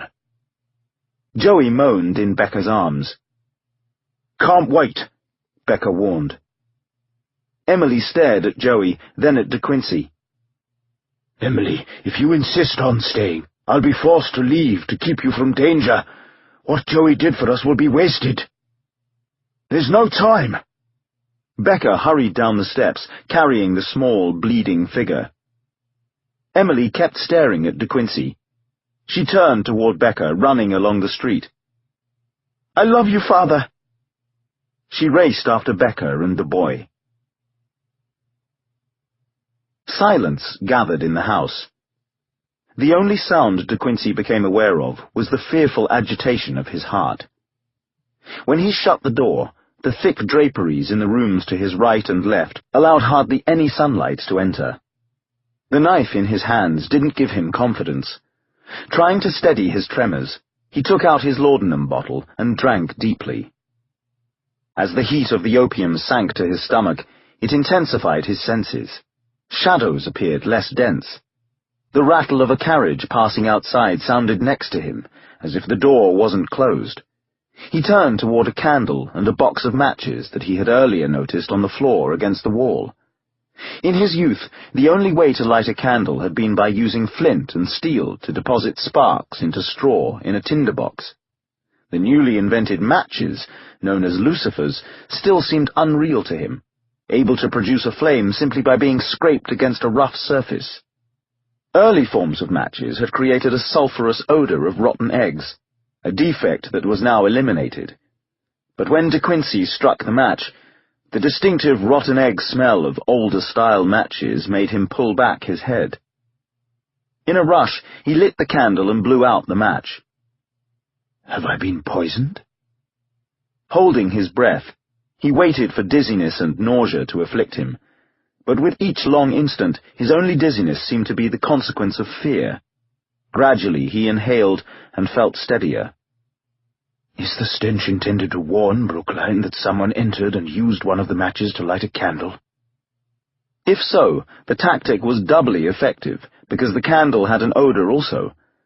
The best candles, made from beeswax, exuded a fragrance, while the worst, made of tallow, stank of animal fat. These candles were almost as foul-smelling as the match. Why? Brookline's income was sufficient for him to afford candles and matches without a stench. Why had he refused to acquire them? As the candle illuminated the area around him, De Quincey's unsteady hand caused the flame to waver. He peered toward the room on the right. The last time he'd been in this house was 52 years earlier, but it seemed that nothing had changed. The room he entered had been as empty of furniture then as it was now. In those long-ago, despairing winter months, he had slept on the cold floor, the nervous twitching of his legs constantly waking him. The floor was even more filthy now. Grains of soot littered it. At the far end, the soot showed round outlines where objects had sat, perhaps what the servants in the neighbouring residences had noticed being removed, covered with blankets. On guard against more traps, De Quincey returned to the hallway and entered the opposite room, which a half-century earlier had been an office for the mysterious man who had maintained several such offices throughout the city, constantly shifting his premises. Here the man had worked on legal documents for a few furtive hours each morning, sometimes eating pastries, the crumbs from which he'd allowed De Quincey to savour. A straight-backed wooden chair was next to a small table on which sat a chimney lamp. A stack of books rose from the floor next to the table, books that looked unnervingly familiar. De Quincey set down the knife, removed the glass chimney from the lamp, and lifted the lamp so that he could more easily bring the candle to the wick. He froze as the candle's flame wavered toward the wick. The sensation was literally of freezing. "A trap," Becker had warned. "There are probably others. Be careful what you touch." The wick on the lamp was so new that it looked totally white. The lamp seemed heavier than it ought to be. It didn't make the sound of coal oil sloshing in it, nor did it have a coal oil odour. Carefully, De Quincey lowered the lamp onto the table. He set the candle on the floor and unscrewed the cap on the side of the lamp, opening the channel into which coal oil could be added. Sweat oozed from his brow when he inserted his finger into the channel and touched a granular substance. Some of it stuck to his skin when he removed his finger from the channel. He saw black specks, similar to those he had noticed on the floor in the opposite room. He dropped a speck onto the candle's flame. The speck flashed in a miniature explosion. Gunpowder. The lamp was a bomb. Moving as quickly as he could without extinguishing the candle, he returned to the first room, picked up a speck of the substance on the floor, and dropped it onto the flame. Again the speck flashed. De Quincey suddenly realized that the round outlines on the dirty floor had been made by kegs, one of which had a small leak. Gunpowder. Urgency overcame fear as he returned to the second room and studied the unnervingly familiar books. Sickened, he confirmed that he had written all of them. On shelves behind the chair, more books were stacked, all by him, along with countless magazines that contained articles he had written. The collection was more complete than De Quincey's own. Brookline possessed a copy of every book, magazine, and newspaper that contained De Quincey's work. He opened the books, astonished by how tattered the pages looked from compulsive readings. Every page had underscored lines. Foul comments were written in the margins. The little shit appeared frequently. The most frequent execrations were next to the numerous times De Quincey had written about Brookline's father, the genius of John Williams' murders, his brilliant butchery, the sublimity of his blood-spattered achievements. "Mocks killing and death," Brookline had written. "He needs to be shown reality." De Quincey's Confessions of an English Opium Eater was bountifully underlined also, with exclamation marks in the margins. "How many people died from laudanum overdoses because of him?" Brookline seemed to shout at the bottom of a page. De Quincey felt nauseous. "How many thousands died in India and China because of opium? How many have I myself killed because of opium and the British East India Company? But which of us, the opium eater or I, is the greater killer?" Brookline demanded in angry handwriting that obscured an entire page. "Did all these people die in the past few days because of me?" De Quincey murmured. His words echoed in what felt like a tomb. Now he knew why Brookline had chosen to rent this house. In his mind, he connects me with his father and himself. To him, we're all killers, De Quincey realized. He vomited. The horror of his discovery was sharpened by his urgent awareness that Brookline might return at any moment. Wiping bile from his mouth, he overcame his shock and picked up the knife. Aware of his rapid breathing, he proceeded through the 2 remaining rooms on this floor, but found nothing that appeared significant. Staying close to the banister, avoiding the hole where the crossbow was hidden under the murky stairs, he climbed to the next floor. His footfalls on the creaky wood were magnified, increasing his tension. 4 other rooms, 2 in front and 2 in back, awaited him. One room had its door closed. Avoiding it, he searched the other rooms and found them empty. He climbed the stairs to the small servants' quarters on the next floor. Aside from footprints made by soot, presumably Joey's, nothing was evident. The house was as abandoned as it had been 52 years earlier. But what about the closed door on the middle level, the only closed room in the house? Fearful, De Quincey descended to it. Wary of other traps, he tried the doorknob, hoping that it would be locked. But the knob turned. He stepped to the side and thrust the door open. If another weapon, such as a crossbow, was aimed at the doorway, it couldn't harm him. Nothing happened. He peered around the doorjamb and saw that an undraped, small, barred window added light to what was a sparsely furnished bedroom. The window was on his right, facing the street. A wardrobe stood across from him. To his left, in place of a bed, he saw a military cot. Entering, he noticed crumpled newspapers on the floor. His right boot brushed against one, creating a papery clatter. Inspecting the door, De Quincey saw an inside bolt. So Brookline secures the door when he goes to bed. But even with that, he feels the need for the crumpled newspapers to warn him about intruders. Does he wake from nightmares? Why didn't he lock the door now? To lure someone in? Where's the trap? De Quincey proceeded toward the cot, which was of a sort that Brookline had probably used in India. A blanket and a small pillow were on it. De Quincey looked under the cot. The space was empty. About to turn toward the wardrobe, he wondered if something might be hidden under the blanket. But when he cautiously raised it, he found only a sheet. When he raised the sheet, he found dried bloodstains on the cot. The stains were thick. Lord in heaven, what happened here? Uneasy, De Quincey approached the wardrobe. As he had done with the bedroom door, he stepped to the side before grasping the wardrobe's handle. He pulled and flinched as something shot from the wardrobe, embedding itself in the wall near the doorway. A shaft from another crossbow. Sweat now soaked his underarms as he stepped from the side and faced the wardrobe's contents.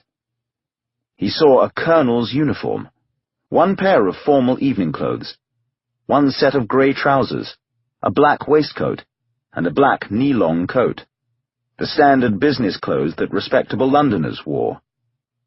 A shelf revealed a colonel's hat and a collapsible top hat.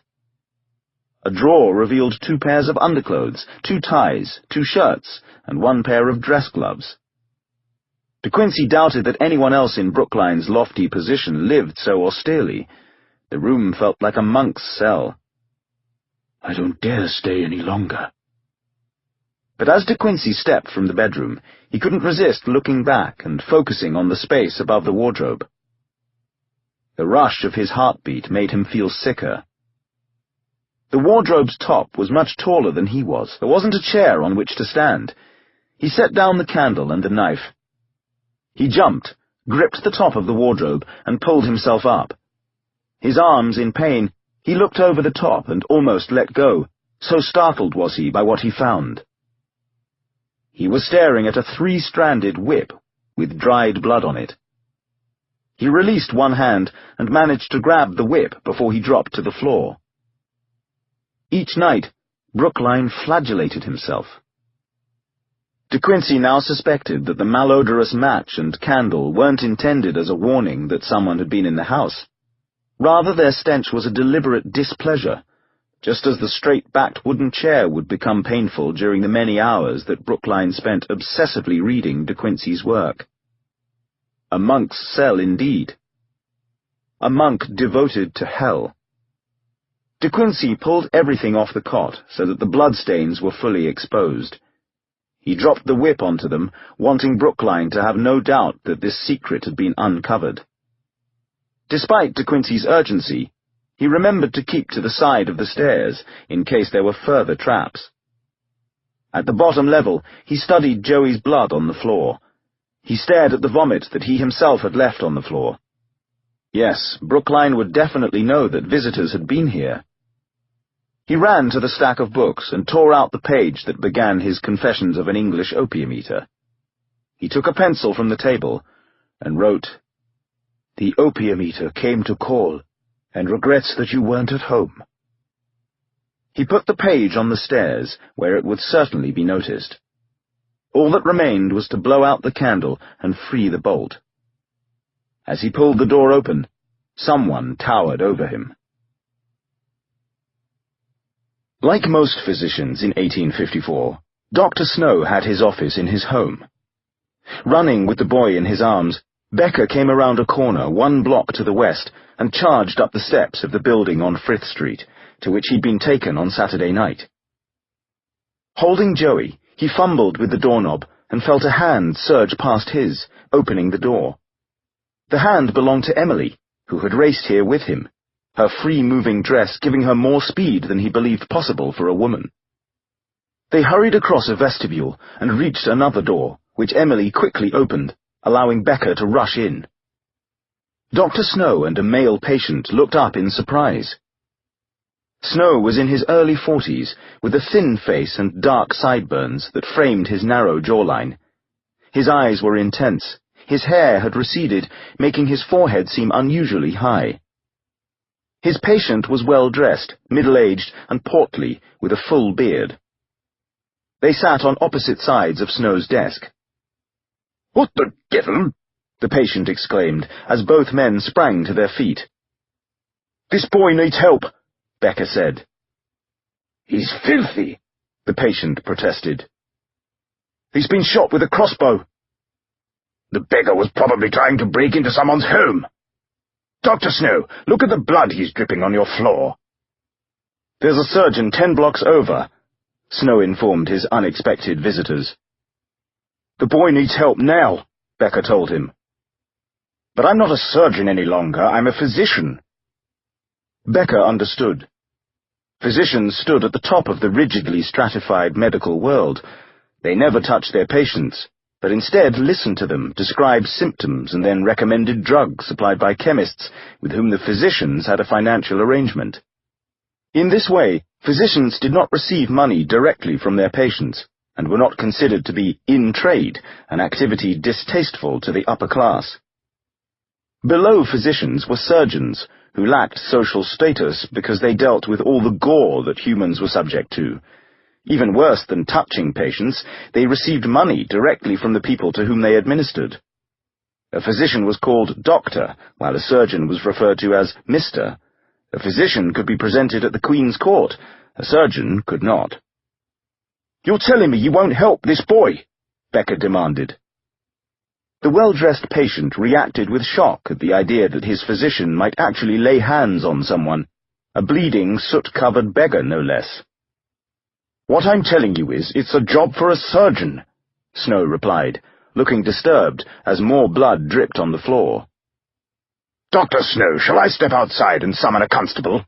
the patient suggested indignantly. "Thank you, Sir Herbert, but—" Becker almost shouted that he was a constable, but then realized that he couldn't say that any longer. "You acted as a surgeon to me on Saturday night," Becker reminded him. "You did what?" Sir Herbert exclaimed. "You disinfected my wounds and closed them. Why can't you do the same for this boy?"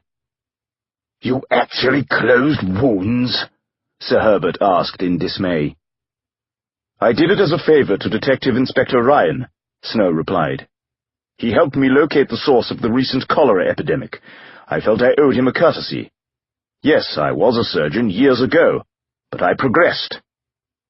"This is nonsense," Emily interrupted. "You," she told Sir Herbert. "Please leave." "Pray tell, on what authority do you—" "Leave," Emily repeated, escorting the portly man to the door. "You have no purpose here. You are disruptive." "But—" Emily had him in the vestibule now and was opening the outside door. "If you're not careful, some of the blood from the boy will touch your clothes." "Blood on my clothes? Where?" "Good day." Emily pushed him outside and shut the door firmly. "Dr. Snow, do you still have your surgeon's instruments?" she asked as she marched back into the office. "In that cabinet, but I have no intention of—" "You might not, but I have every intention. Constable Becker, set the boy on this desk. Help me remove his clothing." "You can't barge into my office and assume control," Snow told her. Instead of paying attention to him, Emily was already tugging off Joey's filthy, blood-soaked coat. "I assume that the first step is to clean the boy so that we can determine the extent of his injuries. Dr. Snow, where is your kitchen? We need hot water. Please instruct someone to bring it. Becker, in the meantime, help me pull the projectile from his shoulder." "No, no, no," Snow objected. "The feathers on one end or the barbs at the other will make the wound larger." "Then what should I do?" "The shaft needs to be cut to remove either the feathers or the tip. Then the shaft should be cleansed with ammonia before it is pulled through the wound." Emily freed Joey's coat and found his shirt so full of holes that she could easily tear it off. "How do I cut the shaft?" "With a saw." "And where is the saw? Dr. Snow, you need to be more hasty and helpful. This boy risked his life to try to stop the murderer." "The murderer?"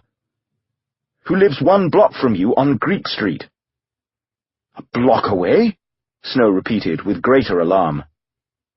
"The murderer could kill you in your sleep, but this boy might have saved you. Now please, stop repeating everything I say. We need the saw and the hot water, and— Yes, good. The saw. Thank you. How do I hold it?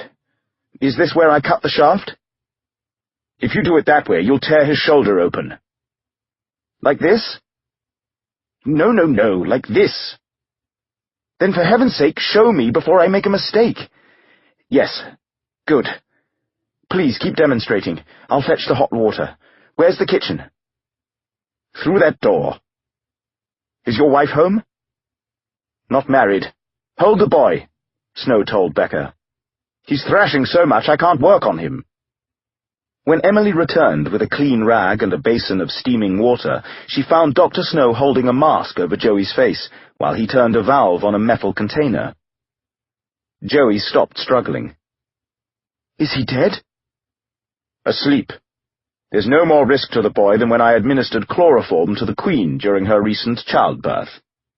Snow put the saw on the shaft, telling Becker, "Keep him turned on his side. Hold the shaft tightly. You need to prevent the force of the saw from moving the shaft and tearing his shoulder." Becker used his large hands to grab the front and the rear of the shaft, steadying it. Emily wiped blood away as Snow began sawing. The grating sound of the saw against the shaft made her cringe. To distract herself, she asked Snow, "You truly administered chloroform to the Queen?"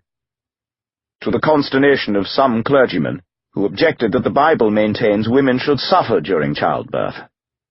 Snow pressed harder on the saw. "The Bible says no such thing." "It's in Genesis 4:16. After Adam and Eve fell from grace in Eden, God banished them, telling Eve, 'In sorrow thou shalt bring forth children.' Those clergymen are idiots." "My opinion also. Almost through. There." Snow triumphantly held up the barbed tip of the shaft. "And now to put ammonia on the shaft before I pull it out." The door suddenly opened. Emily looked up, surprised to see 3 men enter. "Father!" Hurrying with him were Inspector Ryan and an authoritative man she didn't recognize. "This is Police Commissioner Main," Ryan explained quickly. Before I went to Scotland Yard, your father told me where he suspected Colonel Brookline had a residence. We met your father as he was leaving. Not that I believe Colonel Brookline is responsible for the recent murders, the Commissioner made clear. The cook who drugged the food at the prison vanished. Our constables learned that he used to be a soldier in India. A tattoo on the dead man at the prison established that he too used to be a soldier in India, Ryan said. In the very same regiment. It turns out that Brookline also served in that regiment. Perhaps the Colonel will remember the two men and be able to tell us something about their criminal relationship, the Commissioner suggested. Forgive me, young lady.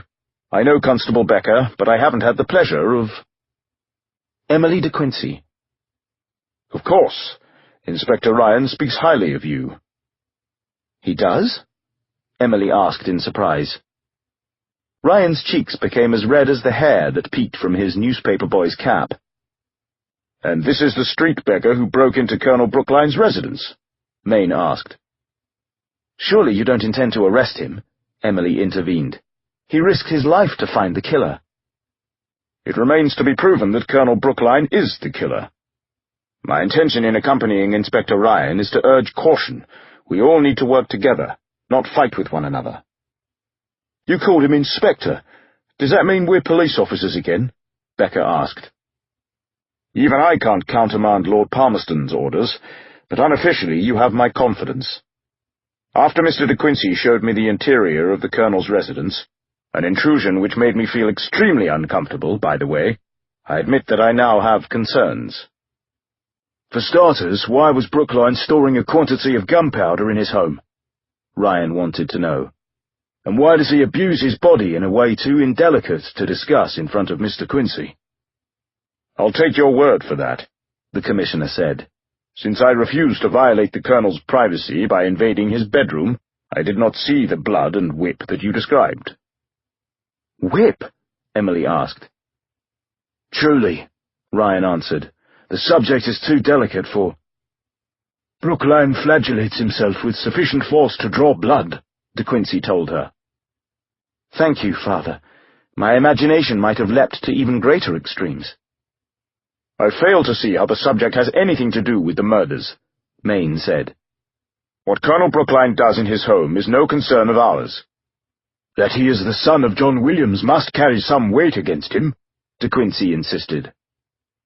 You have only the word of an elderly woman who works in a bake shop near the worst rookery in London.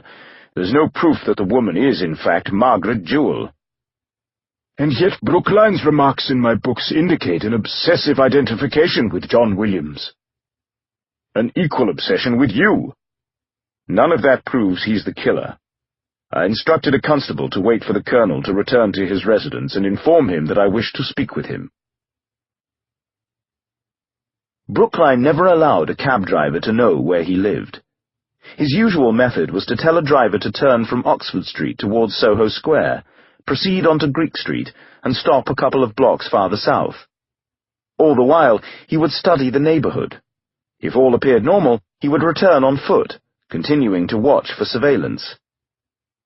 Now, as the cab went past number 38, Brookline leaned back in the compartment's shadows, alarmed by the presence of a constable at the steps to his door. The door was ajar. The steps had blood spatters. Brookline didn't dare show his face to peer out and see where the spatters led along the street. Blocks away, he paid the driver, descended from the cab, and varied his usual route by going around the corner and proceeding up a parallel street. There, he entered a low passageway between buildings, reached a gate, unlocked it, reached another gate, and unlocked it also. In each case, he studied the locks for signs that they had been scraped by someone manipulating them. He also examined carefully positioned grime on the edges of the gates to determine that the gates had not been disturbed. He entered a dismal courtyard that contained a privy. Steps led down to the basement, where the kitchen was located. Its single window was barred. Its door remained locked, with no indication of having been disturbed. Steps led up to the first floor. Here the windows were barred also. Like the front door, the back door had no knob. Brookline's uniquely shaped key fit into the lock. Again, strategically placed grime revealed no evidence that the door had been opened. Inside, a narrow stream of light protruded into the front hallway, where the front door wasn't fully closed. Indeed, that door wasn't capable of being closed. The slot for the lock's bolt had been removed from the door jamb. The rotten egg odor of a match lingered in the air, as did the disagreeable smell of the tallow candle. Blood was on the floor. Brookline's astonishment turned to rage that his home had been violated. His impulse was to rush to learn what else had been disturbed, but years of military discipline took control. He was suddenly on a reconnoitering mission, determined not to alert the sentry outside. After moving cautiously along the hallway, he shifted into the room where he kept his chair and his books. Vomit was on the floor. The books were disarranged. One of them was open, vandalized, a page having been ripped from it. The lamp on the table had its glass chimney removed. The cap that covered the hole into which coal oil could be poured had been removed also, indicating that someone had discovered the gunpowder inside. Mindful of the constable outside, Brookline moved quietly to the opposite room, where the strip of light from the slightly open entrance revealed footsteps in the grains of gunpowder that one of the kegs had left on the floor. The footprints were small. Reaching the stairs, he saw that the page torn from his book awaited him. A note had been penciled onto it. "The opium eater came to call and regrets that you weren't at home." Brookline's rage swelled as he climbed the stairs, taking care to remain close to the banister and avoid the step that triggered the crossbow. Not that his precaution was necessary. He discovered that the crossbow had already been triggered, its shaft released, with luck into the little shit who had left the note. My bedroom. Mounting hurriedly to the top of the stairs, he saw that his bedroom, always closed, was now open. Entering, he found the wardrobe open also, its crossbow triggered, its shaft in the wall next to the door. But what occupied Brookline's attention was the military cot on which he slept. Its blanket and sheet had been thrown off, exposing the dried blood on the canvas. The whip that he had hidden above the wardrobe was now on the bloodstains. His gaze focused so intently on the cot that he felt he could see the fibers of the canvas and the dried blood that filled the area between them. In India, he had slept on an identical cot, waking from nightmares about the things he had done. He had wakened from nightmares about the things that his father had done. No matter how much punishment he inflicted on himself, he could not purge any of it from his memory. There is no such thing as forgetting, the opium eater had written. Fury and shame overwhelmed him. He extended his arms and raised his head toward the ceiling. He opened his mouth to scream. Although no bellow emerged from his widely parted lips, the roar expanded inside him, reverberating silently, making him feel that his chest would explode from the power of the primal rage that possessed him. The veins in his forehead pounded until he expected them to burst. The sinews in his throat stretched so tautly that it seemed his quiet roar would make them snap. The little shit! The little shit! The constable outside was proof that the police knew about the gunpowder. How would Brookline explain things to Lord Palmerston? Nothing linked Brookline to the murders, but after tonight there would be serious questions about why he had stored gunpowder in his home. At last, even Lord Palmerston would be compelled to consider the unimaginable. For that eventuality, Brookline had long ago made plans. Without a transatlantic telegraph to broadcast police reports about him, he could easily escape to America. In that ever-expanding country, he could readily vanish. After all, India had taught him about disguises. The evidence of his shame, though, could not be allowed to remain. Brookline descended the stairs. Hearing the constable shuffle his feet beyond the gap in the door, he gathered the box of matches and the lamp that contained the gunpowder. He crept back up the stairs, re-entered his bedroom, and placed the lamp next to the cot. He drew a knife from under his coat, sliced the cot's sheets into strips, and tied one of the strips to the wick on the lamp. Next, he stretched the strip across the floor and overlapped it with another. He did the same with a third and a fourth strip, lengthening and curving them so that they fit the room. Finally, he placed matches along the strips, so that if the flame began to fail, the matches would give it fresh strength. Brookline struck a match. Punishing himself by a deep inhale of the rotten egg odor, he touched the match to the end of the fourth strip. As the flame moved slowly along the cloth, he stepped from the bedroom and closed the door. Quickly, he descended the stairs, proceeded to the back, and went outside. Even in the dismal courtyard, he could feel a breeze. Tonight there would not be a fog. The city would view its destruction. He shut the courtyard gate behind him, moved along the passageway, closed another gate, and emerged onto the next street. "Boy," he said to a beggar, one of the unfortunates who could not escape the city tonight. "Here's a shilling for extending me a favour." "A shilling?" The boy looked suspicious. "What do you want me to do for a whole shilling?" "Is any of you the opium eater?" a scruffy boy asked as De Quincey and the others hurried from Dr. Snow's building. "Why do you want to know?" De Quincey asked. "Yes, you be him. The gentleman said you was little. The gentleman paid me a shilling to follow the blood from 38 Greek Street. Said to be quick, said to give you a message." "What's the message?" "That the gentleman regrets not being home when you came to visit." The air seemed to compress. De Quincey felt as if an invisible hand nudged his chest. 1 street away, an explosion roared, its shockwave making his ears ring. Even from a distance, the sound of falling debris was powerful. The group rushed toward the corner. When they reached Greek Street, they gaped at where number 38 had been. The top floors were in flames. On the middle floor, the room to the right had exploded into the street. The glass in all the other windows had been shattered. The building's brick front leaned forward, about to collapse. The policeman who'd been on duty outside the entrance lay motionless on the street. As Ryan and Becca ran to him, people gathered in a panic. Shouts accompanied the increasing crackle of flames. The breeze carried bitter smoke. Frantic, Ryan and Becca tugged the fallen constable toward the opposite side of the street. The wall creaked, bricks scraping, and suddenly toppled in an enormous crash that sent debris flying in every direction. People stumbled away.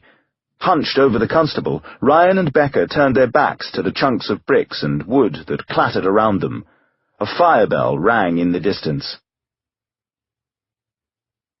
A half-block away, Brookline watched from an alcove as the opium-eater gaped at the devastation. Ryan and Becca were with him, unable to resist the impulse to rush to the fallen constable and be heroes. Commissioner Mayne was there also. No doubt he would soon be talking to Lord Palmerston. Brookline walked away. The group descended quickly from a coach and faced the Wax Museum. "Brookline was seen here this morning," De Quincey said. They looked to the southeast, where the strong breeze carried the smoke from the fire on Greek Street. By the time they'd left the area, 2 firefighting crews were working to suppress the blaze. "People will worry about the smoke. Rumors about the explosion will spread. The panic will worsen," De Quincey said. The few vehicles and pedestrians on the street emphasized De Quincey's point. Commissioner Mayne gestured toward the Wax Museum. "What do you hope to find here?" "With everything that's on Brookline's mind, he wouldn't have come here unless this place is important to him." De Quincey needed to knock several times on the window of the ticket booth before a woman arrived. "Finally some customers," she said. "Afraid not," Mayne told her, showing his police commissioner's badge. With a look of disappointment, the woman opened the door. "A gentleman came here earlier," De Quincey said to the woman. He described Brookline. "Yes, he rented the exhibition for an hour.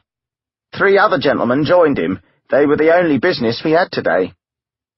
"Where did they go?" The woman pointed down a hallway. "The Chamber of Horrors." The group entered a shadowy room where they encountered two men in the midst of removing a corpse from a coffin in a graveyard. The display was so realistic that Emily drew a sharp breath. "Burke and Hare, the resurrectionists," De Quincey commented. Another display showed a guillotine with blood on it and the heads of two of the French Revolution's victims.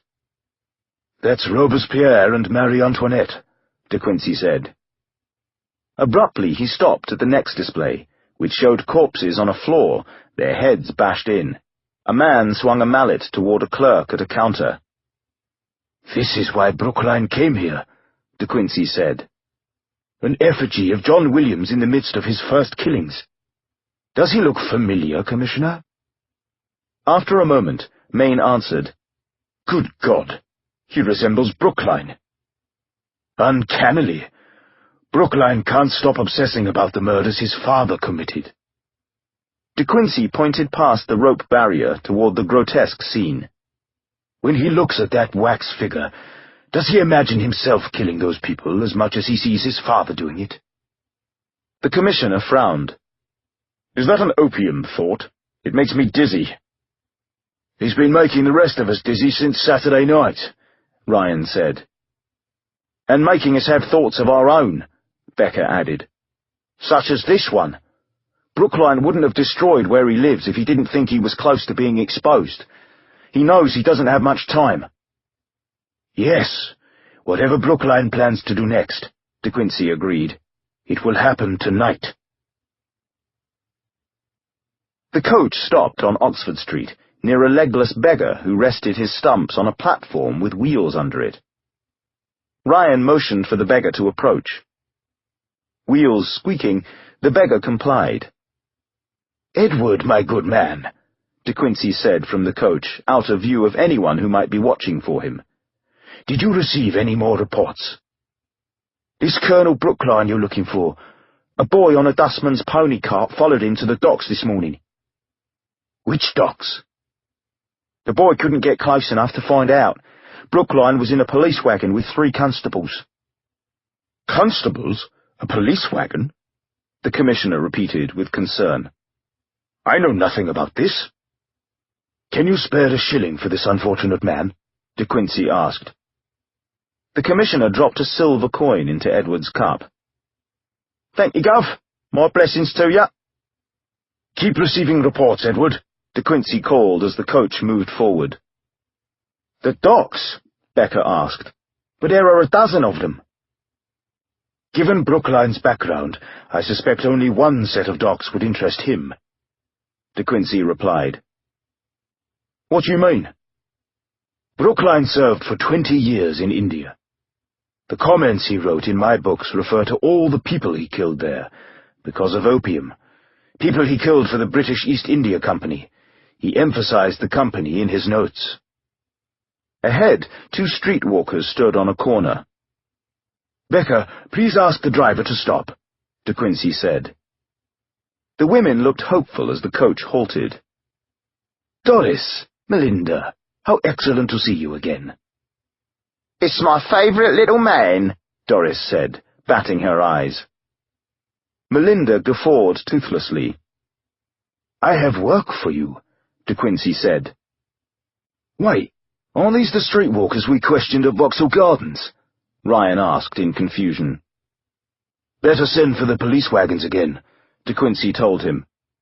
"Tonight we have need of these fine ladies and their companions." "Father, what on earth are you talking about?" Emily demanded.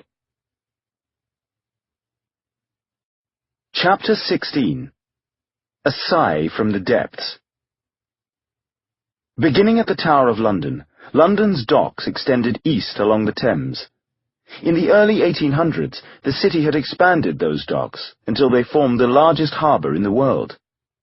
By 1854, 1/3 of those docks were used by the British East India Company. Ships carrying opium, tea, spices, and silk came up the Thames and entered a channel cut into the northern bank of the river, proceeding via locks to immense basins bordered by quays, one basin for imports, the other for exports. The basins were so large that 250 vessels could anchor in them at one time. Shortly after dark, a police wagon arrived at sturdy gates. Brookline descended from the wagon and approached a guard, who raised a lantern to Brookline's face and nodded in recognition. "Back again?" the guard asked. Several other men stood behind him. A cold wind buffeted their coats. "Lord Palmerston's orders." Brookline pulled out his credentials. "No need. I saw your badge often enough. His lordship remains concerned about a rumour that someone plans to take advantage of the panic in the city and cause trouble on the docks." The repeated reference to Lord Palmerston had considerable effect. As Home Secretary, Palmerston controlled security for the docks, as well as for everything else within the country. As a previous Foreign Secretary, Palmerston was also guaranteed a position on the British East India Company's board. "God knows there's plenty of panic out there," the guard agreed. "Last night, a mob forced a bunch of sailors to barricade themselves in a warehouse over at Shadwell Basin. Nearly killed them. We can use any help his lordship wants to send us." The guard unblocked the gate and motioned for the driver to bring the police wagon through. "The rumour we received concerned the opium warehouse," Brookline told him. "Take a look. Do whatever you need to." The wagon proceeded past the lanterns of other guards. At the warehouse, the wagon stopped, and the 3 men dressed as constables climbed down. In reality, they were all former members of the same regiment in which Brookline had served in India. The cold wind slapped waves against the wharf. Lanterns swung back and forth in the distance as guards patrolled the waterfront. The men, disguised as constables, lit lanterns of their own and entered the warehouse. On 3 other occasions, Brookline and his companions had come here, pretending to check security, using the tall sides of the wagon to give them cover as they accomplished their real purpose. For safety, gunpowder kegs were often small, 5 inches across and 8 inches high. In December, they could easily be concealed under an arm, hidden by voluminous winter clothing. Brookline and his companions made sure that no one else was inside the warehouse. Then they went from stack to stack of burlap-covered opium bricks, verifying that the powder kegs remained concealed within the stacks throughout the warehouse. They added others. From 20 years of experience, Brookline imagined the sickening odor of the lime with which the opium had initially been treated in India. "I leave tonight," he told the men. "So soon?" "I've come under suspicion. It's time I made a strategic withdrawal." They smiled at the military joke. "You've done what you agreed to," Brookline continued. "Tomorrow, after the fire destroys numerous buildings, there'll be few people in the city. The banks and businesses that remain will be unprotected. Take your rewards as you find them. No one will stop you, especially when you're dressed as constables. Make sure you burn the buildings that you steal from." "And you? What's your reward?" "For starters, the destruction of all this opium." "And then?" "After half of London burns, maybe the panic will become extreme enough to cause a revolution." "You always like to talk about a revolution," one man said. "The army's supposed to protect England, but in India, all we really did was help noblemen become richer by selling more opium. I lost count of how many people I killed because of those wretched noblemen and this damned stuff." "So now you kill English people instead?" "Necessary casualties. The system needs to be obliterated. I like the idea that the noblemen who profited from our killing are now terrified." "You take your revolution, we'll take the money." "A fair trade. You won't have trouble leaving the city in the hearses you stole. Dress as funeral directors and put corpses in coffins on top of the money you confiscate. No one will interfere with you." "The sooner we start, the better." "Let's tell the guards at the gate that everything looks as it should." "The fuses are timed for 10 minutes?" "Yes. By then we'll be safely out of the area." The man pulled away a burlap sack, exposing a fuse between opium bricks. "Light this one. It leads to many others." Brookline struck a match. "Stop!" a voice ordered. A half-mile away, a hansom cab rattled over cobblestones, approaching Ratcliffe Highway. Inside, Margaret Jewell became agitated as she recognized the dreary streets. "No! You didn't tell me we were coming here." "I realize this is difficult." Emily touched her arm. "We need your help." "You can't possibly realize how difficult it is." The cab turned onto Ratcliffe Highway. Normally the street would have teemed with activity. Tonight it was eerily deserted, fear having emptied it. "Take me back. I swore I'd never look at this place again." "Margaret," Becca said, "your son needs to be stopped." "That's why I went to Scotland Yard." Even in the faint light from the street lamps they passed, the elderly woman turned her face so that her scar didn't show.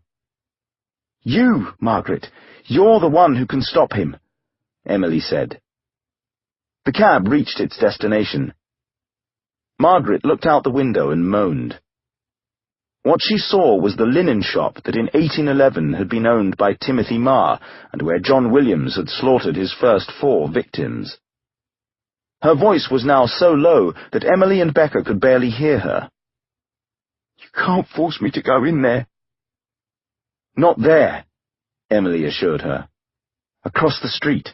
My father and Commissioner Main arrived earlier and found a place for us to wait." She and Becca eased Margaret from the cab, turning her so that she couldn't see the shop. The wind chilled them. A door creaked open. Only darkness seemed beyond it. "In here, Emily," her father's voice said. As their eyes adjusted to the interior shadows, it became clear that the place was a grocer's shop. The smell of flour hung in the air. Packages of biscuits stood on shelves next to patent medicines. Becca quickly shut the door and took Margaret to a chair by a counter. She kept her eyes away from the window and trembled. De Quincey went over to her. "Margaret, I'm Emily's father." She didn't reply. "Thank you for coming. Your presence is immensely important." Margaret made a sobbing sound, but still did not reply. "This gentleman is Police Commissioner Main. He is very grateful to you also." "Why did you bring me here?" Margaret demanded in anguish. "We believe that tonight your son will do something even more terrible than his previous crimes." "How could that be possible?" "We believe he plans to blow up the British East India Company docks. In this breeze, the flames will almost certainly set fire to London." "What?" "After that, he will leave the city, perhaps forever, but not before he comes here. His obsession with his father's murders, his compulsion to revisit the past, these make me believe that he won't be able to resist seeing Marr's shop one last time." The room became silent.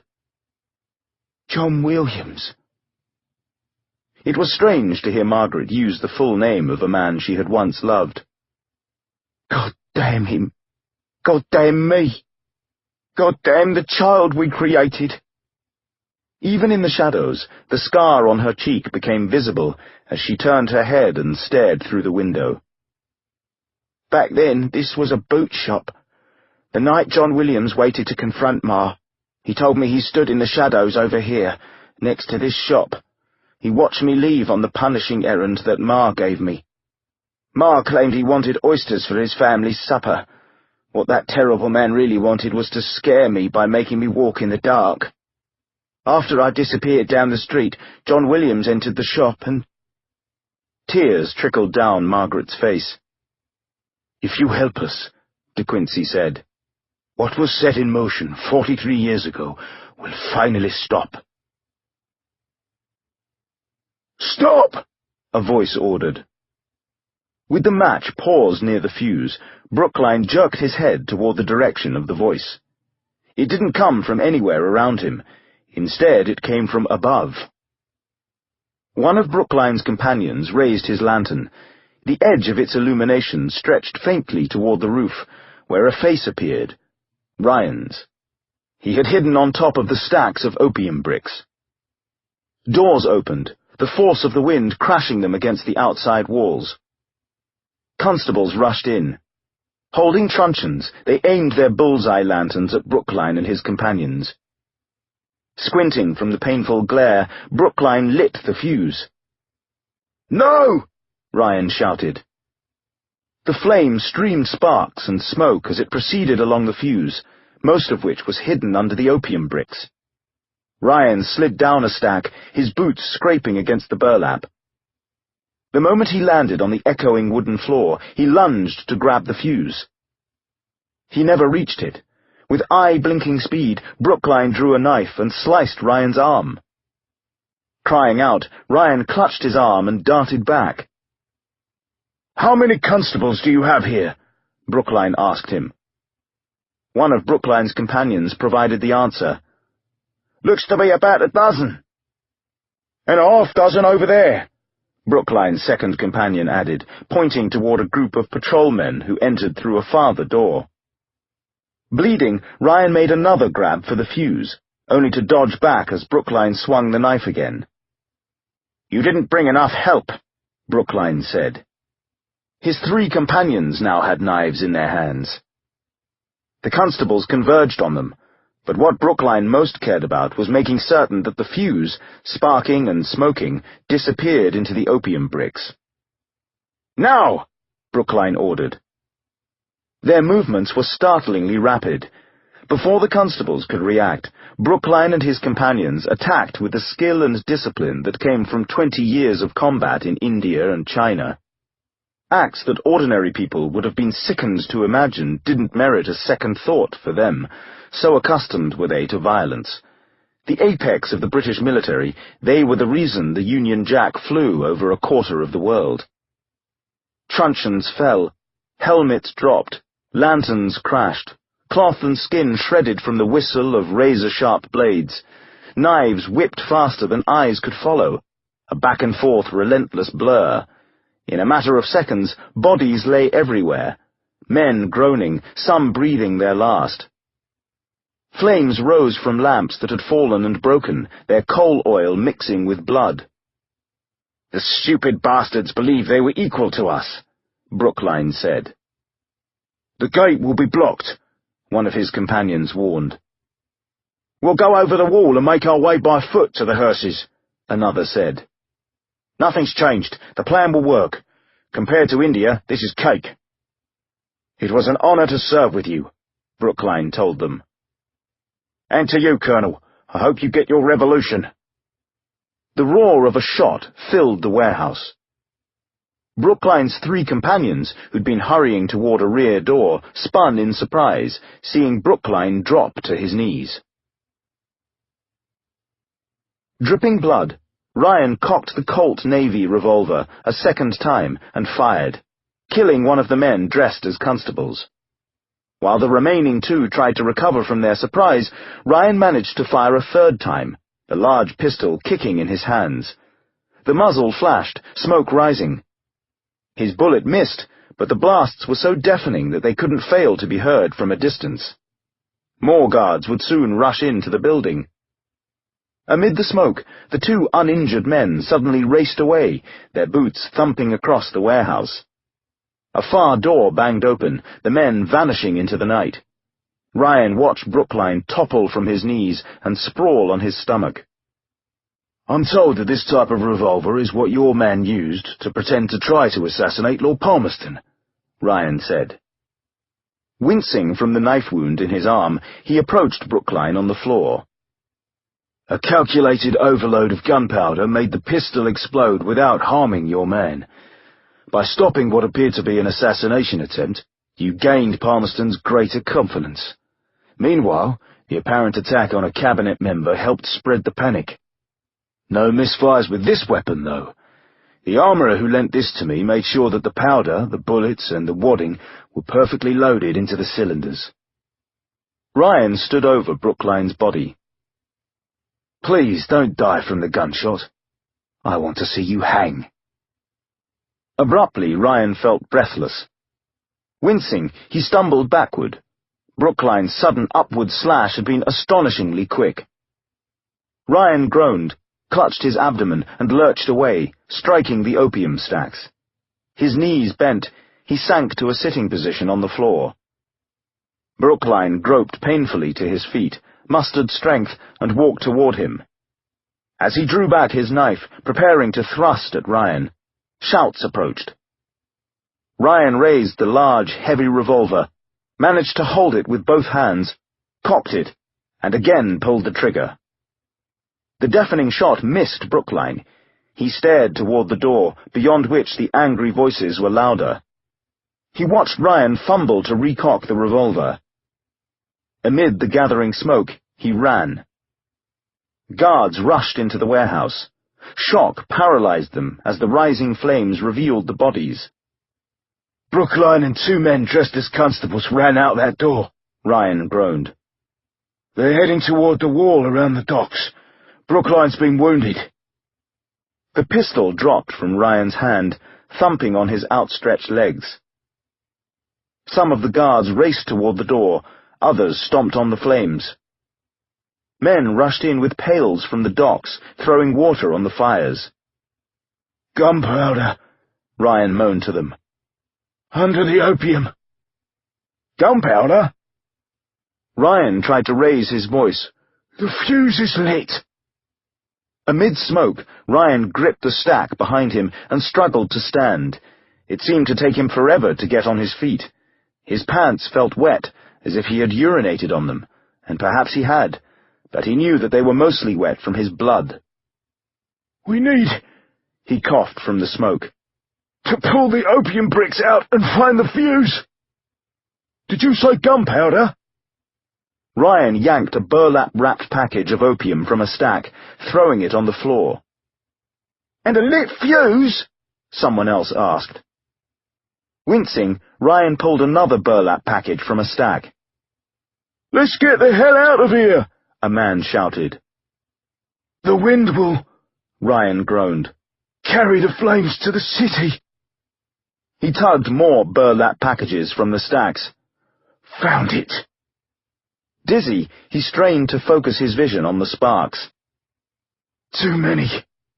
Dear God, it spread to 3 other fuses. Men rushed to join him. Packages of opium bricks flew through the air. I got one, a guard yelled, cutting the tip off a burning fuse. 2 others went into these stacks. Coughing, the guards hurled opium packages into aisles. Here! This one spread to more fuses. Hurry! Found one! Another! The guards raced from stack to stack, frantically pulling away packages. Ryan found another fuse and cut off its tip. His legs wavered. The last one went under this stack, someone yelled. We'll never get to it in time. Run! As the men charged past Ryan, someone grabbed him, shoving him toward the door. The explosion lifted him and threw him outside. He landed hard on gravel, rolling from the force of the blast. Walls disintegrated, wood and burlap and opium bricks erupting, the force flipping him, so stunning him that he barely realized he was falling off the edge of a dock. Brookline forced himself to ignore the pain in his chest. Working his strong legs, climbing a slope toward the base of a wall, he told himself that the wound couldn't be serious. Otherwise he wouldn't be able to run as fast as he was. The bullet had struck the right side of his chest. He was wearing a heavy overcoat, a business coat, and a waistcoat. They had absorbed some of the force. The bullet hadn't penetrated deeply, he was certain of it.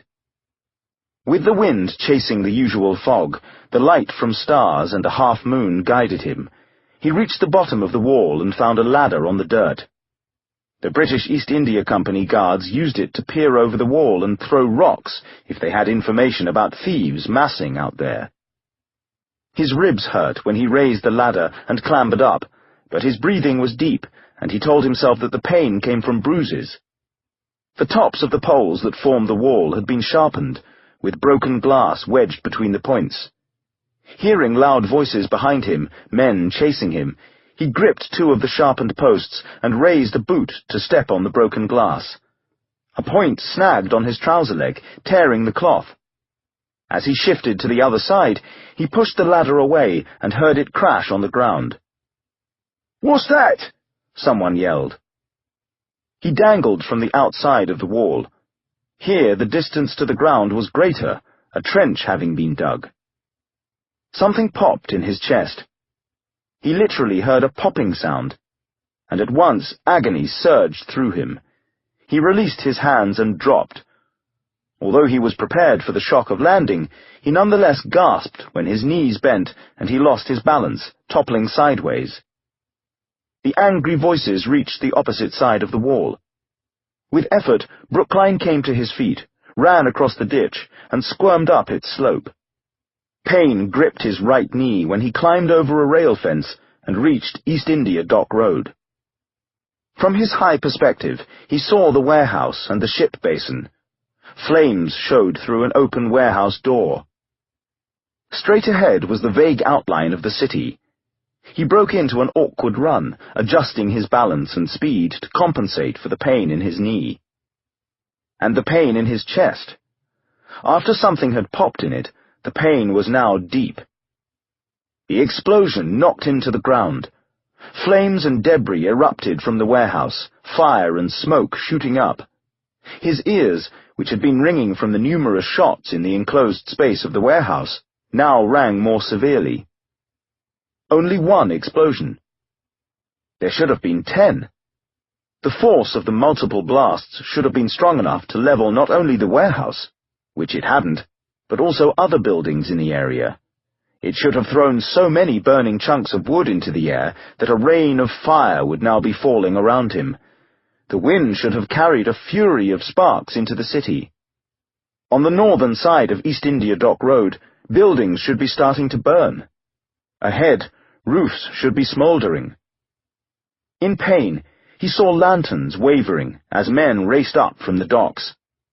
He reached an intersection in which 5 roads led to many directions. He went south, reasoning that his pursuers would not expect him to go back toward the river. A signpost told him that this was Church Street. Close by, he had killed his mother and the former soldier, then set fire to their riverfront shack. He passed the church where he'd learned to read. A passage he'd been taught from the Book of Common Prayer flashed through his mind. If we say we have no sin, we deceive ourselves, and the truth is not in us. Wrong, Brookline thought. I have no sin. Opium is the sin.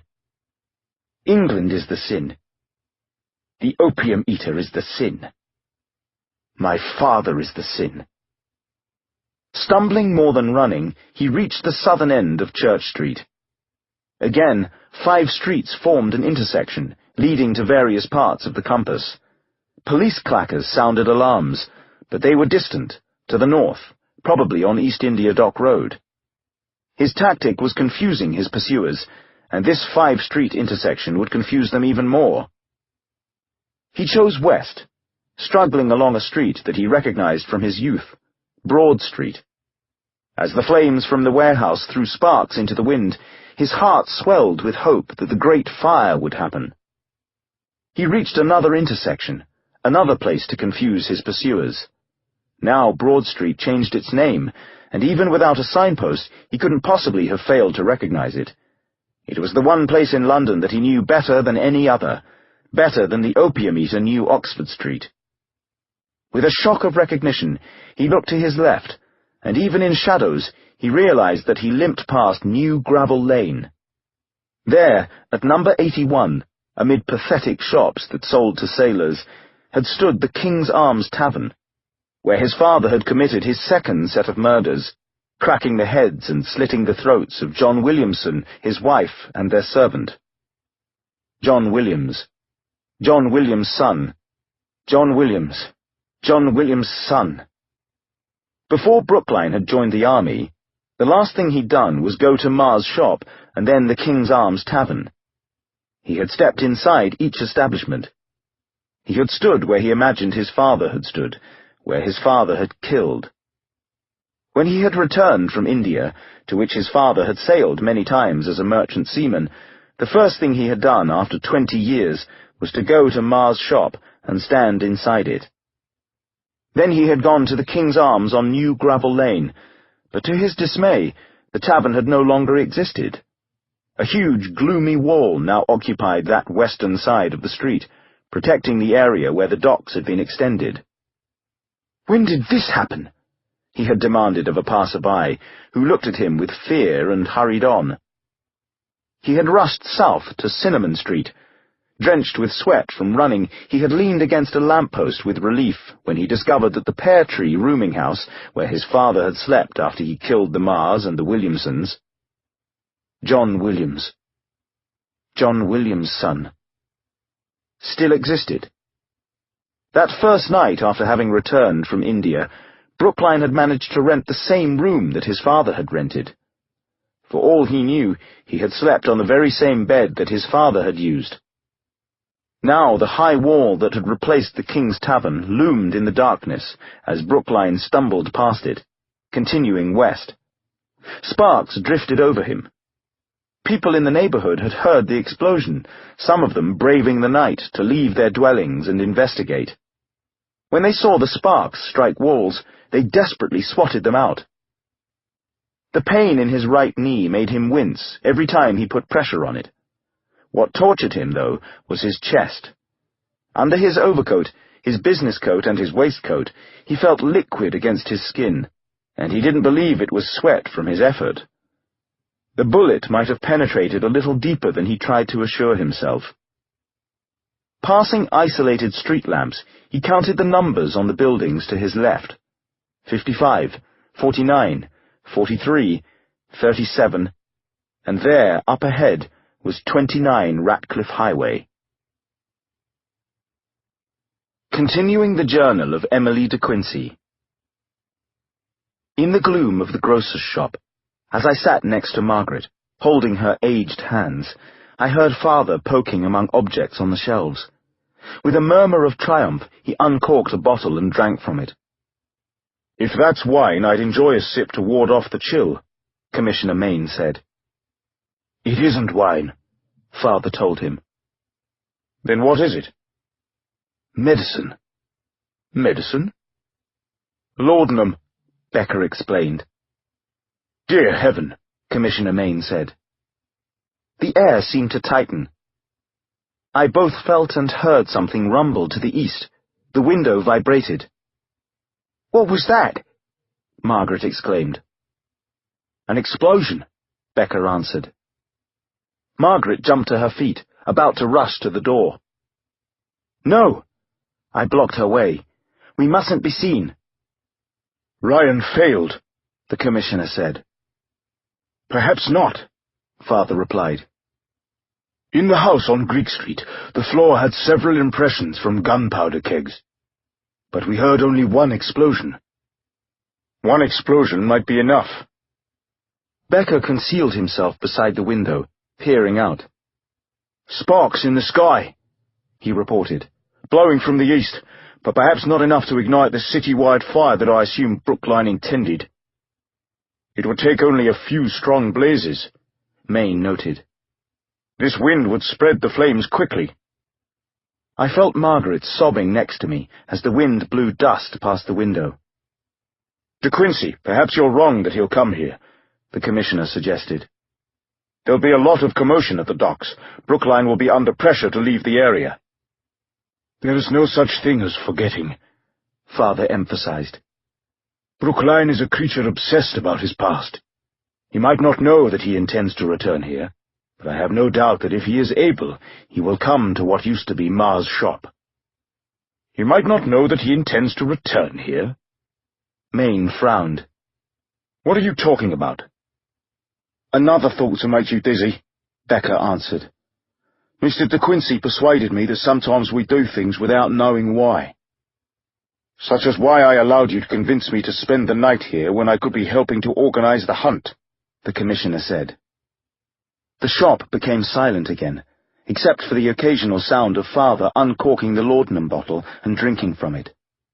"I need to leave," Maine finally declared. "Lord Palmerston will demand my resignation if he learns I'm associating with you rather than attending to my duties." "It's imperative that you stay," Father insisted in the darkness. Lord Palmerston won't believe us, but he'll listen to you. He might not listen.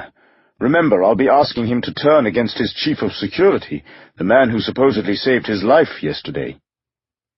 Father, I said, someone is outside. The shop became eerily still.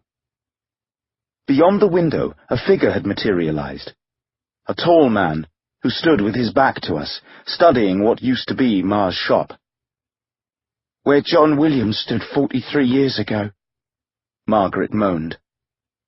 He watched me shut the door and go down the dark street. I kept my hands on Margaret's arms, restraining her from sudden motion as our group shifted toward the window. With his back to us, the tall man's silhouette moved into the middle of the street. He limped. His hands were raised to the right side of his chest, as if he were injured. Have you prepared yourself, Margaret? Father asked. I had a lifetime to prepare myself. Beyond the window, the tall man leaned to the right, pain seeming to make him favor that side. Even though I saw the man only from behind, the intensity with which he stared at what had been Ma's shop was palpable. To the east, police clackers sounded. The man cocked his head in their direction, bracing himself to depart. Father opened the door, calling out, John Williams? The man spun toward the door. Is it you, John Williams? Father asked. Who speaks to me? Moonlight revealed dark liquid glistening on the right side of the man's coat. John Williams. Yes, I'd recognize you anywhere. You confuse me with someone else. Impossible. Down the street, from darkness between lampposts, a woman called. John Williams? Another voice joined hers. John Williams? And another. John Williams. Who are you? The figure demanded. In the opposite direction, a woman yelled, John Williams' son! And others, John Williams' son! The cries of the women shifted back and forth, alternating names. John Williams! John Williams' son! Abruptly, all the voices changed. As one, the women shrieked. The son of John Williams! You're the son of John Williams! Brookline broke into an urgent limp, heading to the west, toward the Tower of London, the demarcation between the wretchedness of the East End and the better part of the city. But at once he lurched to a halt as a line of constables appeared, filling the street from one side to the other, walking toward him, aiming their lanterns. Father had instructed them to stay in hiding until the women began their chorus. Brookline pivoted in the opposite direction, and there a line of constables appeared also, from one side of the street to the other. They too aimed their lanterns as they walked toward him, trapping him. John Williams! John Williams' son! The son of John Williams! The women shouted. Unnervingly, the voices stopped. The constables stopped also. The only movement was the wind. Within the dark shop, Father turned toward Margaret. Do you remember what we require of you? How can I possibly forget? Step away. I have things to say to my son. I released Margaret's arms. She walked through the shadowy doorway. I followed. Knowing that Margaret would not have been there if I hadn't insisted, I felt a grave obligation to help her in any way I could. Robert! She called. Brookline spun toward her, on guard. Robert! She repeated, appearing on the street. Who calls me that? Your mother. Brookline stepped back, as though the wind had pushed him. No, my mother died a long time ago, in a fire. Samuel died. Margaret walked slowly toward him, each footfall communicating her emotional agony. But I survived. Brookline took another step back. This is a deceit. Despite my wound, I managed to crawl away. You are lying. The fire burned my face. Can you see the scar, Robert? Here on my left cheek. Every day, the scar reminds me of the puke that was John Williams, and the filth that he and I brought into the world. Every day I pray for God's hand to come down and crush me. Don't call me filth. I wish I'd never been born so that I could never have given birth to you. You're not my mother. No mother could speak to a son that way. Who else would know that you tortured animals under the docks? No. You tied their paws to stakes and put muzzles over their jaws. A child doesn't know what he does or why he does it.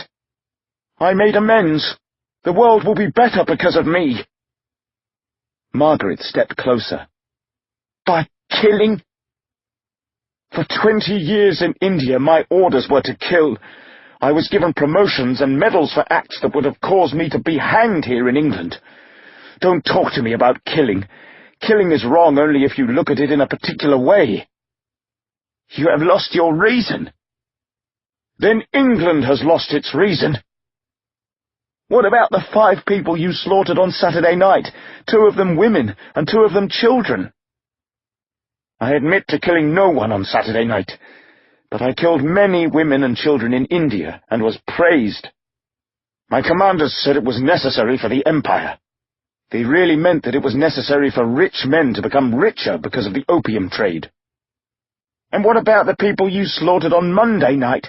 They had nothing to do with the opium trade. I admit to killing no one on Monday night either.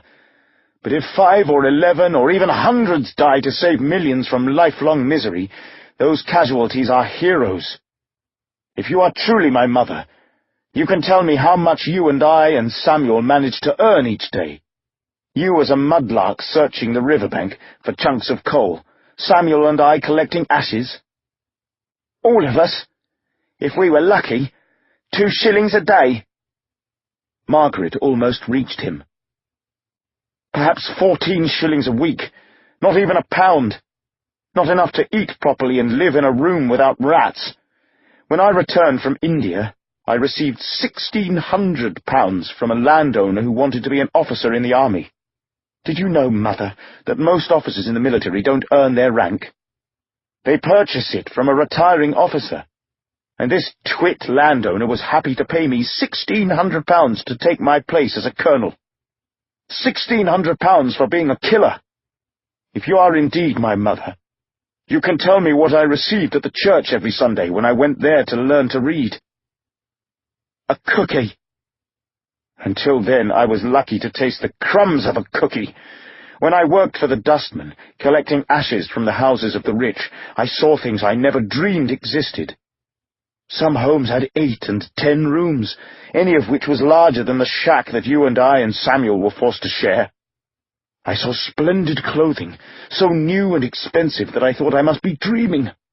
I saw more food consumed in one day than the 3 of us managed to find in a week. How many millions in England suffer the way you and I did, Mother? When I look at Lord Palmerston and his wealthy, powerful, arrogant friends, when I see their greed and their indifference to the poor, I feel a rage that it takes all my effort to keep under control. But you didn't control it. Margaret reached him. Determined to help in every possible way, I remained behind her. A cold shock swept through me as Margaret suddenly raised her fists and struck her son. Too short to reach his face, she directed her blows toward his chest. Right, left, right, left. The solid thumps of the impacts were surprising, given that they came from an elderly woman. In a frenzy, she kept striking him. As her fists hammered, the effort brought such forceful breaths from her mouth that I feared she would collapse. Brookline showed no pain, even when she pounded at his wound. Despite the injury that slicked his coat with blood, his only reaction was to stand straighter. His arms at his sides, he merely braced himself and absorbed his mother's blows. I ran to her, desperate to tug her away before Brookline might harm her. Instead, he grabbed me. With his arm around my throat, I dangled against his chest, struggling to breathe. At once he dropped me to my feet, appearing to demonstrate that he could have easily injured me if he desired. Again, I tugged to get Margaret away from him. Becca was suddenly next to me. Seeing that Brookline no longer threatened me, Becca gripped Margaret's other arm, but despite both our efforts, she continued flailing at her son. "I see the heroic constable is here," Brookline noted. "Maybe you too will one day receive medals, Becca, but I assure you the medals will come faster if you kill people." The old woman kept struggling as we dragged her toward the grocer's shop. "Don't claim you kill for the wretches who live here," Margaret screamed. "Tonight you almost murdered them. If the revolution came, their children would be better for it," Brookline insisted. "They would thank me." "You're filth!" Spit flew from Margaret's lips. "Men like Lord Palmerston are the filth. The quicker they and their way of life are exterminated, the sooner this country will be free of suffering." "Colonel!" Father yelled. "Thank you for not harming my daughter." Turning, I saw Father emerge from the shop. "Who's there?" Brookline demanded. "The opium eater?" Father showed himself in the moonlight. "Despite my gratitude, I'm afraid I must object that you're not being entirely truthful with us." "You little shit," Brookline said. "I am thin, not little." "Everything is a joke to you. Opium, violence, it all has the same amusement to you. If once a man indulges in murder, very soon he comes to think little of robbing," Brookline quoted with contempt. "And from robbing he comes next to drinking and Sabbath-breaking, and from that to incivility and procrastination. Once begin upon this downward path, you never know where you are to stop. Many a man has dated his ruin to some murder or other that perhaps he thought little of at the time." "You flatter me by quoting my work so accurately." "You are the true filth to which my mother referred. Your praise of opium and violence caused far more deaths than those for which I admit to being responsible." In the distance, the alarm bells of fire wagons filled the night. Father glanced in that direction. I followed his gaze. To the east I saw a glow above where I had been told the British East India Company docks were located. Sparks rose from the glow. The wind sped the sparks across the sky, propelling them toward me, like a swarm of fiery insects. But the grotesque fireworks kept fading as they neared me, extinguished by the wind as much as blown by it. When I looked again at Father, he was a step closer to Brookline. "I assure you, Colonel, that neither opium nor violence amuses me. Every day for the past 50 years I have regretted the terrible moment when I first swallowed laudanum for my facial pains. As for violence, I write about it compulsively and with apparent humor because it horrifies me. Long ago, I stared a mad dog in the face. The terrifying intensity in his eyes above the froth in his mouth so hypnotized me that I was unable to turn away." "You compare me to a mad dog?" Brookline drew a knife. "Not at all.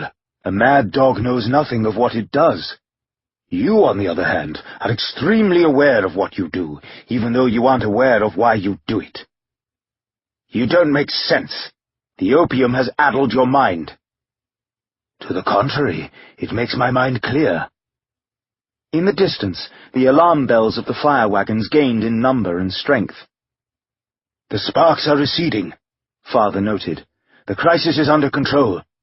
You failed, Colonel, and if I may point out, you are standing in a large pool of blood. Should we send for a surgeon?" "I've endured worse injuries." "To your body or to your mind?" "My mind? Do you insult me again?" When Brookline made a threatening motion toward Father, Becca stepped protectively forward, ready with his truncheon. "Constable," Brookline warned, "even in my compromised condition, do you honestly think that you are a match for me? You might be stronger at the moment, but I have one quality that you lack entirely." "And what would that be?" Becca demanded. The willingness to inflict death without hesitation. Examine your soul. Are you prepared to cause as much damage to me as I am prepared, without pause or regret, to inflict upon you?" Becker didn't reply. "You might wish to defend the opium eater, God knows why, or the woman who calls herself my mother, or the opium eater's daughter," Brookline said. "But nobility is not sufficient. You do not have the temperament or the training to be the kind of artist that England made me. Ryan already learned that lesson." "Ryan?" Becker asked quickly. "What about him?" "His bullet is in me, but he did not have the resolve to finish what he began. I showed him what he lacked." "You showed him what? Where is he?" "The last time I saw him, he was sprawled in his blood, devoting his attention to keeping his insides where they belong." "You... Becker!" Father shouted, as the constable seemed about to attack Brookline. "That's what he wants. He's baiting you. Don't you understand him yet? To kill, he needs a motive he can justify." Becker froze. "Very smart," Brookline said. "The little shit saved your life." "Colonel, the pool of blood at your feet is spreading. Are you sure you do not wish us to send for a surgeon?" "I suspect that a surgeon would not be of help." Brookline wavered. "Instead of hanging yourself, as your father did, you choose to commit suicide by bleeding to death. The consequences of combat are honorable."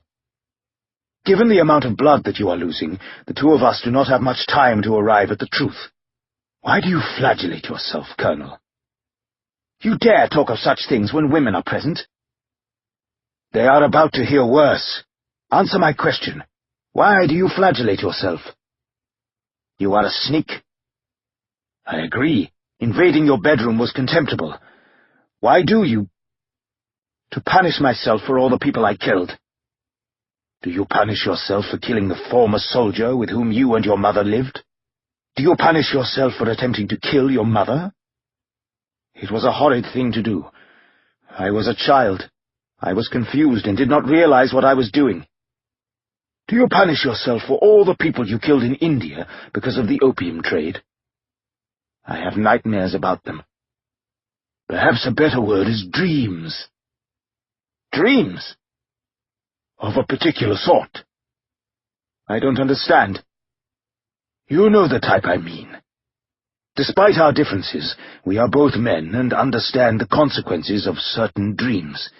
We don't need to embarrass the ladies by being explicit." I was indeed embarrassed, disturbingly so. This was a rare instance in which Father's comments made heat rise to my cheeks. "Did you flagellate yourself after you killed those 5 people on Saturday night?" "As penance." "Did you flagellate yourself after you killed those 8 people in the tavern on Monday night, and the 3 people in the surgeon's house?" "To atone." "I saw more than bloodstains on the cot in your bedroom." Despite the wind and the bells of fire wagons in the distance, the street became unnaturally silent. "My bedroom?" Brookline asked. "You flagellate yourself to complete the arousal that killing stimulates in you. The evidence of that arousal was on your cot." Brookline's bellows so startled me that I took a step backward, as if I were being attacked. His roar reverberated toward the constables who waited in a line 3 shops away on each side of him. His cry of anguish rose to the sky, where the stars and a half-moon impassively received it. His head was thrown back, his mouth gaped, his arms stretched toward the heavens. Slowly his cry diminished. As he lowered his arms and head, his shoulders heaved with a profound exhale that might have been a sob. One of Father's books is called Suspiria de Profundis, a sigh from the depths. That was what I heard, the most racking sigh that I imagined could ever come from the depths of a human being. Brookline turned away. In a daze, he shuffled along the street, trailing blood. Father kept pace with him. "You kill because you enjoy it. Everything else is a lie that an alien part of you repeated until you believed it." The line of constables who waited in that direction stepped toward Brookline as he approached. They prepared to secure him with handcuffs. "Shackles are not required," Father told them. "He doesn't intend to escape. It's obvious where he is going. Let him proceed." They parted, allowing him through but staying with him. The streetwalkers whose help Father had enlisted emerged from hiding places along the street. Their haggard features and wind-blown rags reminded me of drawings of banshees. "Doris," Father called. "Melinda, is this the man who promised you an additional sovereign?" He dressed different and wore a yellowish beard, but he's the same size and I'd recognise his voice anywhere," Doris responded. "Colonel, does your concern for the poor extend to paying these kind ladies the additional fee that you promised them for antagonizing me at Vauxhall Gardens?" Brookline stumbled on, staring at something far beyond the shadowy street. Margaret and I followed. So did Becker and Commissioner Main. So did the constables and the streetwalkers, who kept pace with Brookline. Father walked directly behind him. "Colonel, what happened to your concern for the poor?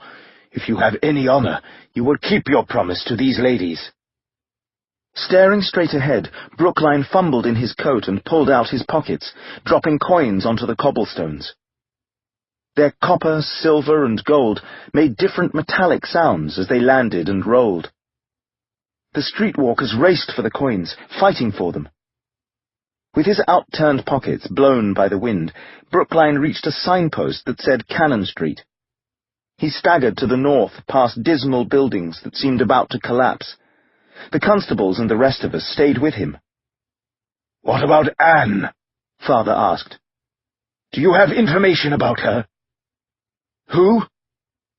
"Anne. You brought me to London claiming you had information about her." "For all I know, the slut died from consumption after you abandoned her." "I didn't abandon her. Tell me, do you have anything at all to report?" "How could a prostitute with consumption have possibly survived? For most of your life she's been rotting in a pauper's grave. You're a fool." I was close enough to see the emptiness that seized Father's face. The last vestige of his youth slipped away. His skin shrank around his cheeks. His eyes receded with hopelessness. A moan escaped him, or perhaps it was a sob, rising from the depths of his broken heart. A wretched-looking woman stepped from a decaying structure and stared in fear at us. A sickly, thin man appeared behind her. Speechless, they followed Brookline, seeming to sense what was happening. Other pathetic men and women emerged from bleak doorways, frowned at Brookline, and joined the horrid procession.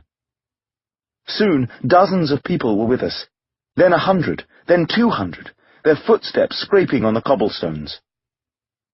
Brookline reached a large intersection. A sign on a wall said Cable Street.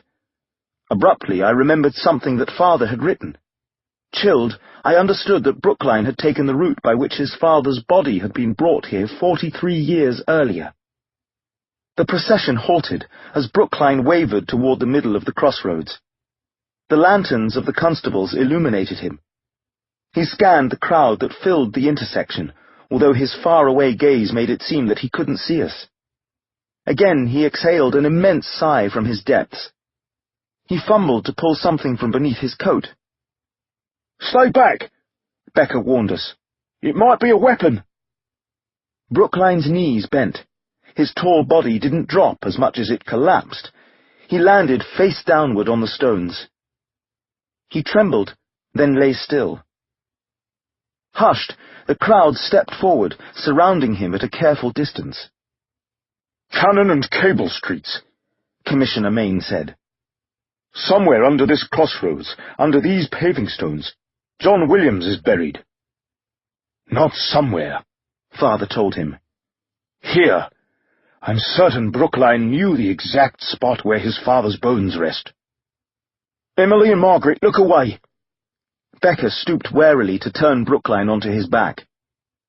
But we didn't turn away. Normal emotions had deserted me. I was so numbed that I didn't flinch or feel nauseous when I saw the knife that Brookline had pulled from beneath his coat and slid between his ribs when he landed.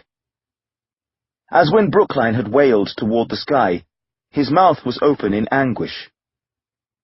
He was already dying, and yet he felt the compulsion to use the knife. It's not precisely a stake through his heart, Father said. But I imagine Brookline intended it to be the same as what ultimately happened to his father. Margaret, I'm sorry. He was dead to me a long time ago, the elderly woman replied. There's no need to feel sorry about that. But for what he did because of my weakness, God pity me. A man can find within himself, in a separate chamber of his mind, a separate alien nature, Father said, echoing something he had written.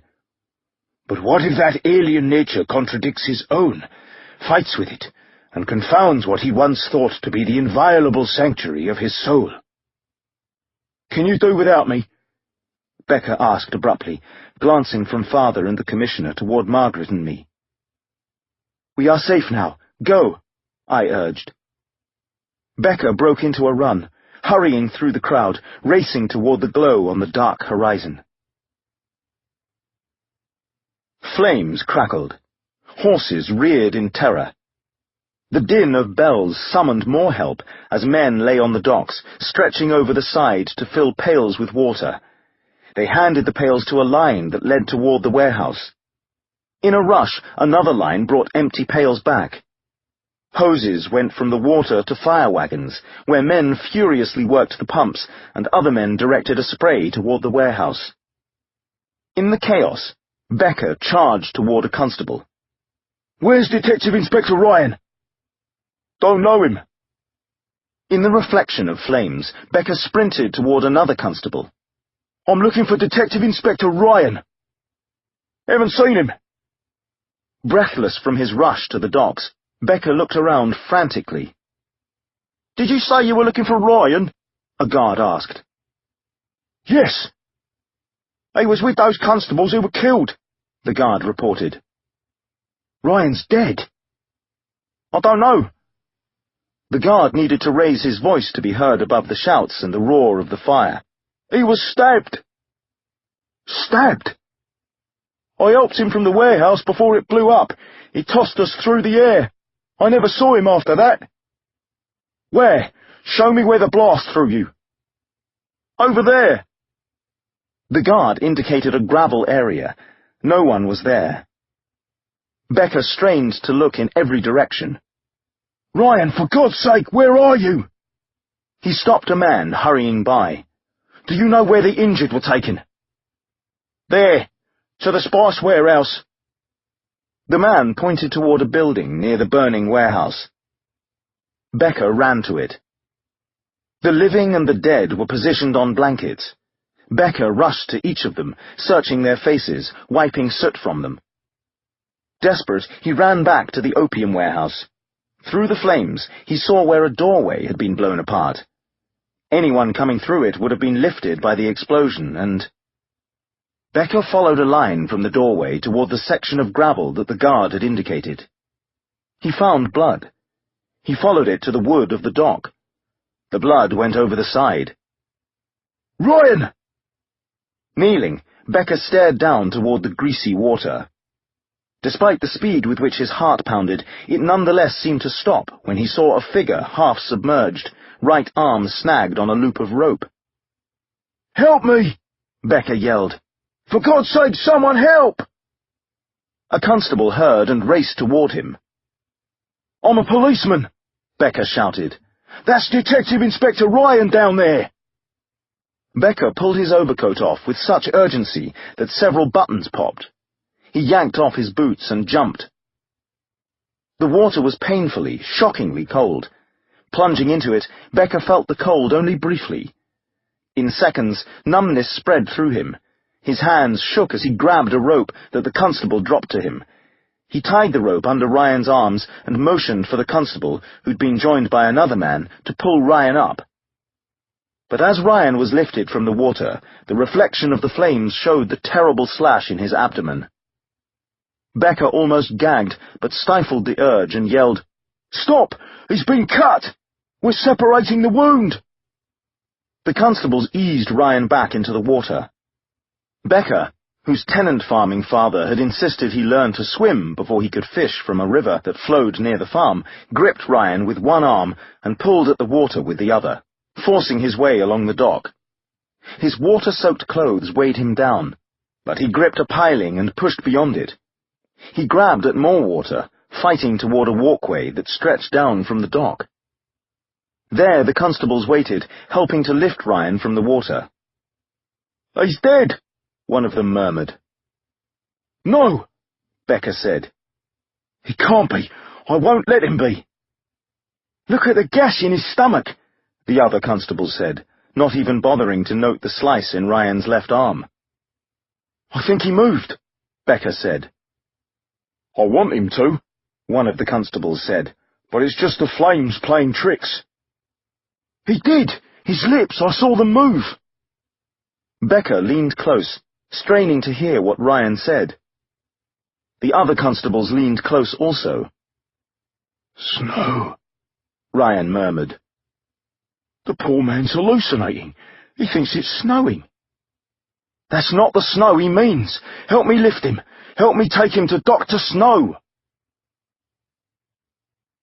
Will Inspector Ryan survive his wounds? Lord Palmerston asked. For the second time in 2 nights, De Quincey, Emily, and Becker stood in the ballroom of Lord Palmerston's mansion. Commissioner Mayne had been summoned also. Dawn paled the darkness beyond the windows, but Palmerston was dressed as if for business, wearing his customary grey slacks, black waistcoat and black coat, the hem of which descended to his knees. His heavy frame continued to give him authority, as did his thick, long, brown-dyed sideburns that emphasized his powerful eyes. "Dr. Snow is cautiously optimistic, Your Lordship," Becker explained. "The doctor says that under usual circumstances Ryan would have bled to death, but apparently the cold water did something to his body. Reduced the blood flow, is how I understood it. The doctor disinfected the wounds and closed them. Now it's a matter of waiting to see if Ryan's body can heal itself." "Where is Ryan now?" "Resting at Dr. Snow's residence until he can be transported to a hospital," Becker replied. "Ryan had sufficient strength to warn us about the men who helped Brookline. They were arrested, trying to leave the city in hearses that Ryan heard them talk about. The men were dressed as undertakers, and had money they stole hidden under corpses in coffins." "Commissioner Mayne, send a constable to Dr. Snow, and tell him that I want Ryan brought here instead of to a hospital." "Your Lordship is very generous." Lord Palmerston nodded. "When Ryan is well enough to converse, I'll have an opportunity to learn further details about what happened. During last night's confrontation, did Brookline say anything about me?" "About your Lordship? Answer my question, Commissioner." "He did in fact speak about you." "In what specific words?" Palmerston's gaze suggested that the conversation had entered dangerous territory. "With your Lordship's forgiveness—" "Get on with it." "He said that you and I beg your indulgence, what he called your wealthy, powerful, arrogant friends were greedy and indifferent to the poor." "And?" "That is all, your Lordship." "Nothing about politics?" "No, your Lordship. Is there something specific that occupies your concern?" "Brookline was privy to numerous confidential discussions. It would be unfortunate if he had broadcast their contents." Palmerston's eyes relaxed. He changed the subject. "Becker, you're shivering." "The water was very cold, your Lordship." "Will it make you feel warmer if, with Commissioner Mayne's approval, I promote you to the rank of detective?" Becker looked as if he didn't believe he'd heard correctly. "Detective?" "Stand before the fire." Palmerston motioned to a nearby servant. "Bring Detective Becker dry clothes and a blanket. Hot tea for everyone." The servant departed. "De Quincey," Palmerston asked, "why are you walking in place? Your face shines with sweat." "With your Lordship's forgiveness." De Quincey pulled a bottle from his coat and swallowed from it. Palmerston looked horrified. "Is that—" "My medicine." You're pathetic. Quite so, your lordship. Aren't you worried about ruining your health? After a half-century of laudanum, my health was ruined long ago, your lordship. And aren't you ashamed of setting such a poor example to your daughter? On the contrary, I set an excellent example. Emily's daily experience with me teaches her never to touch a drop of this evil substance. Palmerston, whose riches came largely from the opium trade, considered the word evil in reference to the drug. Briefly, his eyes hardened again. Yes, well, I summoned all of you so that I might do something that a man in my position almost never does. Admit a mistake. You have my regret that I misjudged Brookline and misjudged you. If there is anything I can do to express my gratitude for your help, you need only ask. My daughter and I find ourselves without lodgings, your lordship, De Quincey said promptly. Palmerston was surprised by the quick response. Colonel Brookline arranged for our previous accommodations, De Quincey elaborated. But the association is so disagreeable that I'm afraid neither my daughter nor I could sleep peacefully under that roof. Palmerston made a calculated decision. The two of you shall remain here, under my protection. Perhaps you'll think of something else that Colonel Brookline said about me. If there's nothing further— Actually, your lordship. Emily, who'd been silent, stepped forward. Yes, Miss De Quincey. Palmerston looked uneasy, as if sensing what was about to happen. An undertaker needs to be paid £16 for funeral expenses involving the first set of victims. Funeral expenses? In addition, my father made promises to a group of beggars on Oxford Street. For their considerable help, they were guaranteed an abundance of food throughout the next year.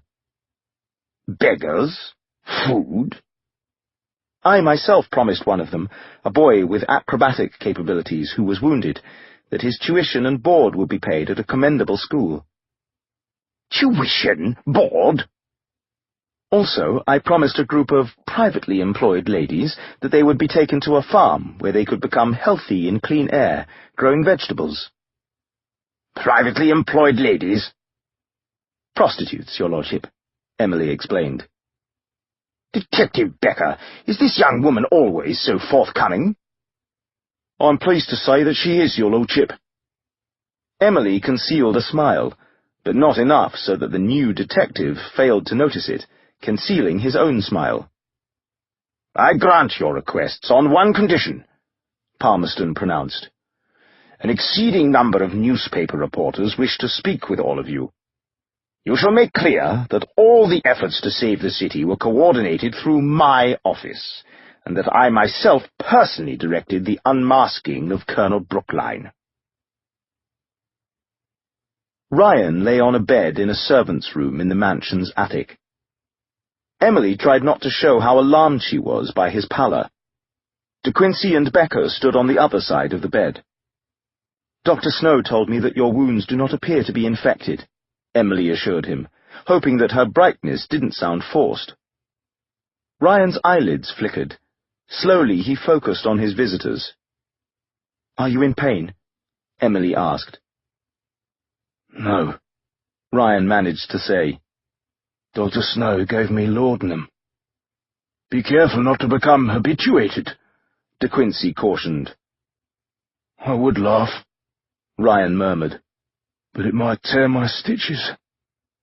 "Ah, I detect a smile," Emily said victoriously. "Despite the circumstances, I admit I enjoyed meeting you and your father, Miss De Quincey." "If that is intended as a goodbye, it is premature. You have not seen the last of father and me. Rather than return to debt collectors in Edinburgh, we plan to stay in London a while longer." Ryan considered her statement and nodded, surprising her. "Good. London will be more exciting for your presence." Emily felt warmth in her cheeks. Excitement turned out to be a dubious experience. Father and I look forward to the humdrum of resuming his discussions with booksellers and magazine writers. "Surely you can spend your time to better advantage," Ryan found the strength to say. "London has greater attractions than magazine writers." Yes, I heard so much about the famed Crystal Palace that I am eager to see it, Emily enthused. A glass structure so tall that full-grown elm trees decorate its interior. It is indeed a marvel. After the great exhibition 3 years ago, it was disassembled at Hyde Park and rebuilt at Sydenham Hill. I volunteered to escort Emily and her father there, Becca said happily. How thoughtful, Ryan muttered. I would have been pleased to volunteer as well. Your convalescence frustrates you, I am sure, Emily noted. That is another reason Father and I decided to stay in London. Another reason? Dr. Snow has obligations that prevent him from visiting you as often as he would prefer. He taught me to administer treatment to you in his absence. Since we are not related, the intimacy might be uncomfortable for you, Miss De Quincey. I fear I will be a burden. Nonsense. Given what Florence Nightingale has accomplished for nursing in the Crimean War, it's obvious that an injury has greater priority than false modesty. Women will soon have a profession to pursue besides being a servant, a shop girl, or a governess. One thing I have learned from my experience with you is to appreciate new thoughts. I shall be grateful for the attention, Miss De Quincey. Please call me Emily. Detective Becker learned to do that. After everything that we have been through together, why do you insist on being formal? Detective Becker? Ryan looked at him, puzzled. My stature has risen, Becker explained. I owe it to the opportunity you gave me, and look forward to many more adventures together. I believe I have experienced sufficient adventures. Ryan's eyelids began to droop. Weariness makes you say that, Emily decided. You and Detective Becker are men of action if ever I saw them. We shall let you sleep. But in your hazy condition, perhaps I can persuade you to tell me your first name? Ryan hesitated. Sean. And what is my name? Miss. Please try again. Your name is Emily. Very good. She looked at Becker. And what is your first name? Becker hesitated also. Joseph.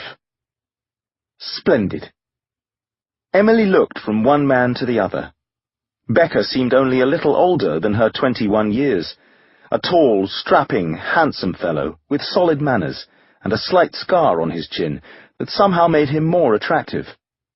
In contrast, Ryan was almost twice her age, theoretically too old to be considered as anything but at best a brother, and yet the lines of experience in his face made him oddly pleasing to look at, not to mention that his confidence and even his gruffness were appealing. What strange thoughts, she told herself. But as Emily did with all new concepts, she refused to suppress them. Sean and Joseph. She touched their hands. I believe we can finally declare that we are friends. There is no such thing as forgetting, De Quincey said with a smile. But for a change, this is one circumstance I shall happily always remember. Postscript. In 1886, 75 years after the Ratcliffe Highway murders, employees of a gas company tore up the paving stones at the intersection of Cannon and Cable Streets to dig a trench for a pipe. 6 feet down, in the middle of the crossroads, they found a skeleton with a stake through its left rib cage. At first, the workmen suspected that they had discovered evidence of a long-ago murder, but a police investigation determined that the skeleton belonged to John Williams, a suspected killer who had hanged himself before he could be declared guilty of brutal slayings that had paralyzed London and all of England 3/4 of a century earlier. People walked away with arm bones, leg bones, and ribs as souvenirs. The owner of a tavern at Cannon and Cable Streets displayed the skull on a shelf behind the bar. No one knows what became of it. Afterword. Adventures with the Opium Eater. For 2 years, I lived in 1854 London. Charles Darwin prompted me to do it, or at least a movie about him did. It's called Creation, and it dramatizes Darwin's struggle to complete On the Origin of Species. If you're a Christian fundamentalist, you probably wish that his struggle had persisted. Darwin's wife certainly did. She believed that his theory of evolution was blasphemous and urged him not to continue. Meanwhile, he suffered from extreme guilt because he might have been indirectly responsible for the death of his favorite daughter, having sanctioned medical treatment, hydrotherapy, that possibly aggravated her lingering illness. These multiple pressures made Darwin chronically sick with headaches, heart palpitations, and stomach problems, rendering him barely able to function. But here's the point. Darwin wasn't aware of his guilt, both about the death of his daughter and about how his research was harming his relationship with his wife. We post-Freudians understand the link between the mind and the body, but Darwin's persistent health problems were a medical mystery in Victorian England of the 1850s. The turning point of the film occurs when a friend visits Darwin and tells him, "Charles, people like De Quincey believe we're influenced by thoughts and emotions we don't know we have." Thoughts and emotions we don't know we have? Sure sounds like Freud, but Freud's theories about the subconscious weren't published until the 1890s, 40 years after Darwin's crisis.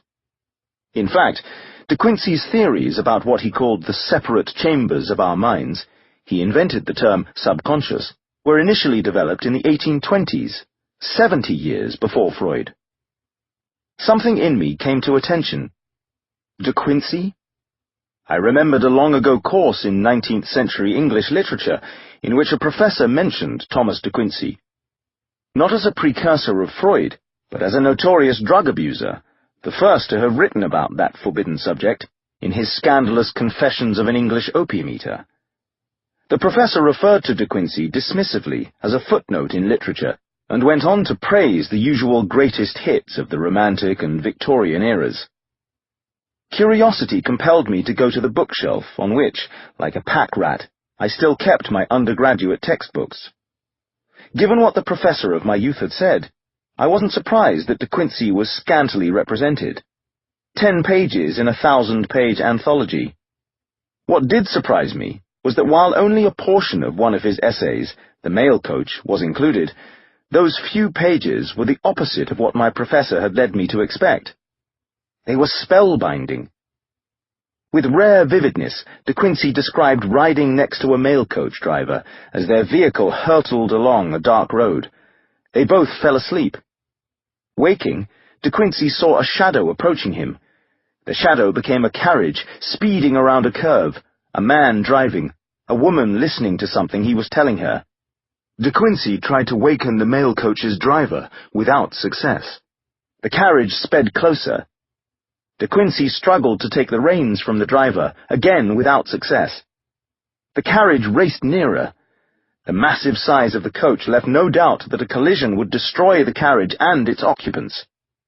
At the last moment, De Quincey roused the driver, who gasped at the danger, and turned the coach enough that it only grazed the carriage, and yet caused sufficient damage that the woman, aware of how close she came to dying, opened her mouth in a silent scream. That resembles a scene from a thriller, but in actuality it's part of an essay about the English mail coach system, which, I found out later when I acquired a full text, expands into a discussion about the subconscious and the nature of dreams. I was hooked. I bought a copy of Confessions of an English Opium Eater. Reading that 1821 memoir, I felt that the little gentleman was speaking directly to me as he recalled the death of his father and the abuse he suffered because of his indifferent mother and his 4 guardians. His escape from school, his winter on the cruel streets of London, his relationship with his beloved Anne, their tragic parting, his first experience with laudanum. De Quincey's description of these events gripped me. I learned that he created a further sensation with his essay On Murder Considered as One of the Fine Arts, the third installment of which was the most blood-soaked true crime narrative written until that time, describing at length the notorious Ratcliffe Highway multiple murders that terrorized London and all of England years earlier, in 1811. It's as if he was actually there, I thought. And that's when the idea for Murder as a Fine Art came to me. The third instalment of that essay was published in 1854. De Quincey was living in Edinburgh at the time. But what if someone lured him to London, promising news about Anne? What if that person used the third instalment of the murder essay as an instruction manual, replicating the original Ratcliffe Highway killings? What if De Quincey became the suspect? What if... Seldom have plot elements fallen so swiftly into place for me. But as every novelist knows, the plot's the easy part. What matters is how the story is handled, and in this case, the task was huge. Some historical fiction is often little more than costume drama, with modern dialogue and attitudes. What I had in mind was something more immersive. Before I wrote the first sentence, I wanted to become an expert in De Quincey, as if I were writing a doctoral dissertation about him. To support his wife and 8 children, as well as his laudanum habit, he wrote an impressive number of essays, memoirs, book reviews, translations, and stories. His collected works amount to thousands of pages. Like a method actor absorbing a role, I read those pages again and again, each time finding new insights. I decided that wherever possible, I would adapt De Quincey's prose into the text, and especially his dialogue, channeling him. As his American publisher noted, De Quincey talked with an eloquence I had not heard surpassed. It seemed as if it was sinful not to take down his wonderful sentences. Then I needed to learn about De Quincey's life and all the events that he hadn't written about in his memoirs. In that regard, I was immeasurably helped by Robert Morrison's biography, The English Opium Eater. Professor Morrison and I eventually struck up an email friendship, during which I learned even more. Murder as a Fine Art is dedicated to him, as it is to another De Quincey biographer, Greville Lindop, whose The Opium Eater also proved to be extremely informative. Next, I needed to learn about 1854 London, to the point that I convinced myself I was actually there. What were the streets made of? What sort of money did people carry? How heavy were their clothes? What were the ingredients of an ordinary meal? How did people bathe? For 2 years I travelled into the past, reading nothing that wasn't related to that time and place. Among numerous books, the following were especially revealing.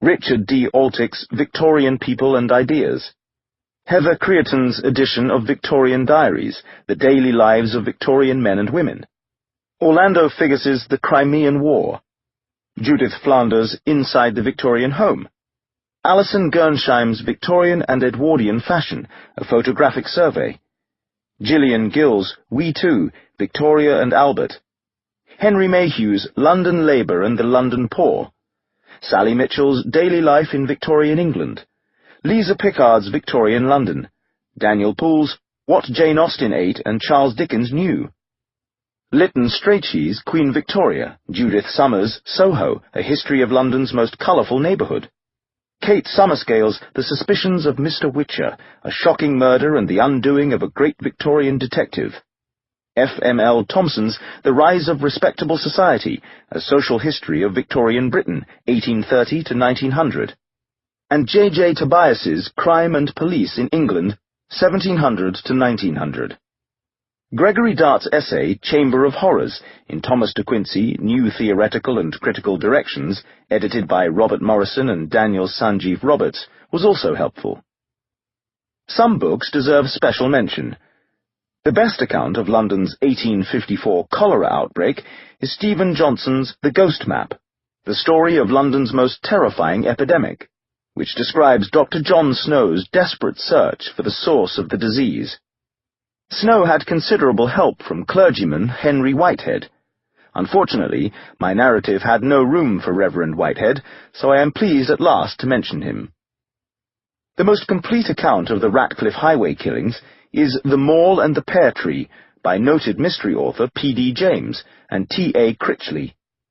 One element that this fascinating book doesn't discuss is the curious similarity of names between John Williams, the accused killer, and John Williamson, one of the victims. The first time I read that John Williams killed John Williamson, I thought it was a typographical error. The 1811 court transcripts don't draw attention to the similarity.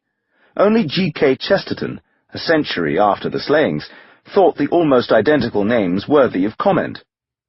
A man named Williams does quite accidentally murder a man named Williamson. It sounds like a sort of infanticide.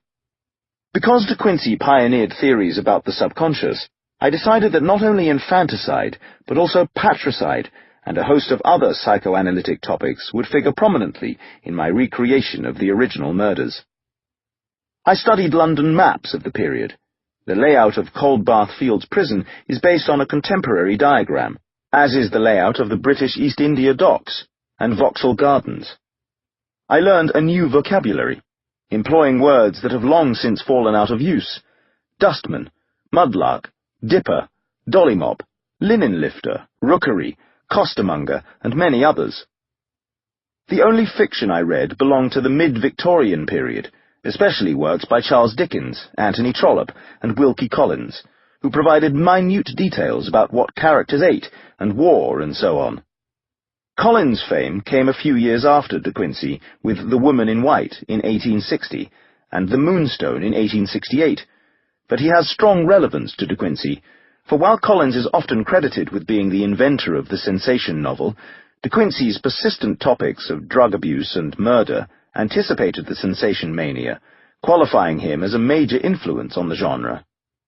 Collins acknowledges as much in The Moonstone, when his characters explicitly discuss De Quincey's Confessions of an English Opium Eater, which provides a clue to the solution of the mystery. De Quincey also influenced Edgar Allan Poe, who in turn influenced Sir Arthur Conan Doyle's creation of Sherlock Holmes. So to a degree, De Quincey also contributed to the invention of both the mystery genre and its most famous detective. Murder as a Fine Art is my version of a 19th-century novel. Although modern novels almost never use the third-person omniscient viewpoint, 19th-century novels favored it, allowing an objective narrator to step forward and provide information. I found that device to be helpful in explaining aspects of Victorian life that modern readers would otherwise have found as baffling as a culture in an alien universe. I ignored another modern convention by mixing viewpoints and inserting sections from a first-person journal, a frequent device in sensation novels. By returning to the 19th century, I felt liberated to use more ways to tell a story. Despite my lengthy research, I sometimes differed from the record. For example, Emily would not have referred to De Quincey as father, but would instead have called him papa, with the emphasis on the second syllable. In an early draft, I used the historically accurate papa, but it made Emily sound juvenile, and I abandoned the device in favor of father.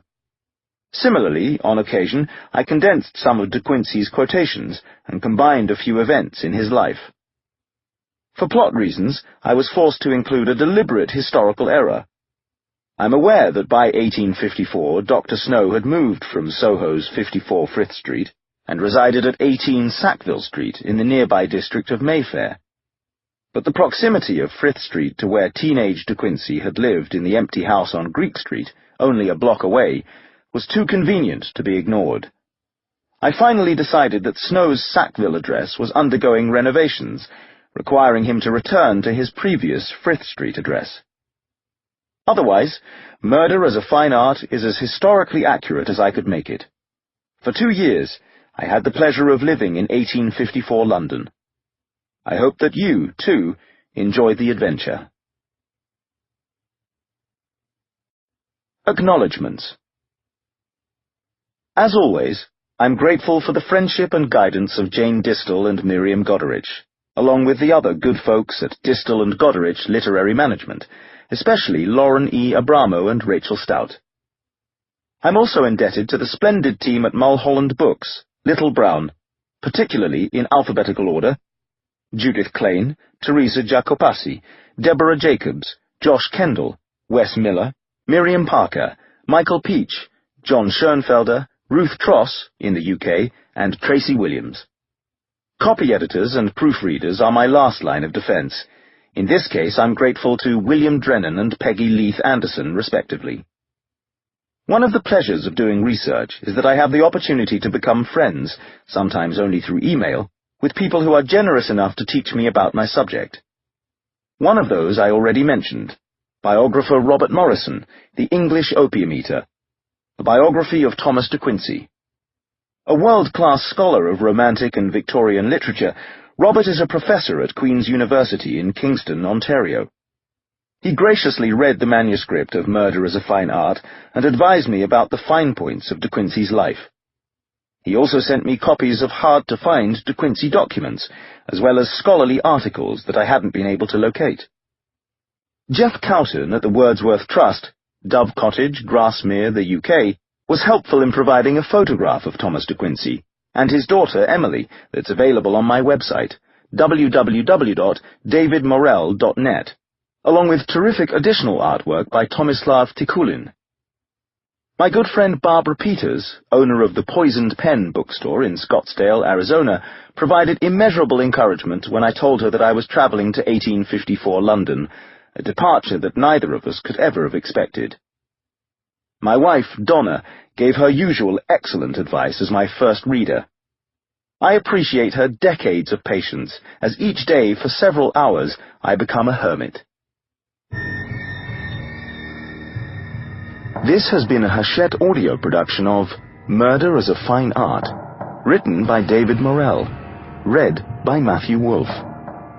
Produced by Dennis Kao. Directed by Jessica Kay. Post-production by Jeff Thomas. Production supervised by Christine M. Farrell. Murder as a Fine Art is also available in print and digital formats from Mulholland Books, a division of Hachette Book Group. Text copyright 2013 by Morrell Enterprises, Inc. Audio production copyright and published 2013 by Hachette Audio, all rights reserved. In accordance with the U.S. Copyright Act of 1976, the duplicating, uploading, and electronic sharing of any part of this audiobook without the permission of the publisher is unlawful piracy and theft of the author's intellectual property. If you would like to use material from the audiobook, other than for review purposes, prior written permission must be obtained by contacting the publisher at permissions@hbgusa.com. Thank you for your support of the author's rights. This audiobook is a work of fiction.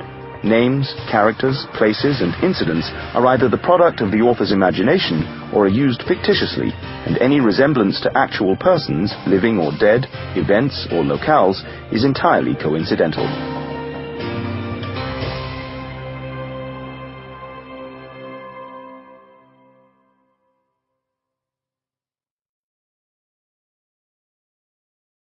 Audible hopes you have enjoyed this program.